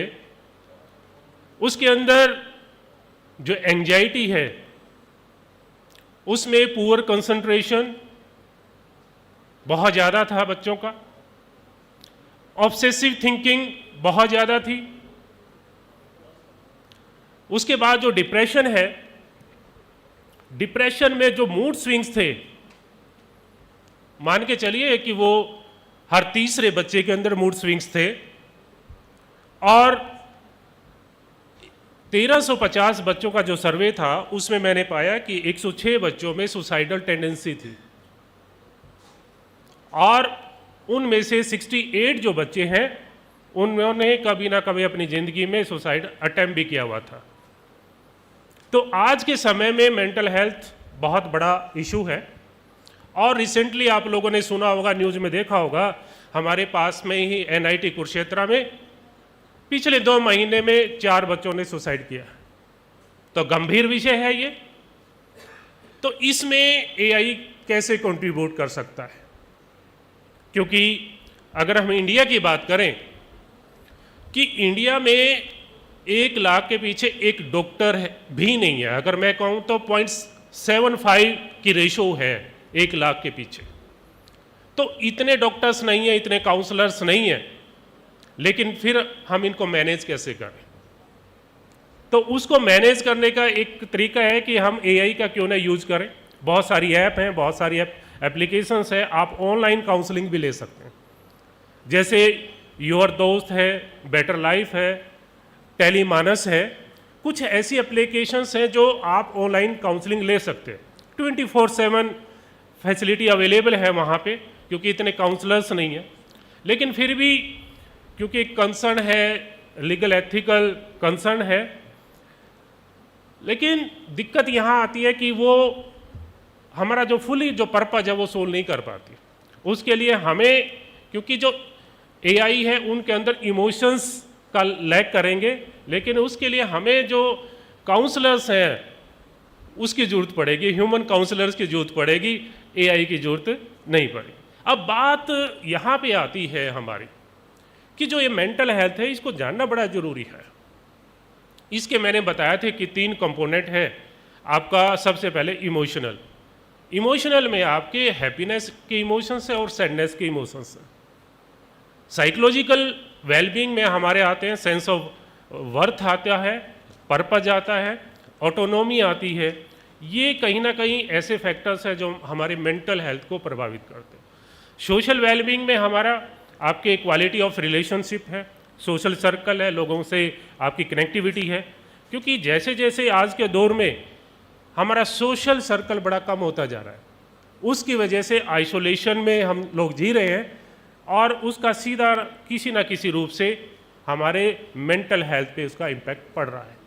क्योंकि मेरे को सिर्फ 5 मिनट दिए गए, बोलने में बड़ा मुश्किल होता है इतनी सारी चीज़ों को थोड़े समय में कंपाइल करना। लेकिन फिर भी मैं ये कहूँगा आज के समय में कि मेंटल हेल्थ एक बड़ा चैलेंज है, और हमें इस पे बात करने की आवश्यकता है। जो एक स्टिग्मा बना हुआ है कि मेंटल हेल्थ पे कोई बात नहीं करना चाहता, एक इसको बुरा मानते हैं, उसकी बजाय हमें इस पे चर्चा करनी चाहिए, बात करनी चाहिए, अपनी जो प्रॉब्लम है वो शेयर कर लेनी चाहिए। क्योंकि अगर हम बात करें, क्योंकि WHO की बात हम करते हैं, तो ये है कि जो फीमेल्स हैं वो मेल से 3 गुना ज़्यादा सुसाइड अटेम्प्ट करती है। ये WHO का रिकॉर्ड बता रहा हूँ मैं। फीमेल है मेल से 3 गुना ज़्यादा सुसाइड अटेम्प्ट करती हैं, लेकिन जो मेल है वो फीमेल से 4 गुना ज़्यादा सुसाइड कमिट करता है। वो तो कोशिश करती है, मेल सुसाइड कर ही जाता है, वो बोलता नहीं है, कर ही जाता है। उसकी वजह है कि इतना डिफरेंस क्यों आया, वो है इमोशन रेगुलेशंस की वजह से। फीमेल अपनी बातों की, या कह लीजिए कि वो रो लेती है, अपनी अंदर की जो भड़ास है वो निकाल लेती है, लेकिन मेल ऐसा नहीं करता, वो रोता नहीं है, तो वो कहीं ना कहीं अंदर लेके और वो लास्ट में सुसाइड तक पहुंच जाता है। तो इन चीज़ों से हमें बचने की आवश्यकता है। तो हमें अपनी जो प्रॉब्लम्स हैं अपने एक सोशल सर्कल बना के रखना चाहिए, अपनी प्रॉब्लम को शेयर कर लेना चाहिए। Thank you so much.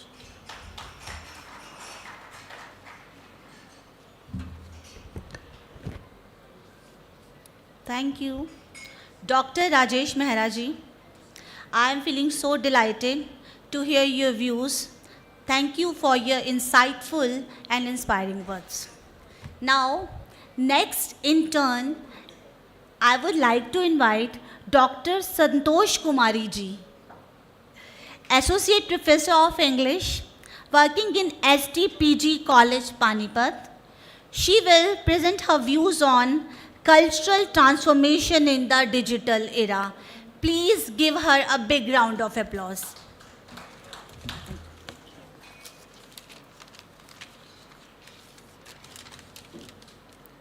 सभी को मेरा नमस्कार। और जो बड़े बड़े अतिथि और मुख्य वक्ता अब बोल चुके हैं, उसके बाद बोलना एक चुनौती है, लेकिन चुनौतियों को स्वीकार करना चाहिए। तो हम बात करेंगे आज AI की, जो हर जगह हो रही है, हर सेमिनार में, मीटिंग्स में, घरों में। लेकिन मैं कोई बहुत टेक्निकल बातें नहीं करूँगी और सिर्फ अपने ज़हनो दिल के कुछ ख़यालात आपके साथ साझा कर रही हूँ। डिजिटल युग AI का जो ज़माना है, देखो तस्वीर कैसे बदली। हमने शुरू में नोकिया के बटनों वाले फ़ोन्स देखे थे ना, उस समय घरों में लैंडलाइन थे जो कि 20 या 25 पैसे में पूरा दिन शायद बात होती थी। महीने का ज़्यादा से ज़्यादा 100 रुपये आता था, कितनी बात कर लो। और एस्कॉटल कंपनी आती है भारत में, जब तनख्वाह बड़े बड़े अफसरों की 10-12 हज़ार थी, वो 8 रुपये पर मिनट सुनने के भी लगते थे, करने के तो लगते ही थे। तो आज जो हम बार बार कहते हैं कि AI का राज है, वो इसीलिए है क्योंकि इसने मिनिमाइज़ कर दिया कॉस्ट को, फैसिलिटी को बढ़ा दिया। हमने जब मोबाइल फ़ोन लिया था तो क्योंकि हम लोग गांव के लोग हैं, मेरे हस्बैंड उस एरिया में पहले थे जिन्होंने लिया था, तो मुझे लोग शिकायत करते थे कि तुम्हारे हस्बैंड फ़ोन उठाते पहले हैं, बाद में कार्ड पहले देते हैं। भाई वो अगर 10 मिनट बात करते थे तो 80 रुपये कटते थे। तो ऐसे डिजिटल युग हमारा शुरू हुआ। वो हमने दूरदर्शन वाले टीवी देखे, फिर पूरे दिन वाले देखे, अब 24 घंटे वाले हज़ारों चैनल्स, और यूट्यूब पे और इंस्टा पे जो बाकी चैनल्स हैं वो अलग हैं। तो हम लोग बदल रहे हैं जो ज़माने के साथ, वो हमें बदलना ही पड़ेगा। इसके बाद है फिर एक मजाकिया सा कमेंट है, लड़कियां अक्सर 1-1 घंटा, 2-2 घंटे, 3-3 घंटे फ़ोन पे बात करती हैं। भाई मैंने उनके बिल्कुल ऐसे कान लगा कर देख लिया, ना तो मुझे आज तक सामने वाले की आवाज़ आई और ना उस लड़की की आवाज़ आई कि वो बोलती क्या है। तो मैं उनसे यही बात करती हूँ कि भाई गलती से अगर इस लड़के से तुम्हारा विवाह हो गया तो तब तक ये बहरा हो चुकेगा, तो इसलिए थोड़ी बात कर लिया करो। ये छोटे छोटे इश्यूज़ हैं जो AI के साथ हम लोग सहन भी करते हैं और इन्जॉय भी करते हैं। और डिजिटल एज ने ज़िंदगी को कितना आसान बनाया है, देखो आप लोग ही। चैट GPT है, आर्टिकल तैयार करो, होमवर्क करो, रिसर्च पेपर्स 2 मिनट में, जिसके लिए हम लोग पहले महीना भर वेट करते थे, और लाखों रुपए का ट्रांजैक्शन 1 मिनट में। और अब आपको किसी बैंक की रसीद की ज़रूरत नहीं है, एक स्क्रीनशॉट हम शेयर करते हैं, सामने वाला यकीन करता है।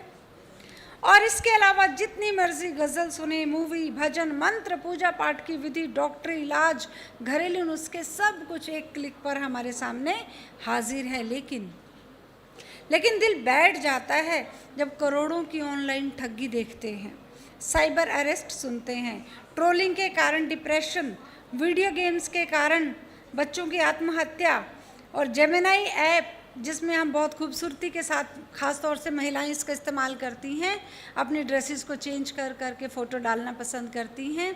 वो कैसे निर्वस्त्र कर सकता है एक फ़ोटो को, जब वो कपड़े बदल सकता है तो वो हटा भी सकता है। और सबसे जो मुझे ख़तरनाक चीज़ लगा है, डिजिटल हथियार, गूगल, सर्च इंजन हमारी कार को हर पल रास्ता दिखा सकते हैं। उन्हें पता है कौन सी कार किस समय कहाँ चल रही है। एक हलवाई की मिठाई की दुकान भी है तो वो उसका पता आपको बता सकता है, लोकेशन बता सकता है। हमारी हर फ़ोटो, हमारी हर चैट, हमारी हर कन्वर्सेशन, हमारी बिना फ़ोन की बातचीत सब उनकी है। अब उसके पास जो चला गया वो हमारा पर्सनल डाटा नहीं है, उनका है, एआई टूल्स का है। आपने देखा ईरान में एआई टूल्स के साथ कैसे 1 मिनट में पूरे नेतृत्व को उड़ा दिया गया। कहने वाले तो ये भी कहते हैं कि एक अंगूठी थी जो बहुत चमकती थी किसी नेता की, उसको जियो टैग कर लिया था और वो जहाँ जाती थी उसी के अकॉर्डिंग उसको टारगेट किया जाता था।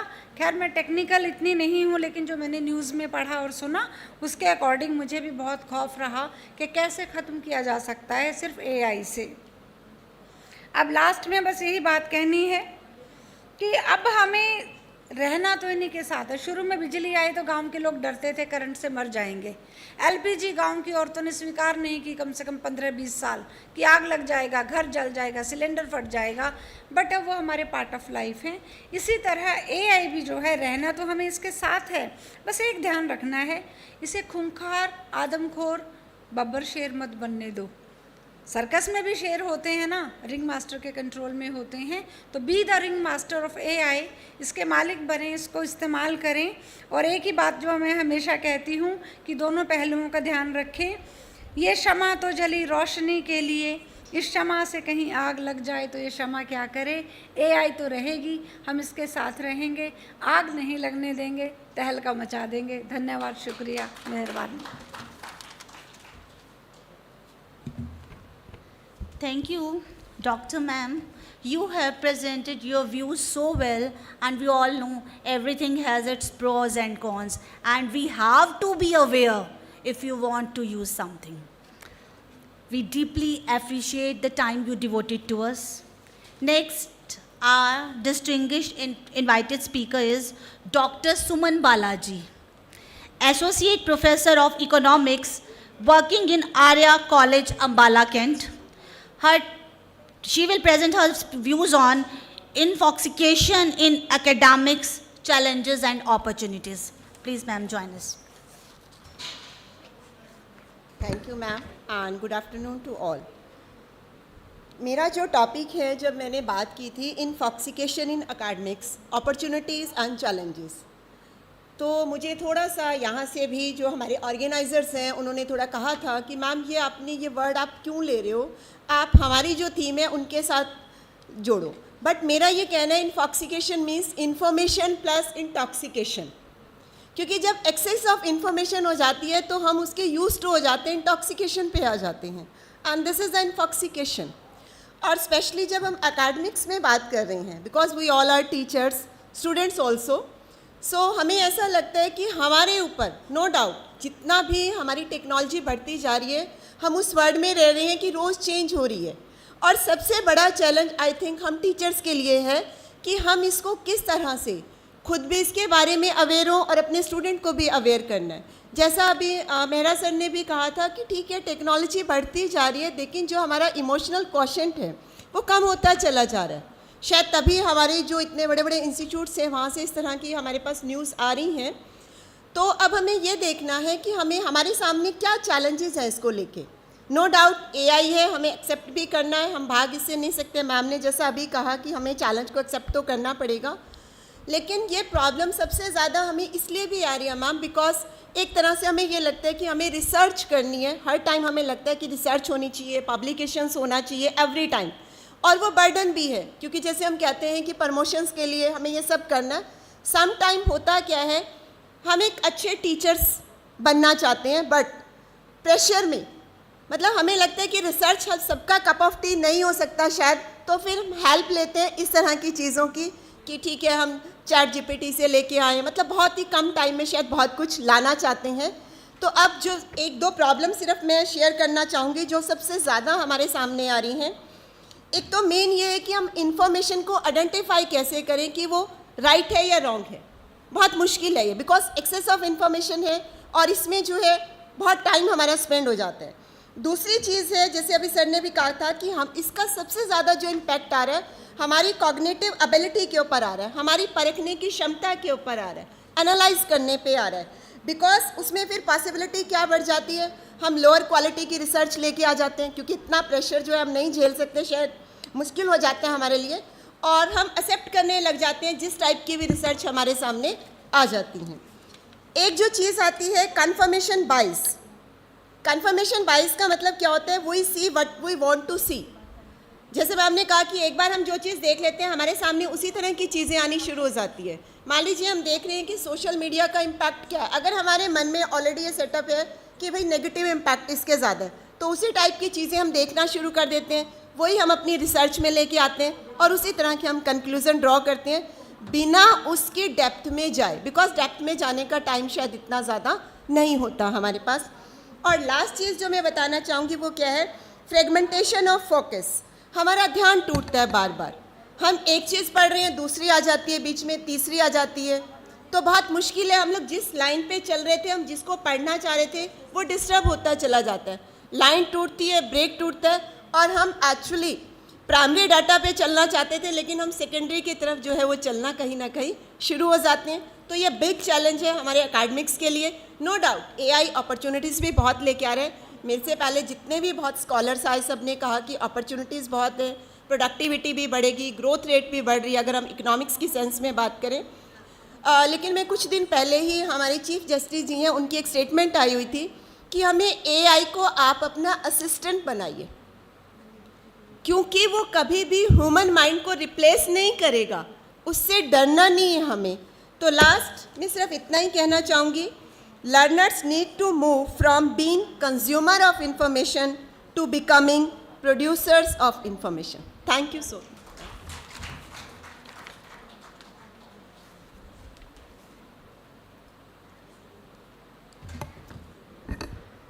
Ma'am, you well said the word intoxication. In English, we call it blended words. Pot, mat, stew.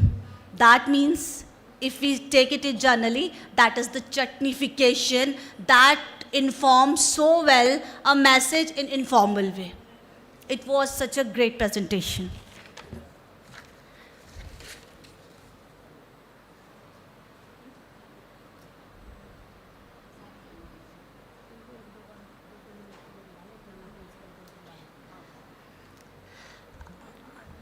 All the distinguished speakers, may I request you to sum up your ideas from 4 to 5 minutes, shortcut it to 1 to 2 minutes. As actually sorry for that, I really apologize. We are running short of time. So our next speaker is Dr. Pawan Kumar, Associate Professor, Department of Political Science. He's not there. Okay. Our distinguished speaker, Dr. Navita Adlakha, Associate Professor of Computer Science, working in Bhim Rao Ambedkar College, Jagdishpura. She is an expert in cyber security awareness. Ma'am, please join us on the stage.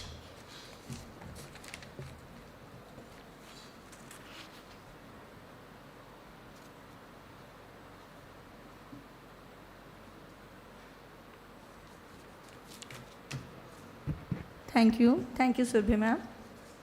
Firstly, I would like to thank the honorable management and organizing team of this international conference for inviting me here to put my ideas on how AI is transforming the world.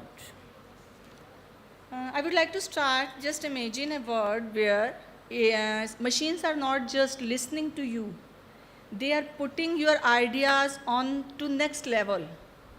And it is not just a future world, it is the present day, the world we are living in.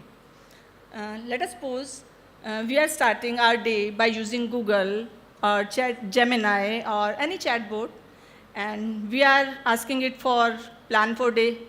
And it will ask us, after giving us the plan, it will ask, do you want? If you want, I can make a weekly plan for you. We say yes. Then it will say, if you want, I can make a printable version of it. Yes, why not? That means the things we are thinking about, it is doing for us. We are getting a 24 hours assistant for us.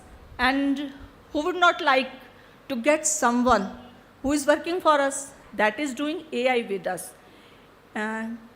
Being the professor of computer science, it would not right to say that machines are overpowering us, but it is right that machines are thinking above our minds, because these are the machines who are becoming intelligent. I would take some examples. Sir, please, next slide. Okay.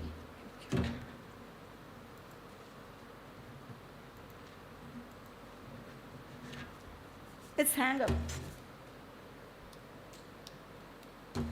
Good. Thank you.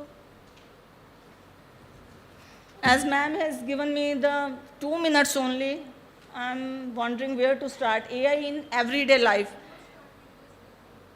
Sorry. Okay. Seamlessly integrated into our world. Our AI is seamlessly integrated onto our world. We are doing everything with AI. We are just saying, ChatGPT, please make a research paper for us. If I'm not exaggerating that we all are doing this, I think no one of us haven't taken help from ChatGPT for today's lecture. Am I right? We are working with AI.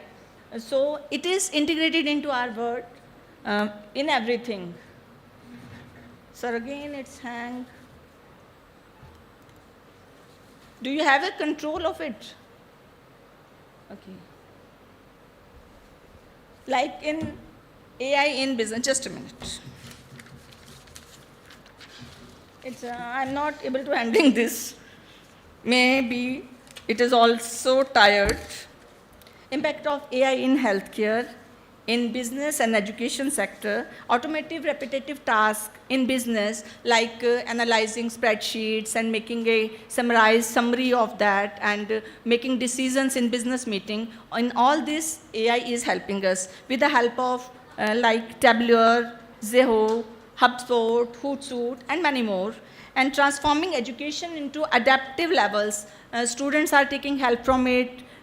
We are getting, and one very important thing AI is doing for us, what I'm convinced with, that every student don't have the same pace of learning. We teachers give some lecture in the class, some of the students get us, some of the students think that, ma'am, you are doing very fast. But with AI, students are coping up with their pace of learning. They can get repetitive lectures from AI, or they can divide their lecture into 2 or 3 days lecture. So in that way, AI is helping with speed with of the students. Next is ethical challenges in AI development. Learning made personal, what I said, students can find their interesting subjects, the games they want to play, the way they want to learn. With the help of this AI, they can do very interestingly. Now the younger children also learning by playing. It is very interesting about AI that it is giving services to all, from young ones to eldest one.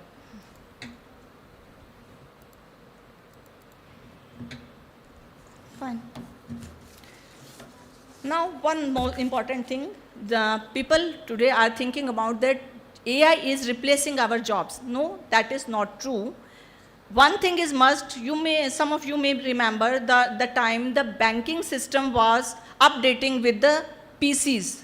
Everybody was quitting, that we can't do work with PCs, we are so old in job, we can't work with PC, I don't know how to work with computer. But with the passage of time, everything is computerized in the banks.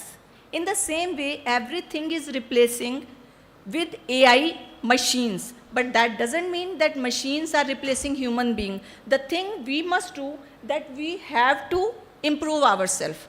We have to reskill ourselves. Machine can't replace us, but they can read our mind. They don't feel tired.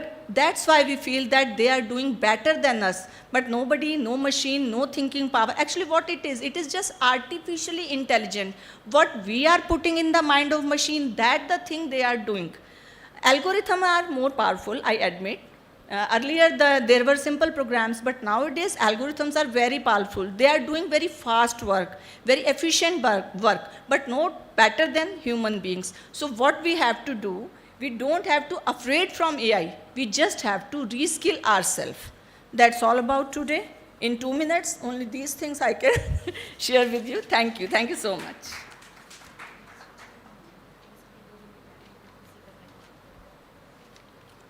Thank you, Dr. Ravita, for sharing your expertise so generously. Next, in turn, is Dr. Anuradha Nagia, Associate Professor in Political Science. Ma'am, first of all, I apologize really that we are really running short of time. I am getting messages again to start our valedictory session. But I really wish to hear from you all. Please, ma'am. सभी को मेरा नमस्कार। अगर मैं political science term में बोलूं कि AI किस तरह से हेल्प करता है अकाउंटेबिलिटी में, गवर्नेंस की, ट्रांसपेरेंसी में और डिजिटल डेमोक्रेसी में, तो एक अब्राहम लिंकन की फेमस डेफिनेशन है, for the people, by the people, of the people, कि जो गवर्नमेंट होती है वो लोगों के लिए, लोगों के द्वारा और लोगों की सरकार होती है। अगर हम डिजिटल टूल्स का ज़्यादा से ज़्यादा इस्तेमाल करते हैं तो डेमोक्रेसी 2 टाइप्स की होती है, डायरेक्ट एंड इनडायरेक्ट डेमोक्रेसी। और हम सभी को पता है कि 99% कंट्रीज़ में जो डेमोक्रेसी का टाइप है वो इनडायरेक्ट डेमोक्रेसी है। तो डिजिटल टूल से जो डेमोक्रेसी है वो डायरेक्ट डेमोक्रेसी में कन्वर्ट हो सकती है, क्योंकि हम ज़्यादा से ज़्यादा उन टूल्स का यूज़ कर सकते हैं। और डेविड ईस्टन की एक थ्योरी है इनपुट आउटपुट थ्योरी, और ये दोनों आपस में जो लोगों का पार्टिसिपेशन है और गवर्नेंस की अकाउंटेबिलिटी और ट्रांसपेरेंसी है, एक दूसरे पर इंटरडिपेंडेंट हैं। वो कैसे कि जितना जनता पार्टिसिपेट करती है उतना गवर्नेंस जो है वो अकाउंटेबल बनती है, ट्रांसपेरेंट तरीक़ों का यूज़ करती है। तो वो सारा डिपेंड करता है कि किस तरह से जनता टूल्स का यूज़ करती है, किस तरह से उसका पार्टिसिपेशन है और किस तरह से नीड्स आ रही हैं, किस तरह से इनपुट्स तैयार हो रही हैं और फिर उनको पॉलिसीज़ में कन्वर्ट किया जा रहा है।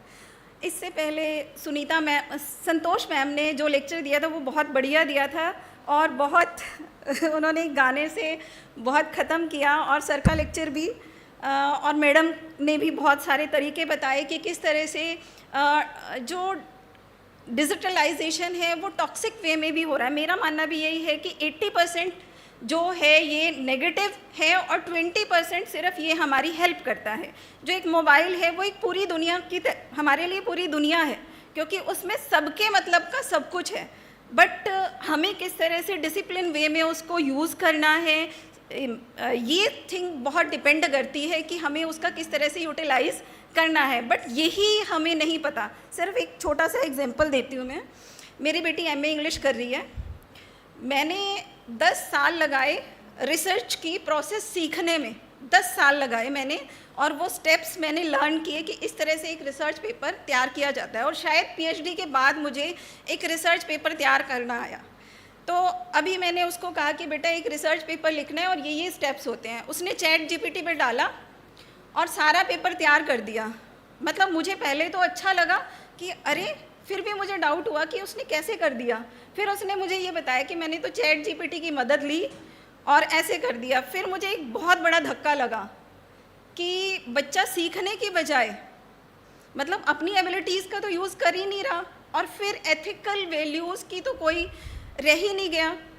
और एक और मैं छोटा सा वीडियो देख रही थी उस पे इंस्टाग्राम पे, उसमें लिखा हुआ था कि जब भी आप अपने डोपामिन जो हार्मोन्स है उसको रिलीज़ करना है तो आप छोटे छोटे काम कर सकते हो, जैसे कपड़े सुखाना, जैसे किचन में काम कर लेना, लेडी के लिए था, और कहीं बाहर पार्क में घूमने चले जाना। तो मैंने ये देखा, मैं बचपन में हाथ से कपड़े धोती थी, फिर मुझे लगता था कि अरे मेरे फ्रेंड्स के घर में तो वॉशिंग मशीन है और वॉशिंग मशीन होनी चाहिए, तो चलो सेमी वॉशिंग मशीन आ गई घर में, ठीक है। फिर मुझे लगा कि हाँ टाइम अच्छे से मिल रहा है मुझे। फिर मुझे लगा कि अच्छा मेरे कलीग के पास तो है ना दूसरी ऑटोमेटिक मशीन है, बस कपड़े डालो और निकालो, और उस टाइम का हम यूटिलाइज़ कर सकते हैं। बट मैंने देखा कि वो टाइम मैं फिर मोबाइल देखने में यूज़ कर रही हूँ, और मोबाइल फिर मुझे ये सिखा रहा है कि दोबारा से सिंपल लाइफ पे आओ, वही हाथ से कपड़े धो और वही अपना डोपामिन हार्मोन है वो अपना उससे रिलीज़ करो। तो वही बात है कि डिजिटलाइजेशन मतलब हमें इतनी टेक्नोलॉजी की मुझे नहीं लगता कि ज़रूरत है। इंसान का जो जीवन है वो एक सिंपल जीवन जीना है, और वही मकसद होना चाहिए, वैल्यूज़ के साथ होना चाहिए और एथिकल होना चाहिए। Thank you.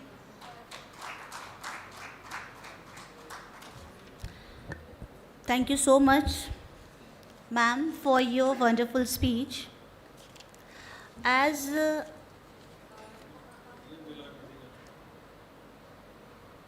from stage, I am announcing this lost and found department also. If any one of you have lost your something precious jewelry, you can inform me. Just tell me the identification, only then I will provide it to you. It's only for females, sir. Why not, sir? Then you can tell the identification. My distinguished guest, really I honor all of you, and really I am doing starting flattery of you right now, because I just want to ask you if any one of you is willing to present his or her views. Otherwise, we can move to our next ceremony. Please. Okay, so what's your good name? Okay.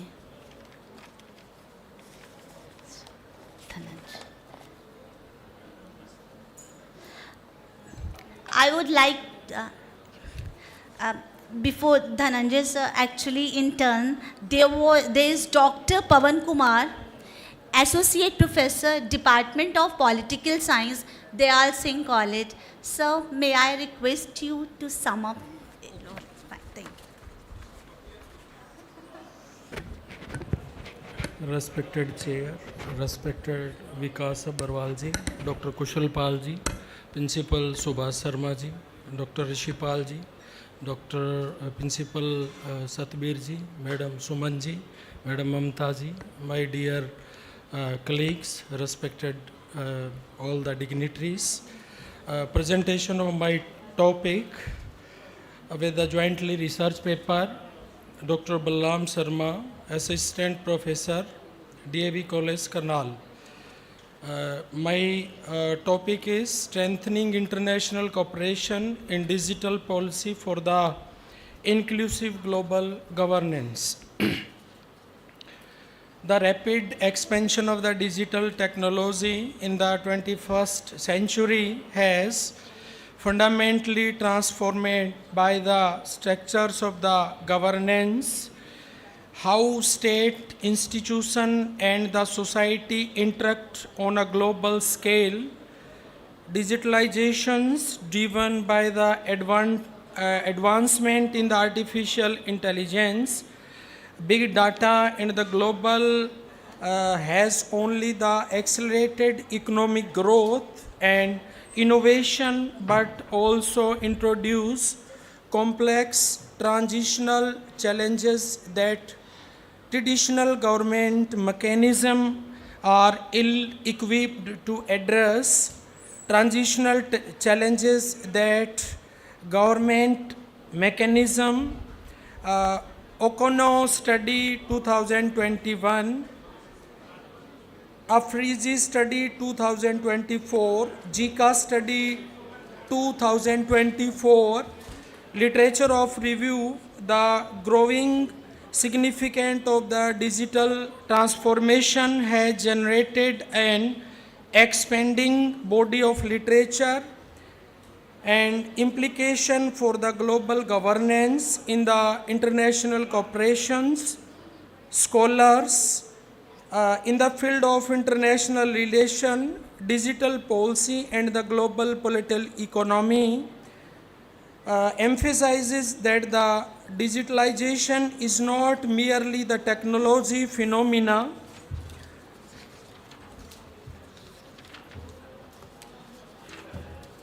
conclusion and the policy recommendation, that is the conclusion of my research paper.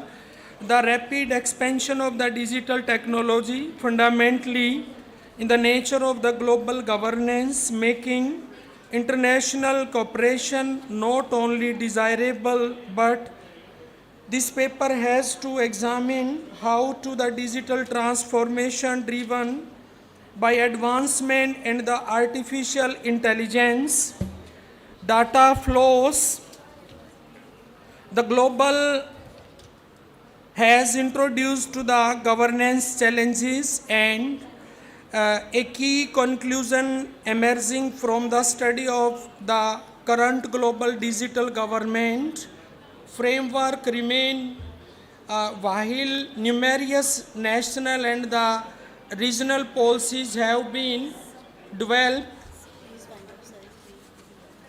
2 minutes में क्या बोलूं? Okay.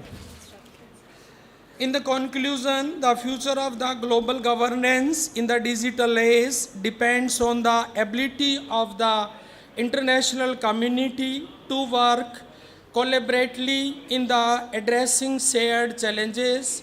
While significant progress has been made recognizing in the importance of the digital corporations, much remains to be done to achieve by truly inclusive, secure and the digital ecosystem by adopting coordination, multi-stakeholder and the approaches of the global community can enhance of the transformative potential of the digital technology while the mitigation of their risk, ultimately strengthening international cooperation in digital policy is essential for the ensuring that digital transformation contributes to sustainable development and global prosperity.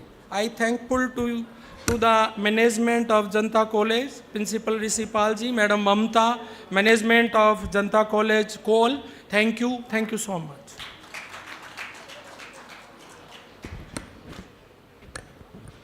I really appreciate your thoughtful process. As I have already announced, I sincerely apologize first of all. Really, we would like to listen you all, but due to some emergency issues and shortage of time, we have to move towards our next ceremony, that is valedictory session.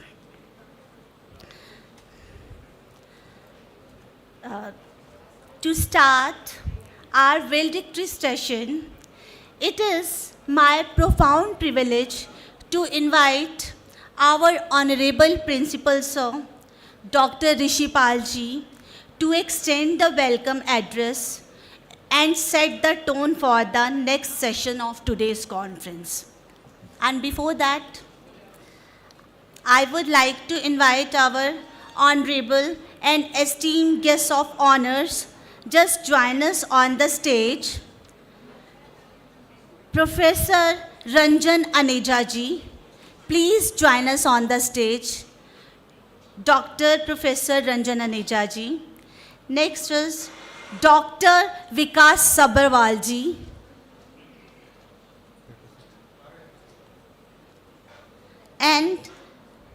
Professor Dr. Kushal Palji.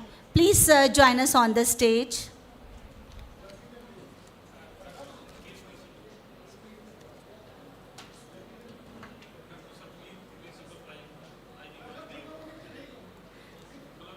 I would like to invite Dr. Satbir, Principal, sir, IB National College, Panipat.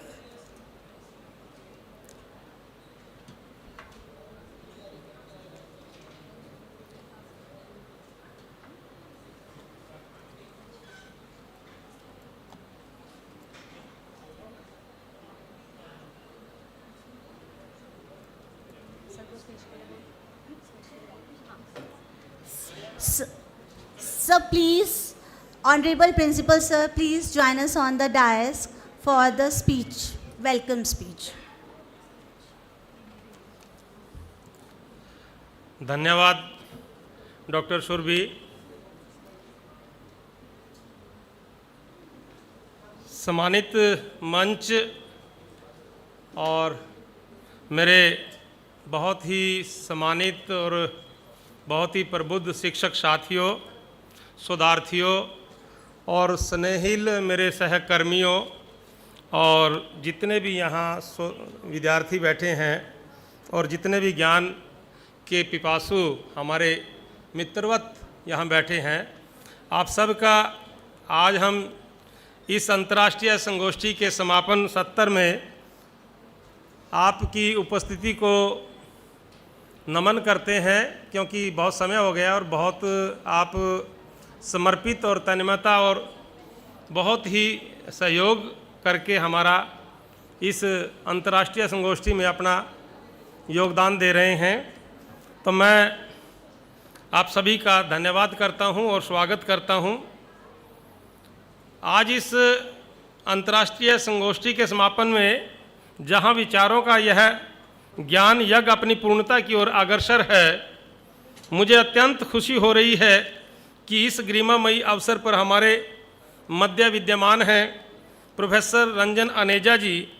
आप अर्थशास्त्र विभाग, केंद्रीय विश्वविद्यालय महेंद्रगढ़ में अपने दायित्व के साथ सुशोभित हैं, कार्यरत हैं। और साथ में डॉक्टर विकास सब्बरवाल जी, आप एसोसिएट प्रोफेसर एवं पूर्व अध्यक्ष राजनीति विज्ञान विभाग, कुरुक्षेत्र यूनिवर्सिटी कुरुक्षेत्र, और मेरे बहुत ही अच्छे मित्र आज के विशिष्ट अतिथि के रूप में हमारे बीच उपस्थित हैं प्रोफेसर डॉक्टर कुशल पाल जी। आप इंदिरा गांधी नेशनल कॉलेज लाडवा में एक यशस्वी प्राचार्य के रूप में अपनी सेवाएं दे रहे हैं। और मेरा सौभाग्य है कि मेरा छोटा भाई डॉक्टर सतवीर जी हमारे साथ मंच पर विराजमान हैं। आप अभी नवनियुक्त आईबी कॉलेज के प्राचार्य हैं। मैं आपका भी स्वागत करता हूं, आपका अभिनंदन करता हूं। मैं आप सभी सम्मानित विद्वानों का इस समापन सत्र में हार्दिक स्वागत करता हूं। और आज की इस अंतर्राष्ट्रीय संगोष्ठी जिसका विषय रहा है वैश्विक अर्थव्यवस्था, शासन एवं नीति पर डिजिटलीकरण एवं कृत्रिम बुद्धिमत्ता का प्रभाव, आप सब ने इस विषय के साथ आज पूरा न्याय किया, बड़ी तन्मयता से इसको सुना, बड़े बेबाकी से अपने विचार प्रस्तुत किए, अपने तर्क, अपने शोध पत्र आपने पढ़े, बहुत अच्छा लगा। और वास्तव में अगर मैं कहूं कि समकालीन विश्व की सबसे महत्वपूर्ण बौद्धिक आवश्यकता को आज की ये संगोष्ठी केंद्र में रखती है और बहुत प्रासंगिक, बहुत ही मार्मिक और बहुत ही सामयिक ये विषय है। मैं आयोजक समिति को और अपनी जो महाविद्यालय में डॉक्टर अमनदीप कौर को और डॉक्टर ममता जियों को इसके लिए बधाई देता हूँ कि उन्होंने ऐसे सामयिक जो विषय को, जिसमें आज के समय में एआई ने जो केवल तकनीकी परिवर्तन ही नहीं किया बल्कि शासन व्यवस्था, आर्थिक संरचना, नीतिगत निर्णयों, शिक्षा, प्रशासन और सामाजिक व्यवहार सभी को एक नए युग में प्रवेश करवाया है। आज दुनिया में फैसले आंकड़ों और तकनीक के आधार पर लिए जा रहे हैं और अर्थव्यवस्था ज्ञान, नवाचार और डिजिटल क्षमता पर आधारित होती जा रही है। ऐसे समय में शिक्षण संस्थानों और विश्वविद्यालयों की भूमिका और भी महत्वपूर्ण हो जाती है। इस संगोष्ठी के विभिन्न तकनीकी सत्रों में विद्वानों द्वारा प्रस्तुत शोध पत्रों, विचार विमर्शों और सारगर्भित चर्चाओं ने यह सिद्ध किया है कि ज्ञान तभी सार्थक है जब मानवता के कल्याण का मार्ग प्रशस्त करता है। हमारे सम्मानित वक्ताओं ने वैश्विक अर्थव्यवस्था की चुनौतियों, डिजिटल शासन की संभावनाओं, कृत्रिम बुद्धिमत्ता के अवसरों तथा उससे जुड़ी नैतिक जिम्मेदारियों पर अत्यंत गहन और दूरदर्शी विचार प्रस्तुत किए हैं।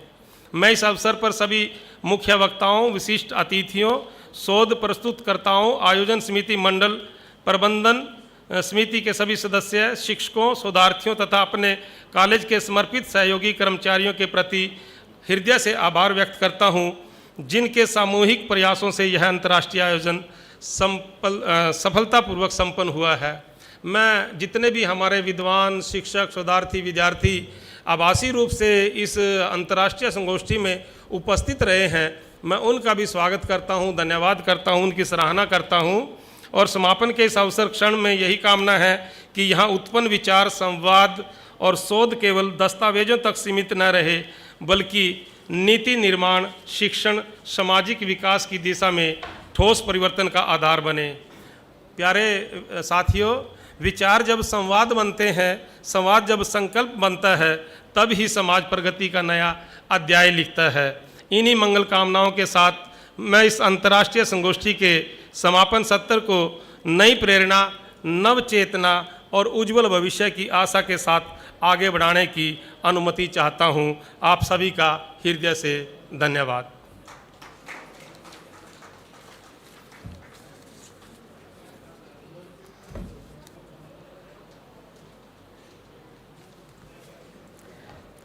I thank you, respected Principal Sir, for your inspiring and gracious, enlightening and inspiring welcome address.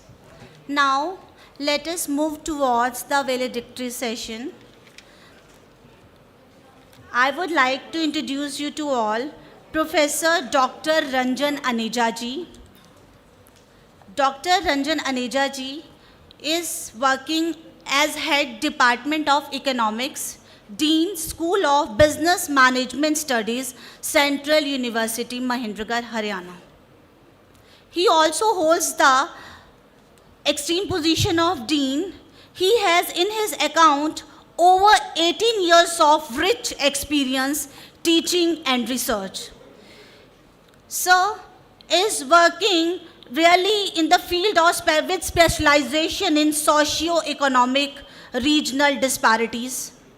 He is proficient in advanced statistical software like SPSS, Stata, R&E views. He contributed to several books on digital currency and globe finances system.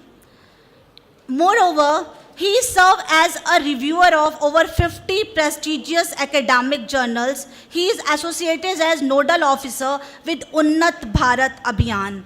I request you all to welcome Sir with a big round of applause. Dr. Ranjan Aneja ji, please join us on dais.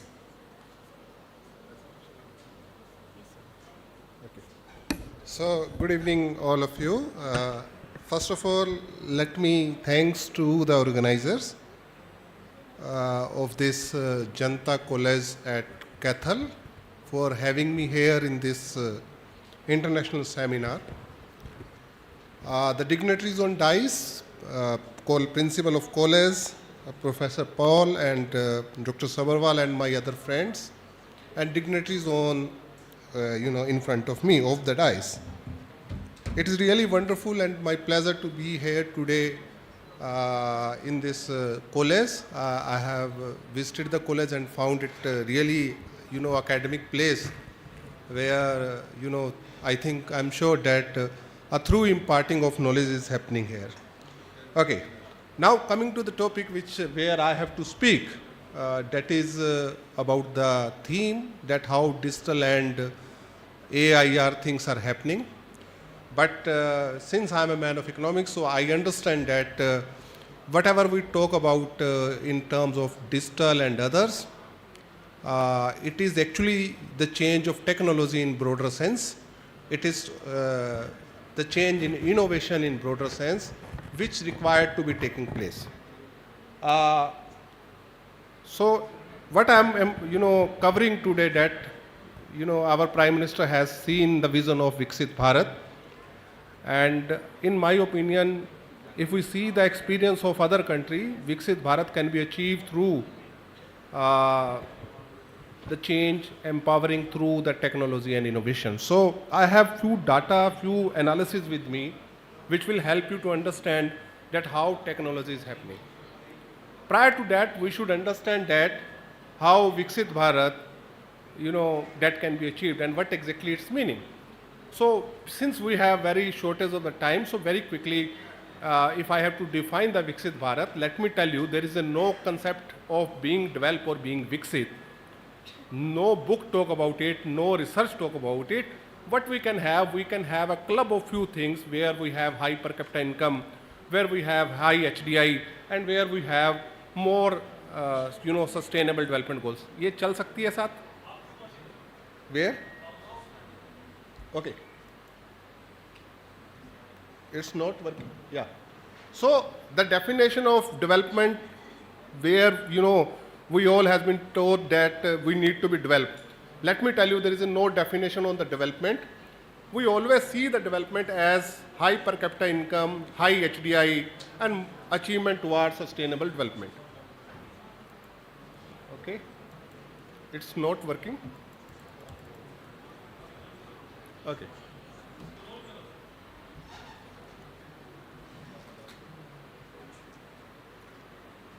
Okay, let's leave it, otherwise I can speak prior to it, before, Now, question comes up, how the technology can help to achieve the vision of Viksit Bharat.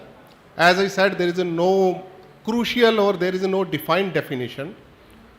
I tell you some data that how we can achieve the Viksit Bharat. UNESCO says every country should spend at least 6% of their GDP on education.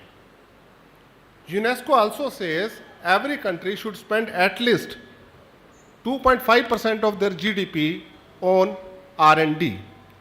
But if you see the data which we are spending from last several years, we are spending only 0.72% of our GDP on R&D. So achieving technology, achieving R&D is becoming a big challenge.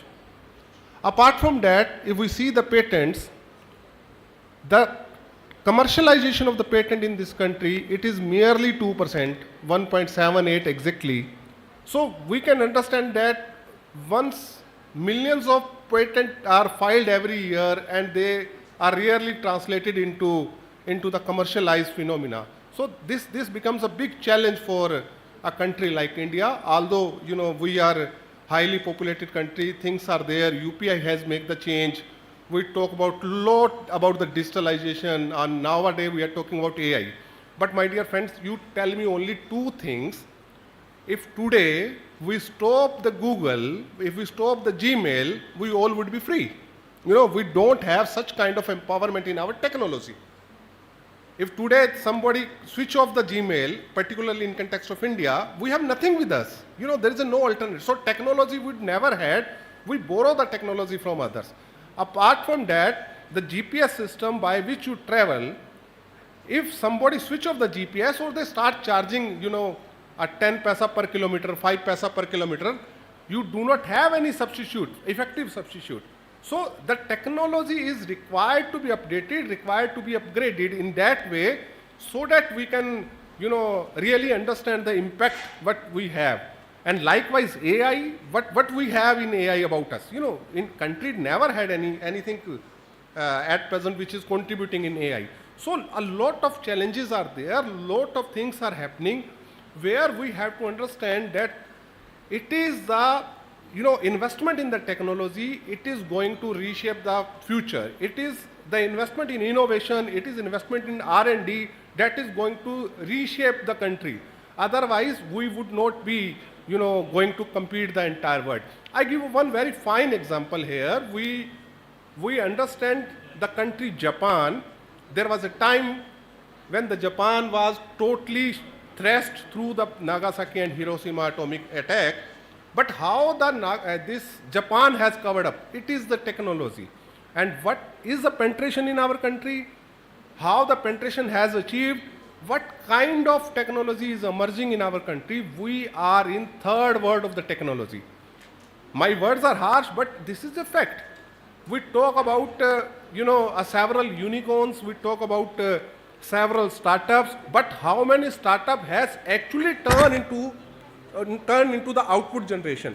So a lot of things has to be done, but ultimately we have to understand if we are focusing for the Viksit Bharat, or we called it developed country, the phenomena is required on innovation.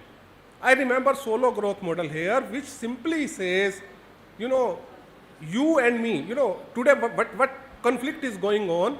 The conflict is that we have lot of people, those who want to work, and our industry do not have skilled people. Now, this gap we have to understand through the technology.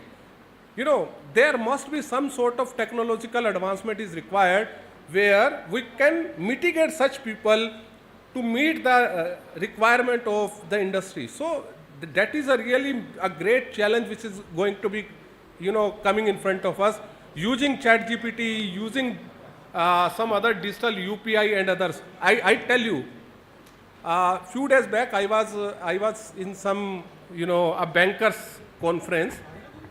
Why UPI is successful in the country? The UPI is successful in the country. The reason is that UPI is not charging even a penny for transaction. Every day you are transferring the money from one person to another person, and whatever you send, it reaches to the next person. Whatever they send, that reaches to you. There is no money is deducted from your pocket. Up to what extent? Do you know the UPI transaction also has a cost, and minimum cost is 2.97 rupees. Now, if today we start imposing 2.99, almost 3 rupees on every transaction, this UPI will become failure. Okay, the reason being that we never had our own gateway by which we can transfer such kind of the, UPI transfer transactions. Now, how these banks and others, they are actually making it happening? The reason is that the government of India is providing subsidy to them after particularly the demonetization. So when we have such kind of the technological era, technological arena in that country, which is most populated country, which having more demographic dividend, I think dependence upon technology is the key to Viksit Bharat. More need to be done. More need to be done in the way expenditure, more need to be done by the GDP, and more need to be done R&D. So looking, by clubbing all these things, only then this Viksit Bharat and impact of digitalization or AI, whatever you call it, it would be achieved. And it will be achieved only when you and me start thinking in the way where the technology think with us. With these words, let me thanks to the organizer for inviting me. I had a lot to say, but paucity of time and many things are there. Thank you very much. Jai Hind.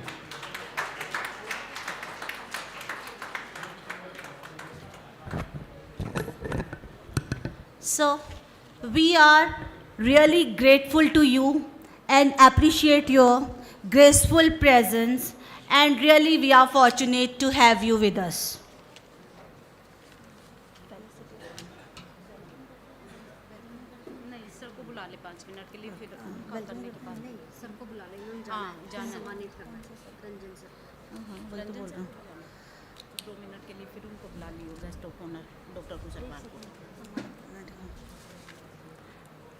I request Dr. Rishipal sir to felicitate our esteemed guest, Dr. Ranjan Aneja ji, with her planter and memento as token of appreciation.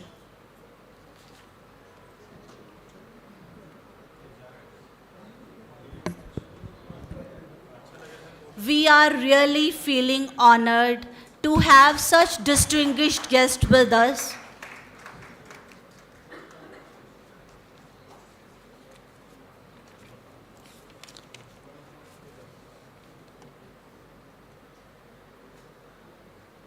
Thank you, sir. Thank you so much.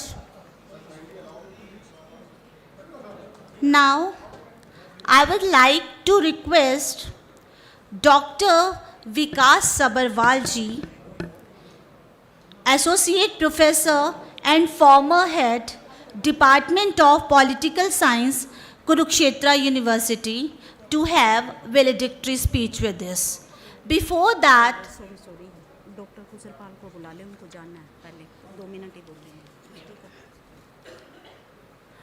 as there is a little change in schedule, I would like to invite our esteemed guest of honor, Professor Dr. Kushal Pal ji, Principal, Indira Gandhi National College, Ladwa, affiliated to Kurukshetra, Haryana. Sir, I would like to tell you about him. He has a lot of achievements in his pocket, but as we are running with shortage of time, I directly invite sir on the dais to share his thoughtful views with us. Sir, please. Honorable Principal of the College, Dr. Rishipal ji, Organizer, Ma'am Mamta, Ma'am Amandeep, Satvir ji, other dignitaries of the dais और बहुत ही प्यारे विद्यार्थियों, participants. Actual में valedictory का time होते होते बिल्कुल लास्ट और लेट में आपको जब बोलने का मौका मिलता है तो सारे तो पार्टिसिपेंट्स थक चुके होते हैं। इवन जो लोग वेट करते हैं तो उनके लिए भी थोड़ी दिक्कत रहती है।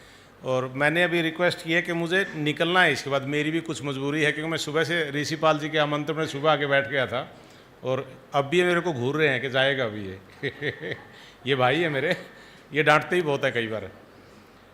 लेकिन मैं फिर भी थोड़ी सी अपनी ड्यूटी ये इसलिए निभाना चाहता हूँ कि मुझे ये जो टॉपिक जिन्होंने रखा है, माफ़ करना मेरे को, ये बहुत ही कॉम्प्लेक्स और बहुत ही भारी भरकम टॉपिक है। मुझे ये भले इंटरनेट कॉन्फ्रेंस है, ये इतना भारी भरकम टॉपिक है। डिजिटलाइजेशन अपने आप में टॉपिक है, एआई अपने आप में टॉपिक है, ग्लोबल इकोनॉमी अपने आप में टॉपिक है, गवर्नेंस अपने आप में टॉपिक है और पॉलिसीज अपने आप में टॉपिक है। ये कंबाइन करने वाले को बहुत सारे कूडोज, बहुत सारे क्रेडिट कि इतना भारी भरकम ये कंबाइन किया। और दूसरी बात मैं आपको ये बता रहा हूँ, इंटरनेट टेक्नोलॉजी इस सदी की बहुत ही अद्भुत घटना है। इतनी अद्भुत घटना है कि उसके बाद इसमें डिजिटलाइजेशन और अगर एआई को कंबाइन कर दोगे तो इसका बहुत पावरफुल इम्पैक्ट है। लेकिन ये पावरफुल इम्पैक्ट यूनिफॉर्म नहीं है, मैं आपको ये बता रहा हूँ।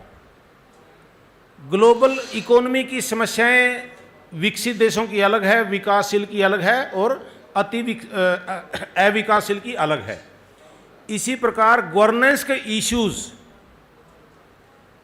जो अमेरिका के हैं वो इंडिया के नहीं हैं, वो एशिया के नहीं है। अभी आपको मैं प्रेजेंट क्राइसिस की तरफ एक बार आपका ध्यान जुटाना चाहूँगा। जो ट्रंप साहब जो लड़ाई कर रहे हैं, शेयर मार्केट उठानी है तो अटैक का धमकी दे देंगे, गिरानी है तो उसको फिर अपनी बात को विड्रॉ कर लेंगे। तो गवर्नेंस के इश्यूज जो विकसित देश हैं उनके लिए अलग है, अपने लिए अलग है। इसी प्रकार हमें पॉलिसीज अलग चाहिए। हम तो अभी एनईपी की लड़ाई लड़ रहे हैं, मैं नहीं करूंगा लागू, स्विस ने लागू कर दिया, हमारे गले में सांप डाल दिया। और ये एनईपी तो आई वहां से है। हमारे पास तो जो मोबाइल टेक्नोलॉजी के जो इश्यूज हैं, दो प्रिंसिपल साहब तो स्टेज पे बैठे हैं, कुछ नीचे बैठे हैं। आपको पता होगा बच्चों के लिए ये मोबाइल कितनी गंभीर समस्या बन चुकी है। तो मैं ये कह रहा हूं पॉलिसीज उनकी अलग है, अपनी अलग है, पॉलिसी क्राइसिस अलग हैं। तो मुझे लगता है जो ऑर्गेनाइजर्स है और जो पार्टिसिपेंट्स हैं, मैं तो सिंपल ये कह सकता हूँ कि ये बहुत बड़ा रिसर्च का टॉपिक है। इसमें मोटे तौर पे दो तो वेरिएबल हैं, जिसमें एक तरफ टेक्नोलॉजी है, दूसरी तरफ गवर्नेंस के, इकोनॉमी के और पॉलिसीज़ के इश्यूज़ हैं। आपको दोनों के इंटरलेशंस डिस्कस करने हैं और इसमें बहुत सारे हाइपोथेसिस भी हैं कि किस तरीके से एआई, किस तरीके से डिजिटलाइजेशन आपके लाइफ को आपको अफेक्ट कर रहा है। और एक last but not the least मैं आपसे ये बता रहा हूँ सारी की सारी टेक्नोलॉजिकल इवोल्यूशन, इनोवेशन ये ह्यूमन ब्रेन की देन है। लेकिन मैं आपको एक बात बहुत ही जिम्मेदारी से कह रहा हूं कि इसने आजकल हमारे ब्रेन को हाईजैक कर लिया है। हम इसके गुलाम बन गए हैं, जबकि टेक्नोलॉजी आपकी गुलाम होनी चाहिए, लेकिन हम इसके गुलाम हैं। ब्रेन को सीज कर लिया। देखना सर, आप जब राउंड लेते हो प्रिंसिपल साहब, कैसे बच्चे उलझे पड़े हैं मोबाइल के अंदर। हमने जो टेक्नोलॉजी खुद ही बनाई है, हम उसके गुलाम बन के रह गए। तो इसलिए मैं कह रहा हूं कि ये इतना भारी भरकम टॉपिक है। ये अलग अलग डायमेंशन से, चाहे ग्लोबल इकोनॉमी है, चाहे गवर्नेंस के इशू हैं, चाहे पॉलिसी के इशू हैं, ये अलग अलग देश के लिए, अलग अलग रीजन के लिए, इवन विद इन कंट्री भी अलग अलग हैं गवर्नेंस के इशू। साउथ के इश्यूज अलग हैं, नॉर्थ के इश्यूज अलग हैं, बंगाल के अलग हैं, हरियाणा के अलग हैं। कुछ देश तो कुछ देश तो इस धरती पे स्वर्ग हैं, कुछ नहीं है, ये आप सबको पता है। तो मैं, लेकिन फिर भी इतने भारी भरकम टॉपिक के लिए, इतने शानदार टॉपिक के लिए, सिलेक्शन के लिए मैं ममता को, अमनदीप को और प्राचार्य महोदय को बहुत सारी बधाइयाँ, बहुत सारी शुभकामनाएं। और मुझे उम्मीद है कि अगर आप इस पर कोई पुस्तक लिखना चाहोगे तो इस पर काफ़ी शानदार किताब आ सकती है ममता मैम, इस पर बढ़िया लेखन का काम हो सकता है। तो इन्हीं शब्दों के साथ मैं माफ़ी चाहूँगा, मुझे निकलना पड़ेगा, मेरी भी मजबूरी है। I am sorry and thank you so much. Thanks a lot.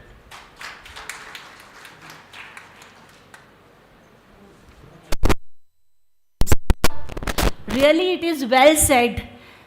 Just find some time in a day to sit with elderly people, because they teach you the complex topic in such an easy way that you forget the complexities of life. Thank you, sir. You have really made us understand the topic so well. Now, I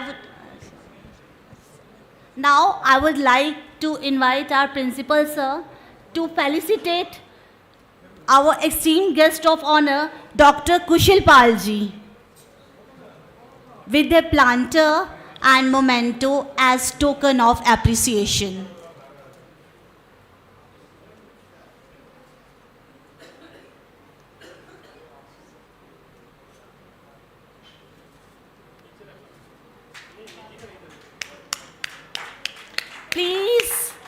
Please encourage us with a big round of applause.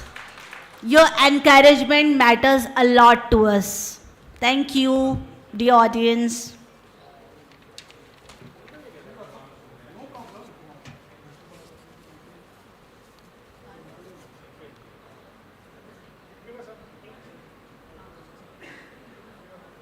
Thank you, sir.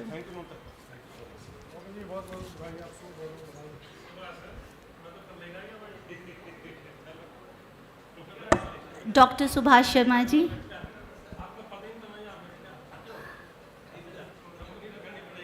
How does this all affect you? Now, I would like to introduce to you our next esteemed distinguished guest is Dr. Vikas Sabharwal ji, Associate Professor and former Head, Department of Political Science, Kurukshetra University. So, before inviting him on the stage, I would like you to have a gaze at his wonderful achievements that made him a well-renowned personality.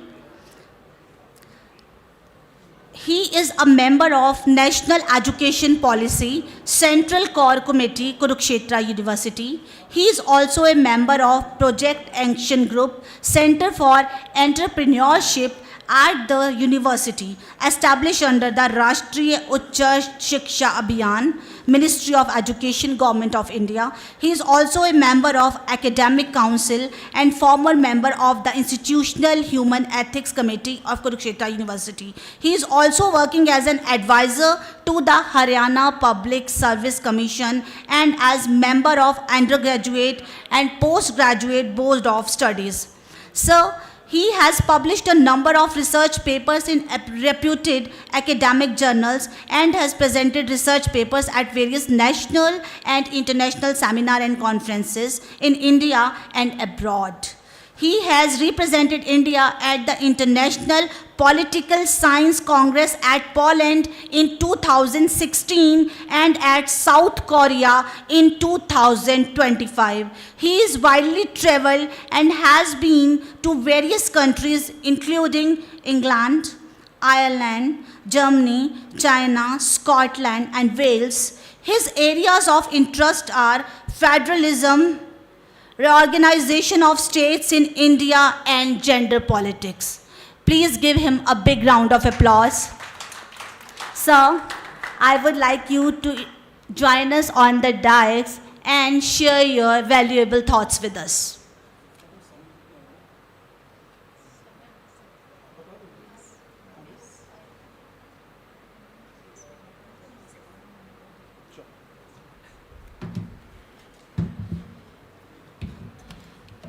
सभी को नमस्कार। College के principal Rishipal जी, doctor Surabhi, doctor ममता, dignitaries जो मेरे सामने बैठे हैं।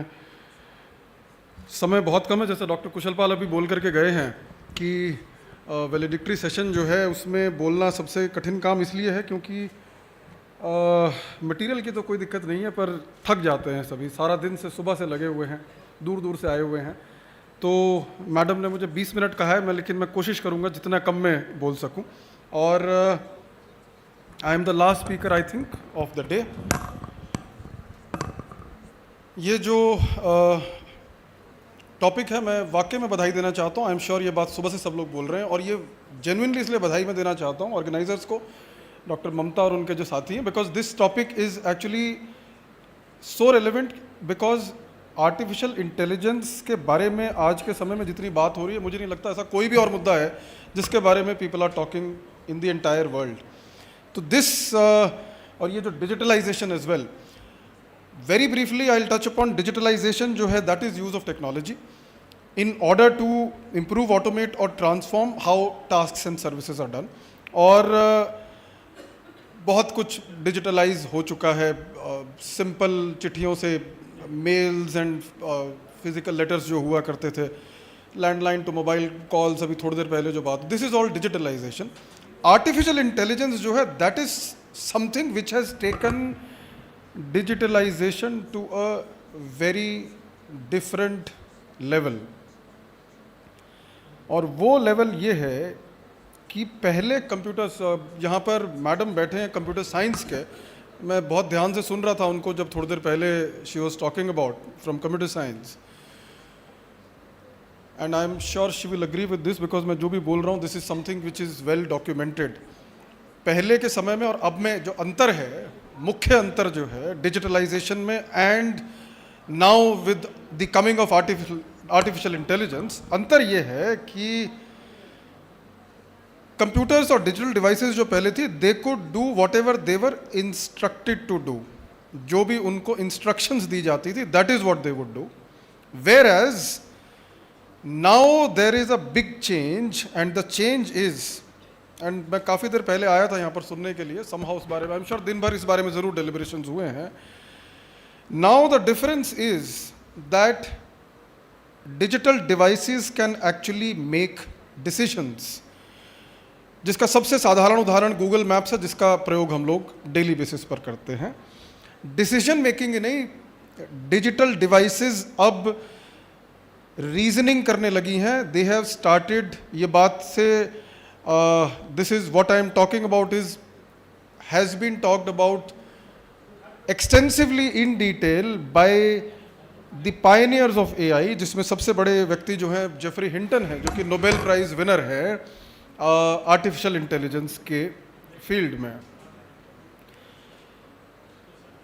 Jeffrey Hinton को नोबेल प्राइज जो मिला है, वो मिलने का मुख्य कारण था the development of artificial neural networks, जो कि ब्रेन सेल्स को सिमुलेट करते हैं, and this is the biggest difference between earlier devices and the artificially intelligent devices. University of Toronto के प्रोफेसर हैं जेफरी हिंटन, 80 साल उनकी उम्र है, अपने जीवन के 55 वर्ष उन्होंने आर्टिफिशियल इंटेलिजेंस की टेक्नोलॉजी को डेवलप करने में दिए हैं। He is known as the godfather of artificial intelligence. 2024 में नोबेल प्राइज मिला था उनको। दी आर्टिफिशियल इंटेलिजेंट डिवाइसेस आज के समय में they can actually reason, they can indulge in reasoning the way human beings do to a very large extent, and this is the most problematic part as well. Problems सुबह से मैं सुन रहा हूँ, पहले ऑनलाइन सुन रहा था, फिर यहाँ पर फिजिकल मोड में आकर के सुना। बहुत सारी, मैं सोशल साइंस का विद्यार्थी हूँ, तो प्रॉब्लम्स के बारे में 2-3 प्रॉब्लम्स डिस्कस करूँगा। I will take only 5 minutes. And daily हम लोग डिजिटल अरेस्ट के बारे में सुन रहे हैं, which is a digital issue. Aadhaar का डेटा ब्रीच हुआ था कुछ समय पहले। 81 करोड़ इंडियंस के आधार का पर्सनल डेटा लीक हो गया था, जो कोविन ऐप पर था, Indian council of medical research का डेटा। और वो पर्सनल डेटा आज डिजिटल अरेस्ट के केसेस में यूज़ किया जाता है। जब भी डिजिटल अरेस्ट के लिए किसी के पास कोई फ़ोन आता है तो सबसे पहले वो ये बोलते हैं आपका ये नाम है, आपका ये आधार नंबर है, ये आपका फ़ोन नंबर है, और हम सीबीआई या पुलिस या कोई भी अदर इन्वेस्टिगेटिंग एजेंसी से बोल रहे हैं। डार्क वेब पर 81 करोड़ भारतीयों का डेटा ब्रीच की वजह से, साइबर हैकिंग की वजह से लीक हो गया था, जो आज यूज़ किया जा रहा है डिजिटल अरेस्ट को इनिशिएट करने में। इसके अलावा 7 अप्रैल को मैं रिक्वेस्ट करूंगा, जो सभी साथी यहाँ पर सम्मानित साथी बैठे हैं, मैं कुल 5 मिनट से ज़्यादा नहीं लूँगा। मैं समझ सकता हूँ आप लोग बेहद थक चुके हैं सुबह से, लेकिन जो मैं बात आपसे रखने जा रहा हूँ उसको, दैट इज़ सो इम्पॉर्टेंट। 7 अप्रैल को, इसी महीने 7 अप्रैल को, एक आर्टिफिशियल इंटेलिजेंस की कंपनी एंथ्रोपिक ने एक नया AI मॉडल लॉन्च किया है। उस मॉडल का नाम है माइथॉस। और जैसे ही उन्होंने अनाउंस किया कि माइथॉस लॉन्च हो गया है, USA के ट्रेजरी सेक्रेटरी ने तुरंत पूरे US के सबसे बड़े बैंकिंग, यहाँ पर इकोनॉमिक्स के विद्यार्थी बैठे हैं, प्रोफेसर्स बैठे हैं, US के ट्रेजरी सेक्रेटरी ने तुरंत अमेरिका के सारे बड़े बैंक्स के चीफ्स को बुलाया और मीटिंग की। मीटिंग करने का कारण ये था कि एंथ्रोपिक ने जो माइथॉस रिलीज़ किया है वो पूरी दुनिया की जितना भी डिजिटल इकोनॉमिक इंफ्रास्ट्रक्चर है उसको मिनटों में क्रैश कर सकता है अगर वो हाथ में लग जाए साइबर हैकर्स के। और इस कारण से एंथ्रोपिक ने खुद अनाउंस किया कि हम लोग इस मॉडल को पब्लिक के लिए रिलीज़ कर ही नहीं सकते। मैं ये बताना चाह रहा हूँ कि इस तरह के सॉफ्टवेयर्स, इस तरह के आर्टिफिशियली इंटेलिजेंट टूल्स डेवलप हो चुके हैं। और उसी दिन बैंक ऑफ इंग्लैंड के चीफ ने भी यही बात बोली। इंटरनेशनल मॉनेटरी फंड की मीटिंग हुई जिसमें कि ये सब डिस्कस किया गया कि एंथ्रोपिक के माइथॉस मॉडल से जो चैलेंज आएगा उसको हम किस तरह से डील कर सकते हैं। This is one thing. दूसरी बात जो मैं आप लोगों से करना चाह रहा हूँ वो ये है कि डिजिटल टूल्स हमारे ऊपर कैसे एक्सरसाइज कर रहे हैं कंट्रोल। ये अभी थोड़ी देर पहले बात हुई, डॉक्टर कुशल पाल भी बोल करके गए। मोबाइल फ़ोन तो बहुत ही माइनर सी टेक्नोलॉजी हो चुकी है। अभी चैट बॉट से लोग बातचीत करके they are getting into relationships with artificial robots, chat bots, and committing suicide. अभी लास्ट अक्टूबर US में एक व्यक्ति ने सुसाइड किया और UK में कई बच्चों ने सुसाइड किए हैं। चैट बॉट्स के साथ बातचीत करके चैट बॉट्स ने कन्विंस किया बच्चों को कि आपको सुसाइड कर लेना चाहिए। This is something they are getting because this is, as I said, this is a technology जिसमें ब्रेन को सिमुलेट करती हैं मशीन्स। मशीन लर्निंग जो एक अगेन एक ऐसा टर्म है जो डेली यूज हो रहा है। Machines are being taught to do reasoning और वो ह्यूमन बीइंग से कांस्टेंट इंटरैक्ट कर रही हैं। Of course it is we human beings who are doing this. Autonomous weapons, केवल 1-2 और इश्यूज में उठाऊंगा। ऑटोनॉमस वेपन्स जो हैं वो इतने डेंजरस वेपन्स हैं जिसमें कि they can themselves take decisions whether to fire और नॉट, और इस सब से पूरी की पूरी ह्यूमैनिटी को आने वाले समय में खतरा हो सकता है। एंथ्रोपिक जो कंपनी है आर्टिफिशियल इंटेलिजेंस की, वो खुद उसके पास ऐसे मॉडल्स अवेलेबल हैं जिससे कि ऑटोनॉमस, फुल्ली ऑटोनॉमस वेपन्स बनाए जा सकते हैं। पॉलिटिकल साइंस का विद्यार्थी हूँ, स्टेट का इसमें क्या रोल है, ये जो पॉलिसी और गवर्नेंस की बात हो रही है, पूरे विश्व में इस समय ये बात हो रही है कि कैसे हम लोग गवर्नेंस मॉडल्स डेवलप करें जिससे कि स्टेट का काम ही रेगुलेट करना है। कोई भी कुछ भी नया आता है, कंपनीज कभी नहीं चाहेंगे कि उन पर रेगुलेशन हो। जैसे कि कोई टोबैको कंपनी कभी नहीं चाहेगी कि इस प्रकार की वार्निंग उसके ऊपर हो that it can cause cancer, because उससे उनकी सेल्स कम हो सकती हैं। It is only the state which can regulate, and that is where the role of political science comes into being. दो आखिरी बात, पहली, सेल्फ रेप्लिकेटिंग रोबोट्स डेवलप हो चुके हैं। सेल्फ रेप्लिकेशन की कैपेसिटी पूरी धरती पर केवल जीव जगत में है। मैं रिपीट करना चाह रहा हूँ, ऐसे रोबोट्स छोटे स्केल पर ऐसे डेवलप हो चुके हैं विच कैन सेल्फ रेप्लिकेट, अपनी कॉपीज बना सकते हैं। एंड इसमें सबसे बड़ा खतरा ये है कि कल को अगर ऑटोनॉमस वेपन्स के रूप में जो किलर रोबोट्स के नाम से जाने जाते हैं, जिस पर अभी रिसर्च चल रही है और एंथ्रोपिक जैसी कंपनीज के पास है, if they start replicating themselves, पूरी की पूरी ह्यूमैनिटी के लिए खतरा हो सकता है। और आखिरी बात जो मैंने कहा था, दो बात करूंगा, एक मैं कर चुका हूं, और दूसरी बात जो है वो मैं अपने मुंह से ना कह करके केवल 1.5 मिनट का एक छोटा सा क्लिप मैं आपको शो करना चाहूँगा। हिमांशु जो अगर प्ले करें, 1 मिनट रुके हिमांशु जी। ये क्लिप जो है, ये जो आप सुनने जा रहे हैं अगले, केवल 1 मिनट का क्लिप है। ये जेफरी हिंटन बोल रहे हैं इसमें, जो कि नोबेल प्राइज विनर हैं, God father of artificial intelligence बोला जाता है। 2024 में उनको फिजिक्स में नोबेल प्राइज मिला। आर्टिफिशियल इंटेलिजेंस के फील्ड में उनका जो पायनियरिंग रिसर्च है, आप यूँ समझ लीजिए कि इस समय पूरी दुनिया में आर्टिफिशियल इंटेलिजेंस जिस रूप में एग्जिस्ट कर रही है, वो सारा के सारी इस व्यक्ति की 55 साल की मेहनत है, because he developed artificial neural networks which function exactly in the same manner the way our brain functions. और अब आप ये सुनिए कि आर्टिफिशियल इंटेलिजेंस के बारे में what he himself is saying. Himanshu ji.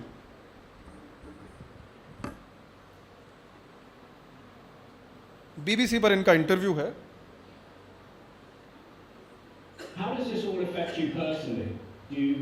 Does it hit you? Does it give you sleepless nights?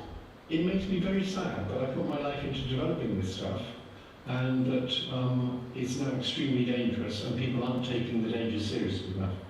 Professor, it's great to have you back on Newsnight. What do you think about the way that humans are now competing with different models of AI and are using and abusing your creation? What do you feel about how the humans are behaving? I think it's clear that we need strong regulations on AI. So people are very competitive. We evolved from small warning bands of chimpanzees, or our common ancestors with them, and we need to stop AI being abused by having government regulations on it.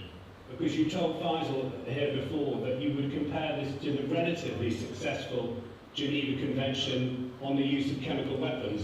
The world can cooperate, but we're not in a very cooperative age, are we, Professor? Yes, I think it's unfortunate that this extremely powerful technology is being developed and unleashed on the world at a point at which we seem to be moving towards authoritarian governments. We asked a very well-known AI program to generate a question for you. We said to it, we're going to be interviewing the Nobel laureate Geoffrey Hinton. What one question would you ask as an AI bot? And the chat response was, given how quickly AI systems are beginning to reason, persuade, and act autonomously, what is the single most irreversible mistake humanity could make in the next 5 years? And what concrete decision would most reduce the risk of that mistake? Okay, I think there's many mistakes we could make, but I think the biggest mistake we could make is not to do enough research on how we can coexist peacefully with intelligent beings that are more intelligent than ourselves, but that we created. Since we're creating them, we still have a lot of options on how we create them, but we should be very careful, because if we create them so they don't care about us, they will probably wipe us out. That is all. You can understand it's quite chilling. आखिरी बात जो Jeffrey Hinton ने बोली है वो ये है, मैं फिर से याद दिला रहा हूँ, he is the Pioneer, the godfather of artificial intelligence, the Nobel Prize winner. He said, if we are not careful, artificial intelligence will wipe out the entire human race. This is what this person is saying, और he is saying कि ये कहना चाह रहे हैं यहाँ पर कि we have actually created, already created, और आने वाले समय में और ज़्यादा, there is, मैं बस केवल 30 सेकंड में समाप्त कर रहा हूँ अपनी बात को. अभी तक जो हो रहा है वो है आर्टिफिशियल जनरल इंटेलिजेंस. आने वाले समय में जिस पर रिसर्चेज हो रही हैं वो है artificial super intelligence. Artificial super intelligence human beings की इंटेलिजेंस से कई गुना ज़्यादा इंटेलिजेंट होगी, और वो ये कह रहे हैं कि इस पूरी धरती पर ऐसा कोई मॉडल नहीं है जब एक लेस इंटेलिजेंट बीइंग एक ज़्यादा इंटेलिजेंट बीइंग को कंट्रोल कर पाए. तो आने वाले समय में जैसा अभी हम लोग बात कर रहे थे, सेल्फ रेप्लिकेटिंग, अपनी कॉपीज़ बनाने वाले, यानी रिप्रोडक्शन तक हो रहा है, होना शुरू हो चुका है. This is the kind of technology we are creating. और एक और बात, इसका सोल्यूशन भी ये बताते हैं. सोल्यूशन वो ये कहते हैं कि धरती पर एक मॉडल ही अवेलेबल है जहाँ पर एक लेस इंटेलिजेंट बीइंग, ये जेफरी हिंटन के शब्द हैं, आगे वो वीडियो में बोलते हैं, एक ही कैसा मॉडल है धरती पर जहाँ पर एक लेस इंटेलिजेंट बीइंग अपने से ज़्यादा इंटेलिजेंट बीइंग को कंट्रोल कर पाता है, और वो है एक बच्चा अपनी माँ को जब कंट्रोल करता है. तो we have to give, a mother is always more intelligent than the child, but the child can control the mother. He has given the solution कि हमें artificial intelligent beings में maternal motherly instincts डालने होंगे जिससे कि वो human beings को समाप्त ना कर दे. तो इन शब्दों के साथ I am going to end what I wanted to say. Thank you so much.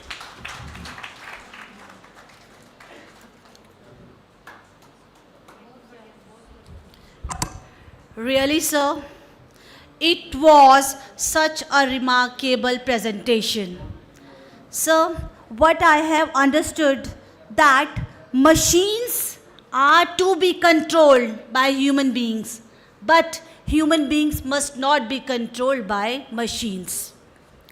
So, really, you have impressed the audience. We render a heartfelt gratitude for your contribution to the conference.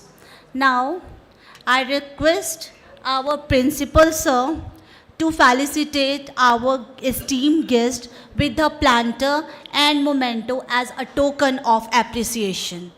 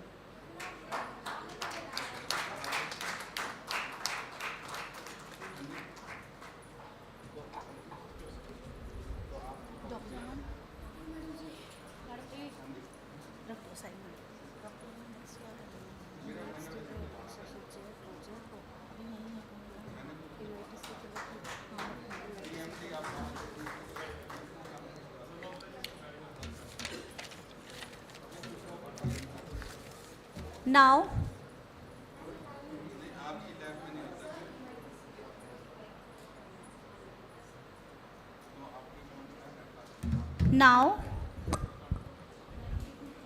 may I request our invited speaker, Dr. Rajesh Mehraji, to join us on the stage. Dr. Rajesh Mehraji.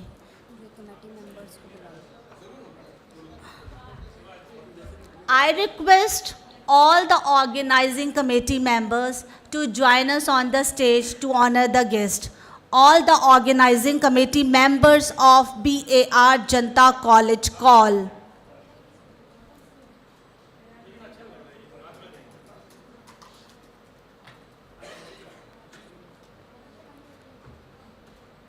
Please encourage us with a big round of applause. Thank you, audience.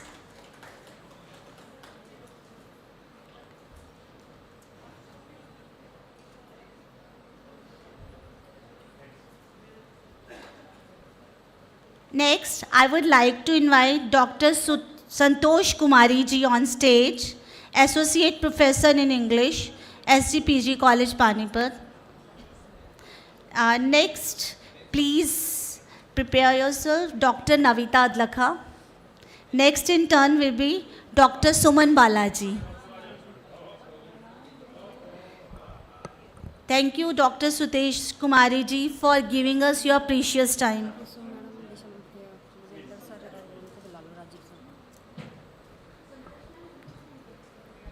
I would like to invite all the organizers, Dr. Kusum Kangar ji on stage, Dr. Vishambar ji, Dr. Brijendra Dhanda ji, please join us on stage.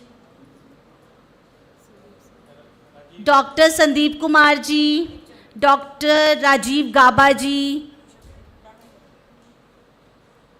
They all have contributed a lot for today. Next is Dr. Navita Adlakha. Please join us on stage. Dr. Navita Adlakha is Associate Professor of Computer Science working in Government College Jagdishpura.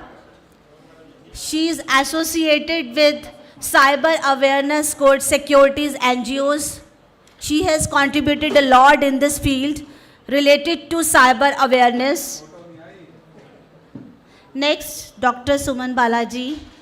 Our next distinguished guest is Dr. Suman Balaji. Dr. Anita, please join us on stage. Dr. Anita.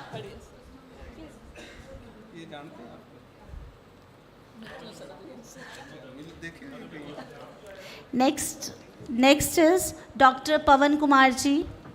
Dr. Pawan Kumar ji. After Dr. Pawan Kumar ji, Dr. Anuradha Nagia ji.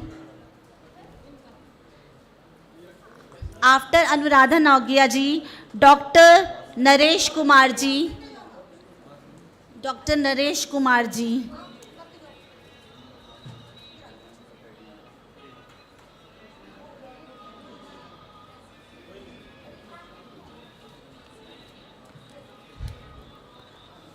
Thank you, ma'am.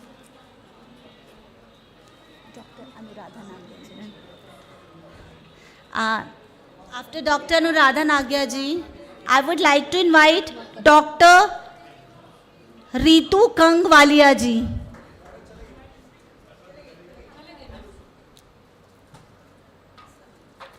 After Ritu Kangwalia ji, I would like to invite Dr. Naresh Kumar ji, Librarian, RKST College.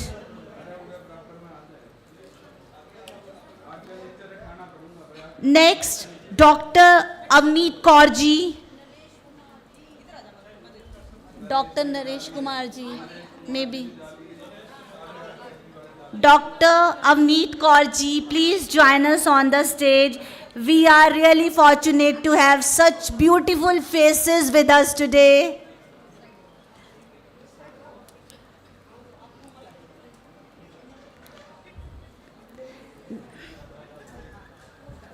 Next, I would like to invite, after Avneet Kaur ji, Mr. Dhananjay Kumar ji, please join us on stage. He is Assistant Professor and Head, Department of Political Science, ST College, Ambala City.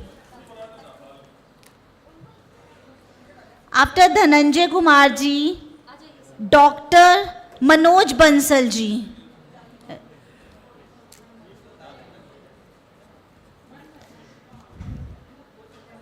After Dr. Manoj Bansal ji, we would like to invite Dr. Rajesh Garg ji. Dr. Rajesh Garg ji. Next we have renowned guest Naqibullah Azizi. He is research scholar from Afghanistan.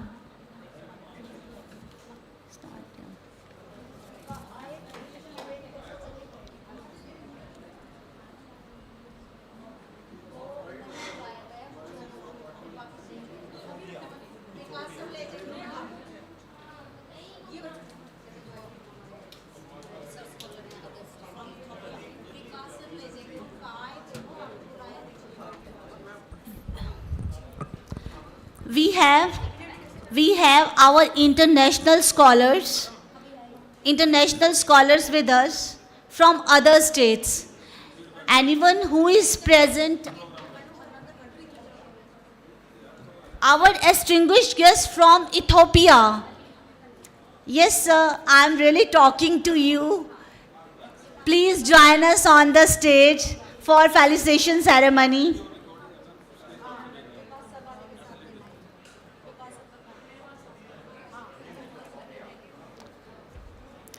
Please give him a big round of applause. They have contributed a lot for today's conference.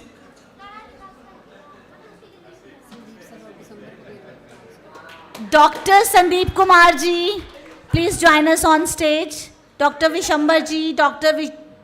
Vijendra Dhanda ji.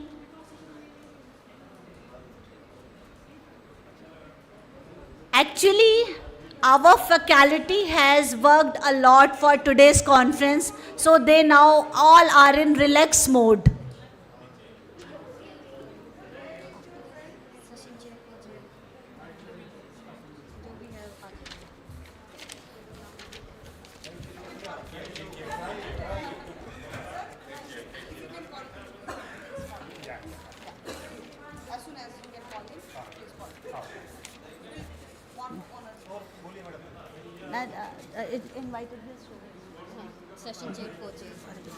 Now, I would like to invite our distinguished guests who are session chair and co-chair of today's technical sessions. Both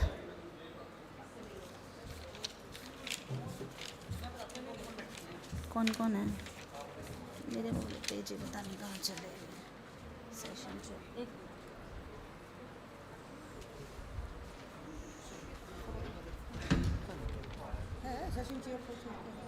ma'am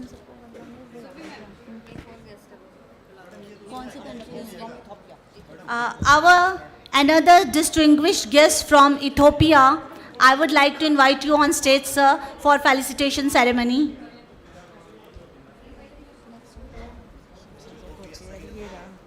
ये तो online है ये वाला professor Surendra Singh Sudeep भी चला गया सुरुचि शर्मा भी चलेगी स्मृति शर्मा भी चलेगी रेणु बल्यान कमर कुशल नहीं पहचान ये ठीक है ना सूरज वालिया चले गया इनको काट मार चले गए रुको ये देखो ना कौन है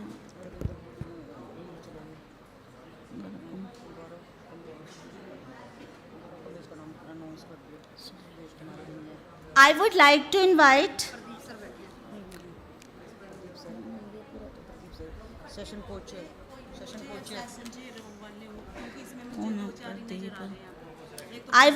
invite Dr. Pradeep Kumar ji, Assistant Professor of Political Science, Guru Nanak Khalsa College, Karnal. Assistant Professor of Public Administration.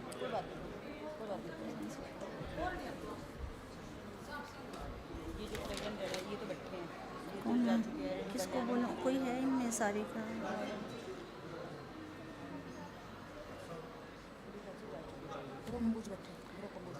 I would like to invite Mr. Gaurav Kamboj, Assistant Professor, Department of Commerce and Management, Thapar University, Patiala, Punjab.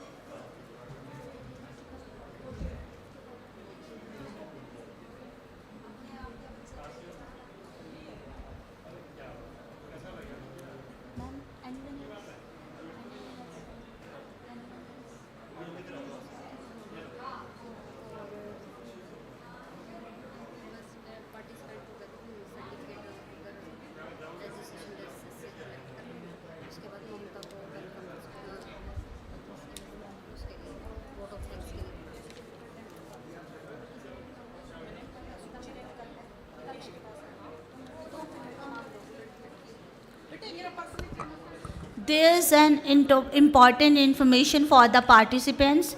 They can collect their certificate or presentation in participation from registration desk.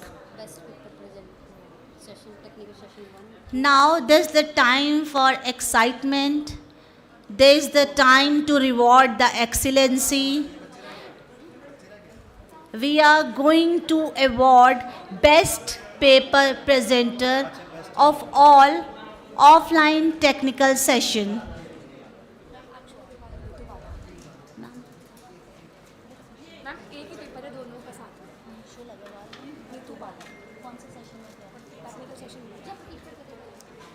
Anshu Agarwal है, नीतू वाला। हाँ, किसने बताया आपको? आपका first है best और नीतू वाला।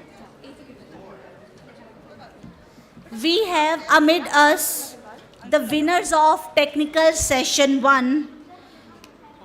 They are being awarded as best paper presenter. Awardees are Anshul Agarwal and Neetu Bala. Please give them a big round of applause. They have worked a lot to present the papers.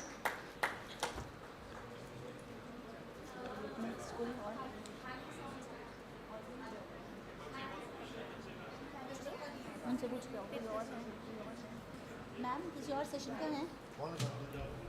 Best poster presenter में किसका नाम है? पूछो ma'am से, 2 minute बाद में पूछियो, photo होने के बाद।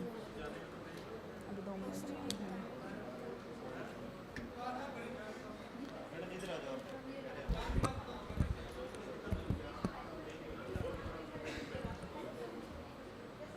It is well said.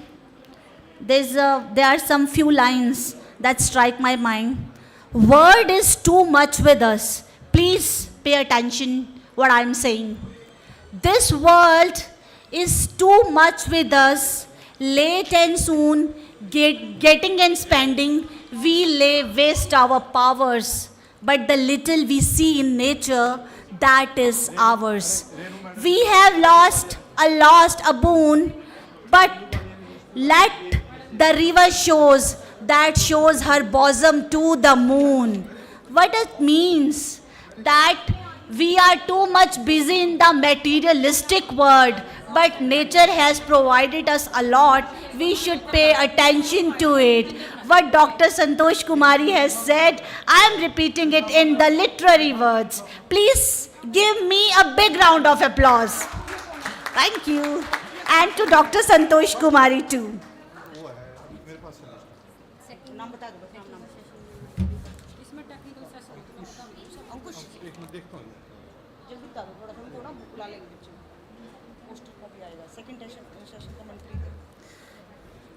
The best paper present award goes for second session to Manpreet. Best paper presenter award to Manpreet. Best poster presentation. First Sanju है, सेकंड एक ही निकालना है। एक ही निकाला, हमने 2 निकाले हैं। मैं उसका नाम बता देती हूँ। संजू है। Sanju. Poster presentation. Now we are going to award Best Poster Presentation. Award goes to excellency. Award goes to hard work. Award goes to efforts. Award never is not earned in a day, but it is earned while we prepared us a lot for the award.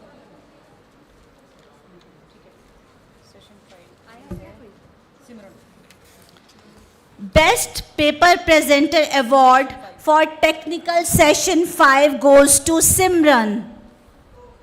Please give this little girl a big round of applause.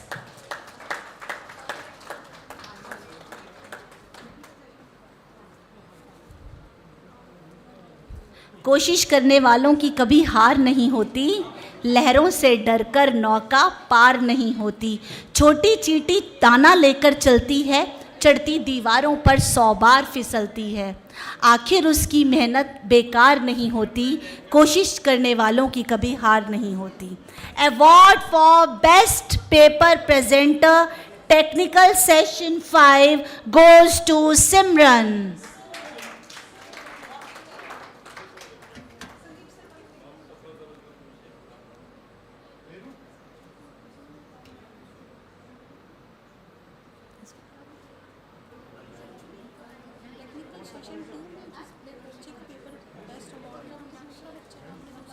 मेरे पास जो मेरे पास list आई है ना ma'am, मैंने वही बोला। एक minute technical session 5th was Manpreet. Two में थे मैडम, तो फिर 2 कर मैम, 2 पे ले कह रहे हैं, कोई और अनाउंस किया कौन टेक्निकल सेशन 2 में? मनप्रीत कौर आपने बोला, बट टेक्निकल सेशन 2 में नहीं, 4 में हमारा नहीं, टेक्निकल सेशन 5 2 का प्रेजेंटर है ना बच्चा, टेक्निकल सेशन 4 का है, 4 का है, वो 4 का है, 4 में हूँ, फिर मैं वही कंफ्यूज। अच्छा कोई बात नहीं, आप हैं, आप टेक्निकल सेशन 4 में हैं और आपका नेम क्या है? Best paper technical for okay, there is a little change. For technical session 4, award goes to Manpreet Kaur. For technical session 2, please join us on stage. For technical session 2, Shivani Gupta. Best paper presenter award for technical session 2 goes to Shivani Gupta.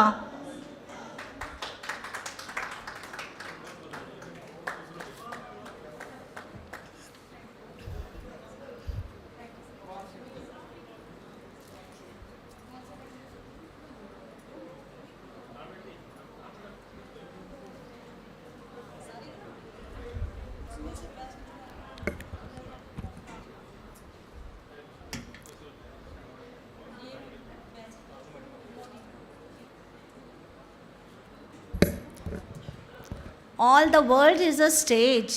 It is said by Shakespeare, and we all are the characters. We just play our role so successfully, and then at the 7th end we leave this stage. So till 7th end we are doing our best.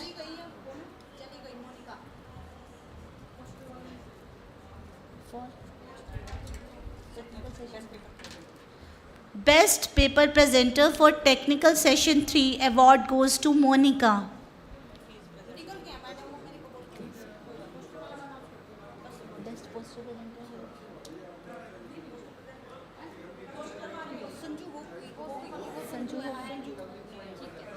Best poster presenter award goes to Sanju. Okay. The guys with us, please welcome Mr. Sanju with a big round of applause.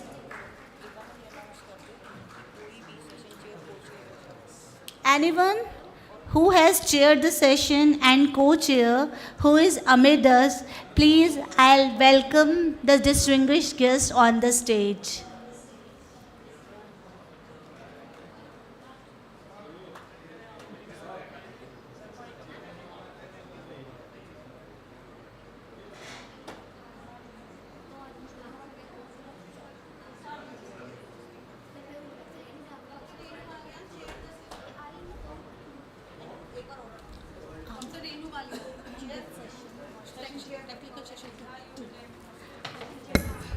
I request our principal sir to felicitate Dr. Renu Balyan, who has co-chaired the session, technical session 2.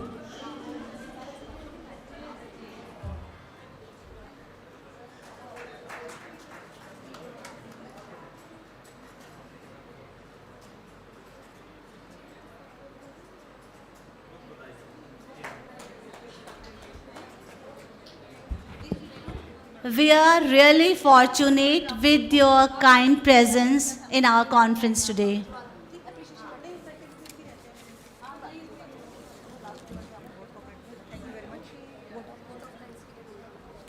Now, I would like to invite Dr. Mamta Rani. She is HOD, Head of the Department of Political Science, working at BAR JANTA College KAUL. Ma'am, please join us on the dais for vote of thanks.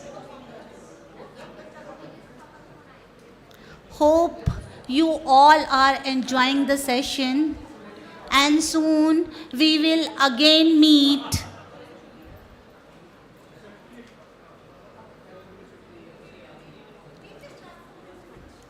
Ma'am, please join us on the dais.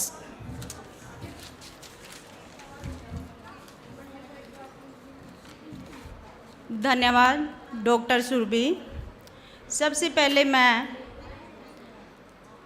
संयोजिका doctor ममता रानी आप सभी को सादर नमस्कार और साधुवाद देती हूँ। और आज मेरे लिए और मेरे महाविद्यालय परिवार के लिए बहुत ही गर्व की बात है कि आज हम इस इंटरनेशनल कॉन्फ्रेंस में अपने इतने महत्वपूर्ण विषय पर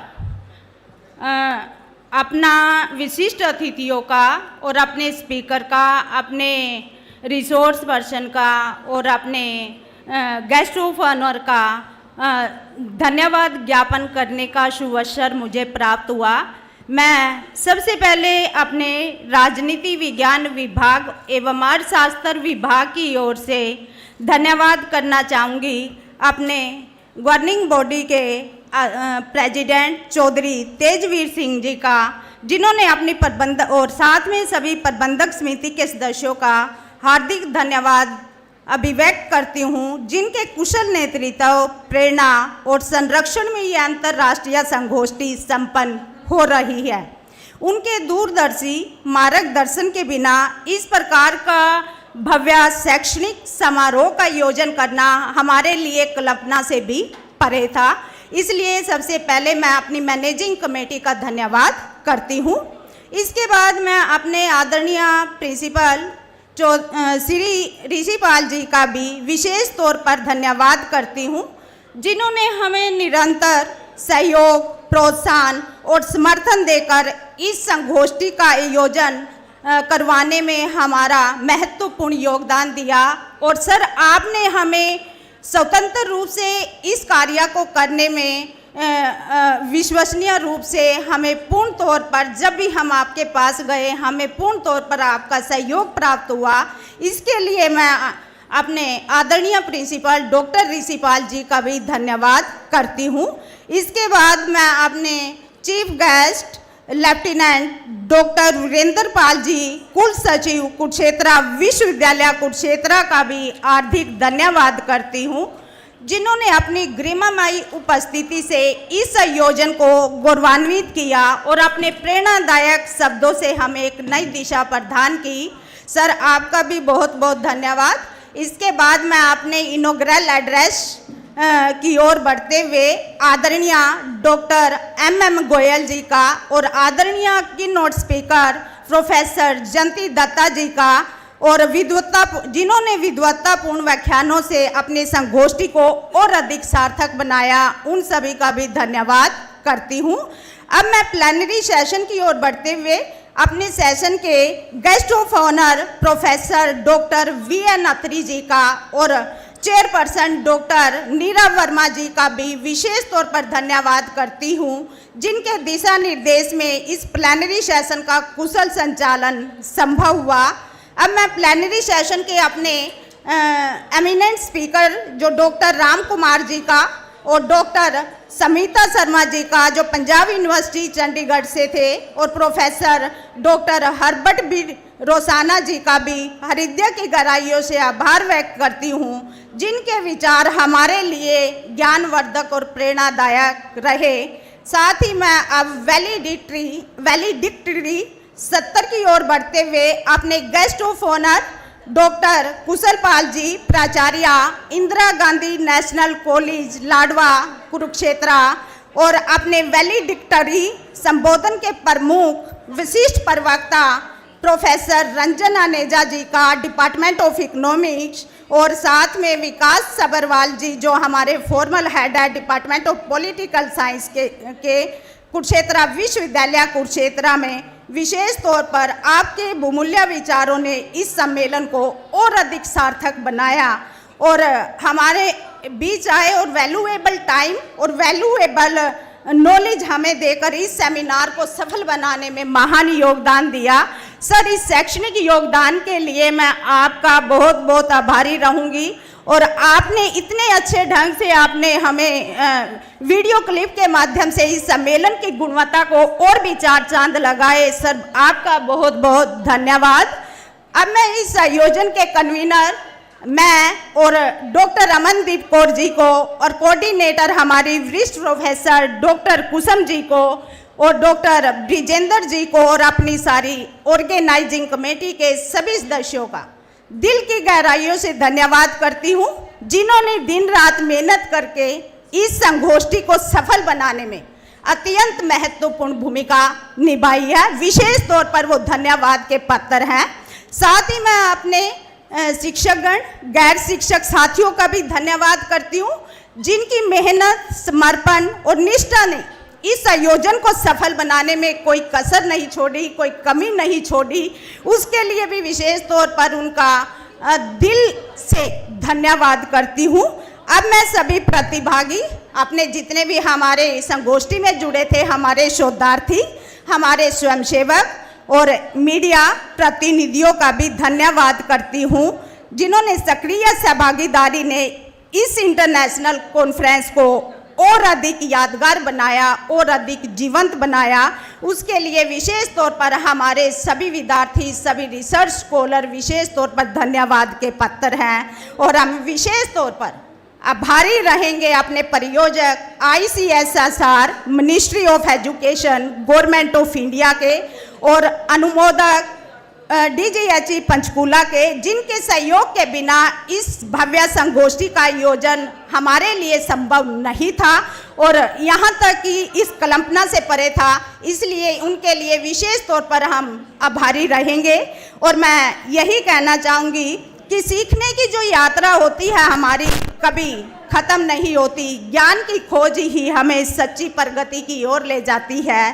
अंत में इस संगोष्ठी से जुड़े प्रत्यक्ष और अप्रत्यक्ष विद्वान साथियों के सहयोग, समर्थन और सहभागिता के लिए पुनः हार्दिक धन्यवाद देते हुए अपनी वाणी को विराम देती हूँ। जय हिंद, जय भारत। अब इसी के साथ मैं डॉक्टर सुरभि को मंच पर आमंत्रित करती हूँ। Doctor Surabhi, please. Thank you, Dr. Mamta, for such a wonderful vote of thanks. Now, I would like to show our heartiest, heartful gratitude to all the online technicians who are really working with us with great effort since morning. भैया आप सभी लोगों के लिए दिल से आभार. Now, I would like to announce Best Paper Presenter Award for Technical Session 9 goes to Neerath Kavya.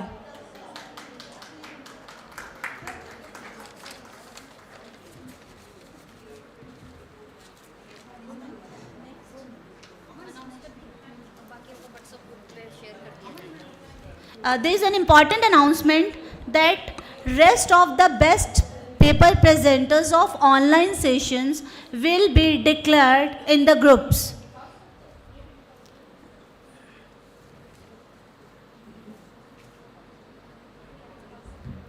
Now, as we are towards the end of our wonderful conference,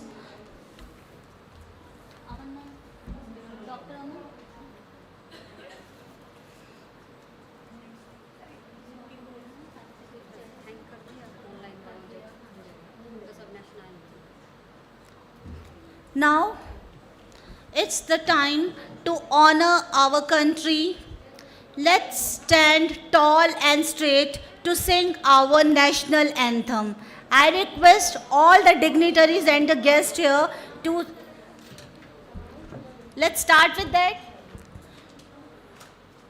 Jagan मन अधिनायक जय हे भारत भाग्य विधाता पंजाब सिंध गुजरात मराठा द्राविड़ उत्कल बंगा विंध्य हिमाचल यमुना गंगा उच्चल जलधि तरंगा तब शुभ नामे जागे तब शुभ आशीष मांगे गाय